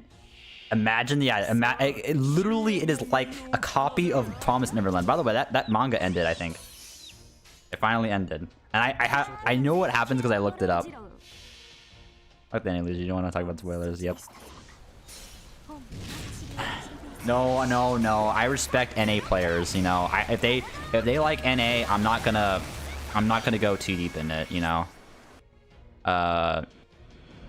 You know, I respect people who want to play the server of their choice. They want to read everything. They want to read all the lore and stuff that may not be translated on JP. I respect that decision. No, you don't. Granted, I think they're, you know, I think JP is pretty much better. But I know people like clairvoyance. I know people like looking at lores of bonds and stuff and be able to read everything. Right now, Rager's teaching JoJo spoilers. I'm from JP. Zeus is Zeus. I mean, it's really hard not to know about Zeus. Like, it's really hard to get, like, because people are so spoiling of this stupid stuff online. It's hard. And it's just hard to, like, avoid the spoiler for 2 years. So I applaud those guys for being able to avoid everything.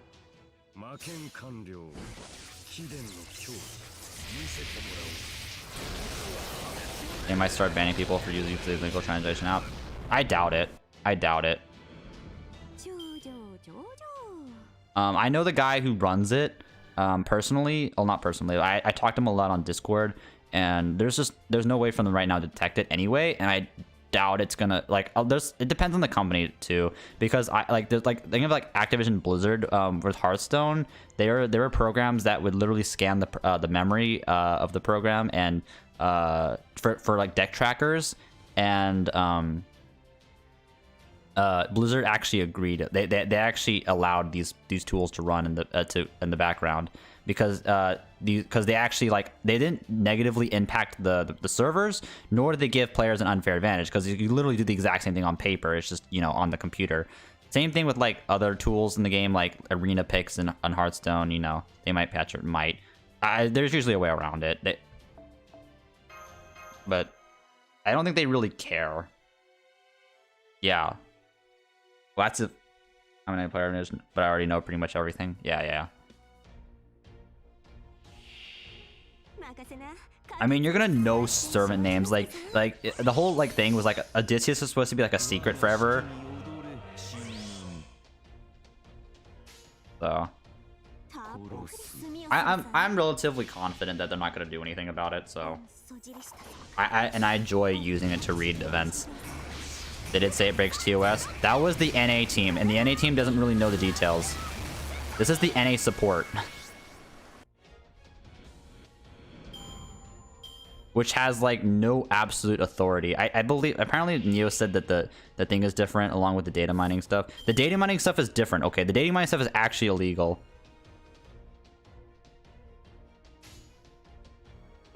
But what's stopping a person from downloading all the data in the cache on like a fucking Smurf account and just looking up, you know, oh, they're gonna ban the Smurf. Ooh.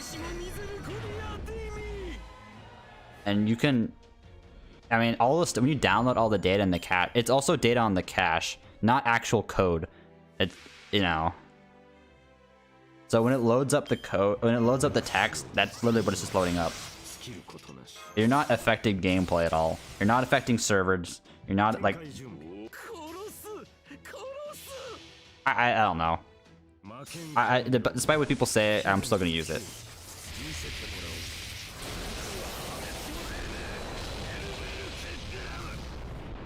And I think right now the only stuff they're focusing right now on JP is mostly related to chargebacks, and yeah, like. And maybe like accounts that have been going through a lot of back and forth for try to prove RMT, like a lot of back and forth. Specifically like people who's constantly like transferring phones, like because those are like the people who have like a lot those accounts. So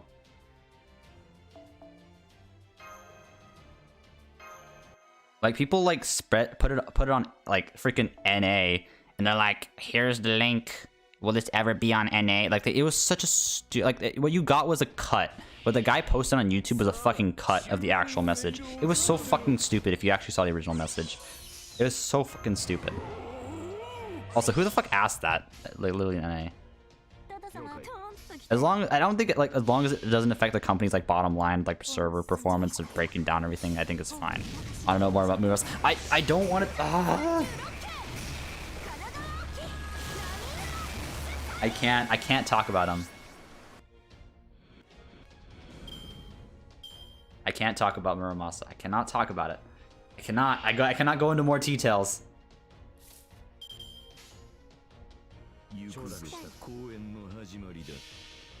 I'd be spoiling.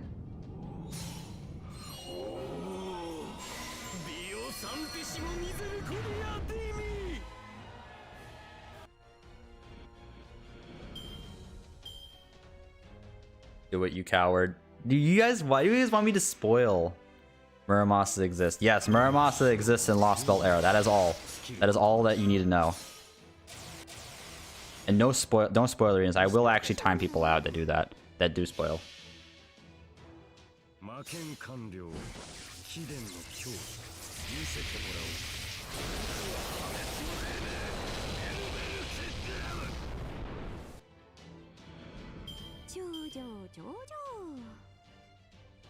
There are probably people that are very sensitive to that sort of thing, and I respect their, you know, what they want. They don't want to get spoiled. So, dude, we're not getting Lost Vault 6 until like fucking 2021. I swear to God. My biggest gripe right now with JP is the speed of content. Like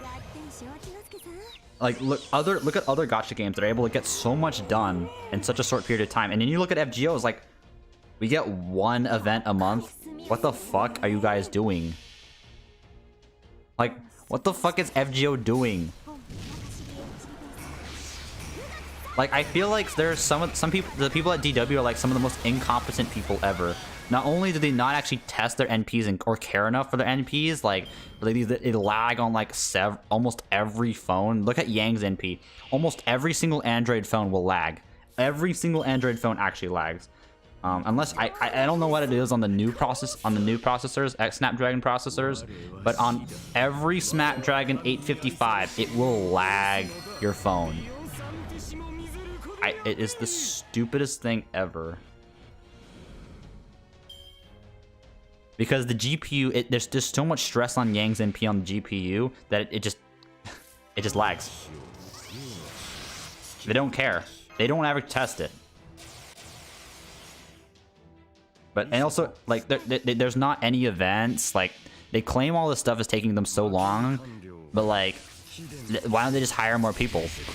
They have enough money. Dude, there are games that make less money than FGO that are able to perform a lot better.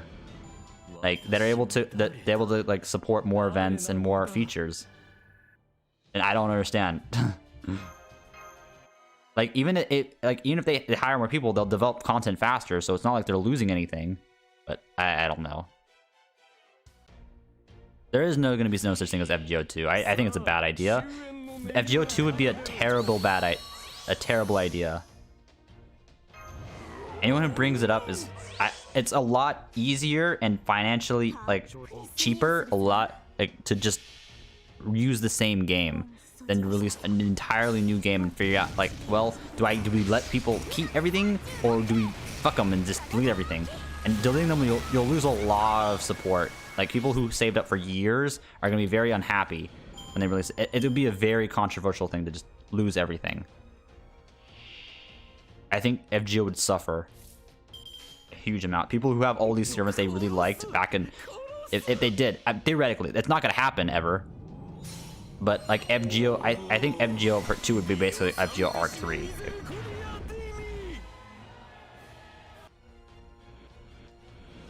Do you know why FGO doesn't advertise their money much? Only do they do surveys?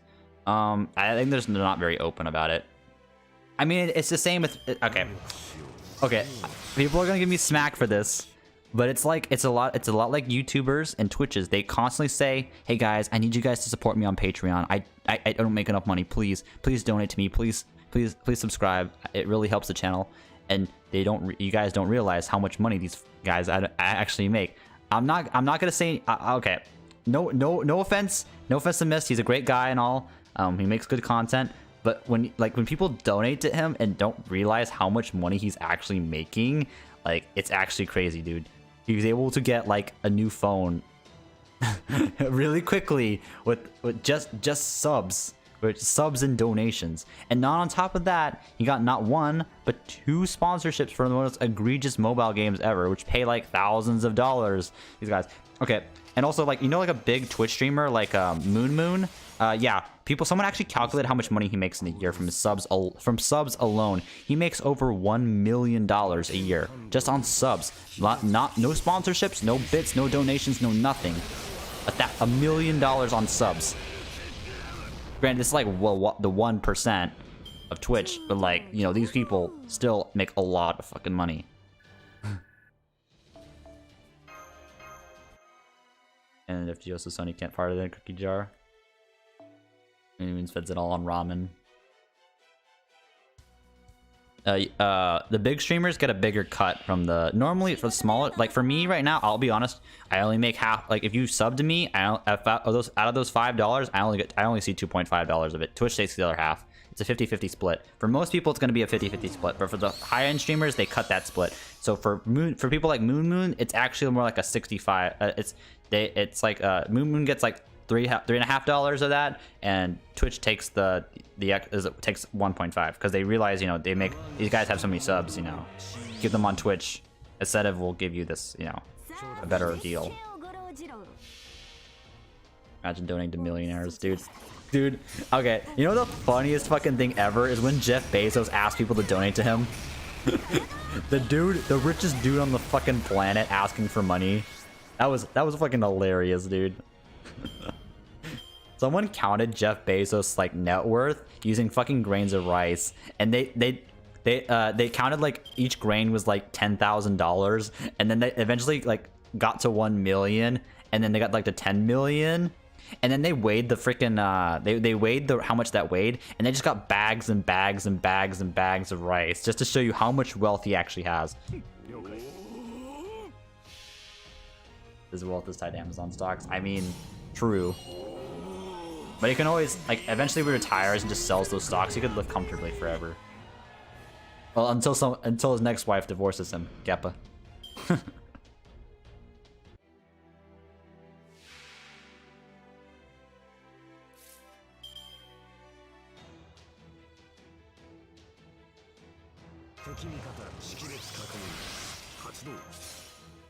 Delron. Oh yeah, I thought you were following before, but thanks for the follow, man. Appreciate it. That name looks very familiar. Oh man, that I guess that means that Razor needs to keep streaming like this with the better mic quality. Cause I cannot believe. Oops, gotta farm right now. All right, no problem, Morum. I'll see you around, man. We have 67 people on Twitch. Holy sh, guys! Thank you so much for the support. I haven't had like this many freaking viewers in forever. Not normally during my rolls. By the way, if you guys want to catch my rolls, when the new banner comes out, literally at launch, almost all the time, I will be streaming those rolls. If you somehow miss them, they will be on my YouTube channel, just Twitch, youtube.com/RazorNinjas. You guys can see my VODs for the rolls. I am a whale. I will admit I am a fucking whale in this game. I spend like thousands of dollars. I've been getting servants NP5, a lot of servants NP5 recently, and I've mostly been farming Bond. So this is part of that effort. So working on some Bond 10s. But nice, I got another fucking egg. But your name is so familiar though. I've seen it before. Rolls on what banner? Dude, fuck. They don't release new banners. That FGO fucking releases a new banner, dude. Where's my Guda Guda event? I'm assuming it's probably gonna be like a Guda Guda event after the summer rerun. Hopefully. You got DW had 3 weeks. Come on.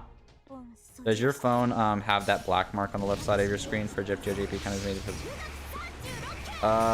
Like you mean like the blue? I don't have a black mark. I have like the blue bars. Yeah.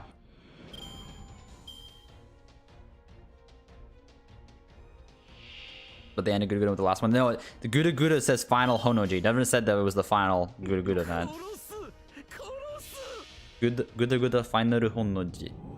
But yeah. Oh yeah, by the way, I do speak a little bit Japanese. I can actually read it. That's why when sermons come out, I can usually read skill names. Not skill names, but skill effects fairly well. So, よろしくお願いします。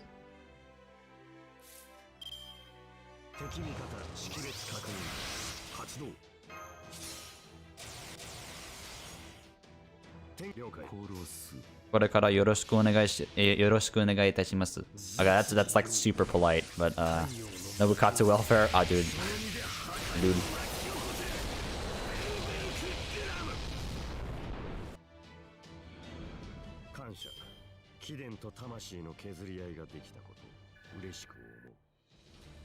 Alright, well, I'm probably gonna call it here tonight, guys. I've been streaming for about 4 hours and it's about midnight, and I'm kind of getting a little bit tired. So, thank you guys so much for having the stream. Holy crap, we haven't had this many people in stream forever. I really want to thank you guys for showing up. It means a lot for you guys to be here. And if you don't mind, I'm gonna host the thing off to Johan. He helped make my my overlay, and he's a really cool dude. He also plays FGO from time to time. I highly suggest you guys give him a follow. If it would be a lot to him and me. So I will see you guys. I'll see you guys tomorrow. I'll be streaming tomorrow morning about 10 hours, 8 to 10 hours from now. So I will see you guys then. Anyways, guys, that'll be it for me, and I hope you guys have a good night and enjoy Johan's stream on Twitch. See ya.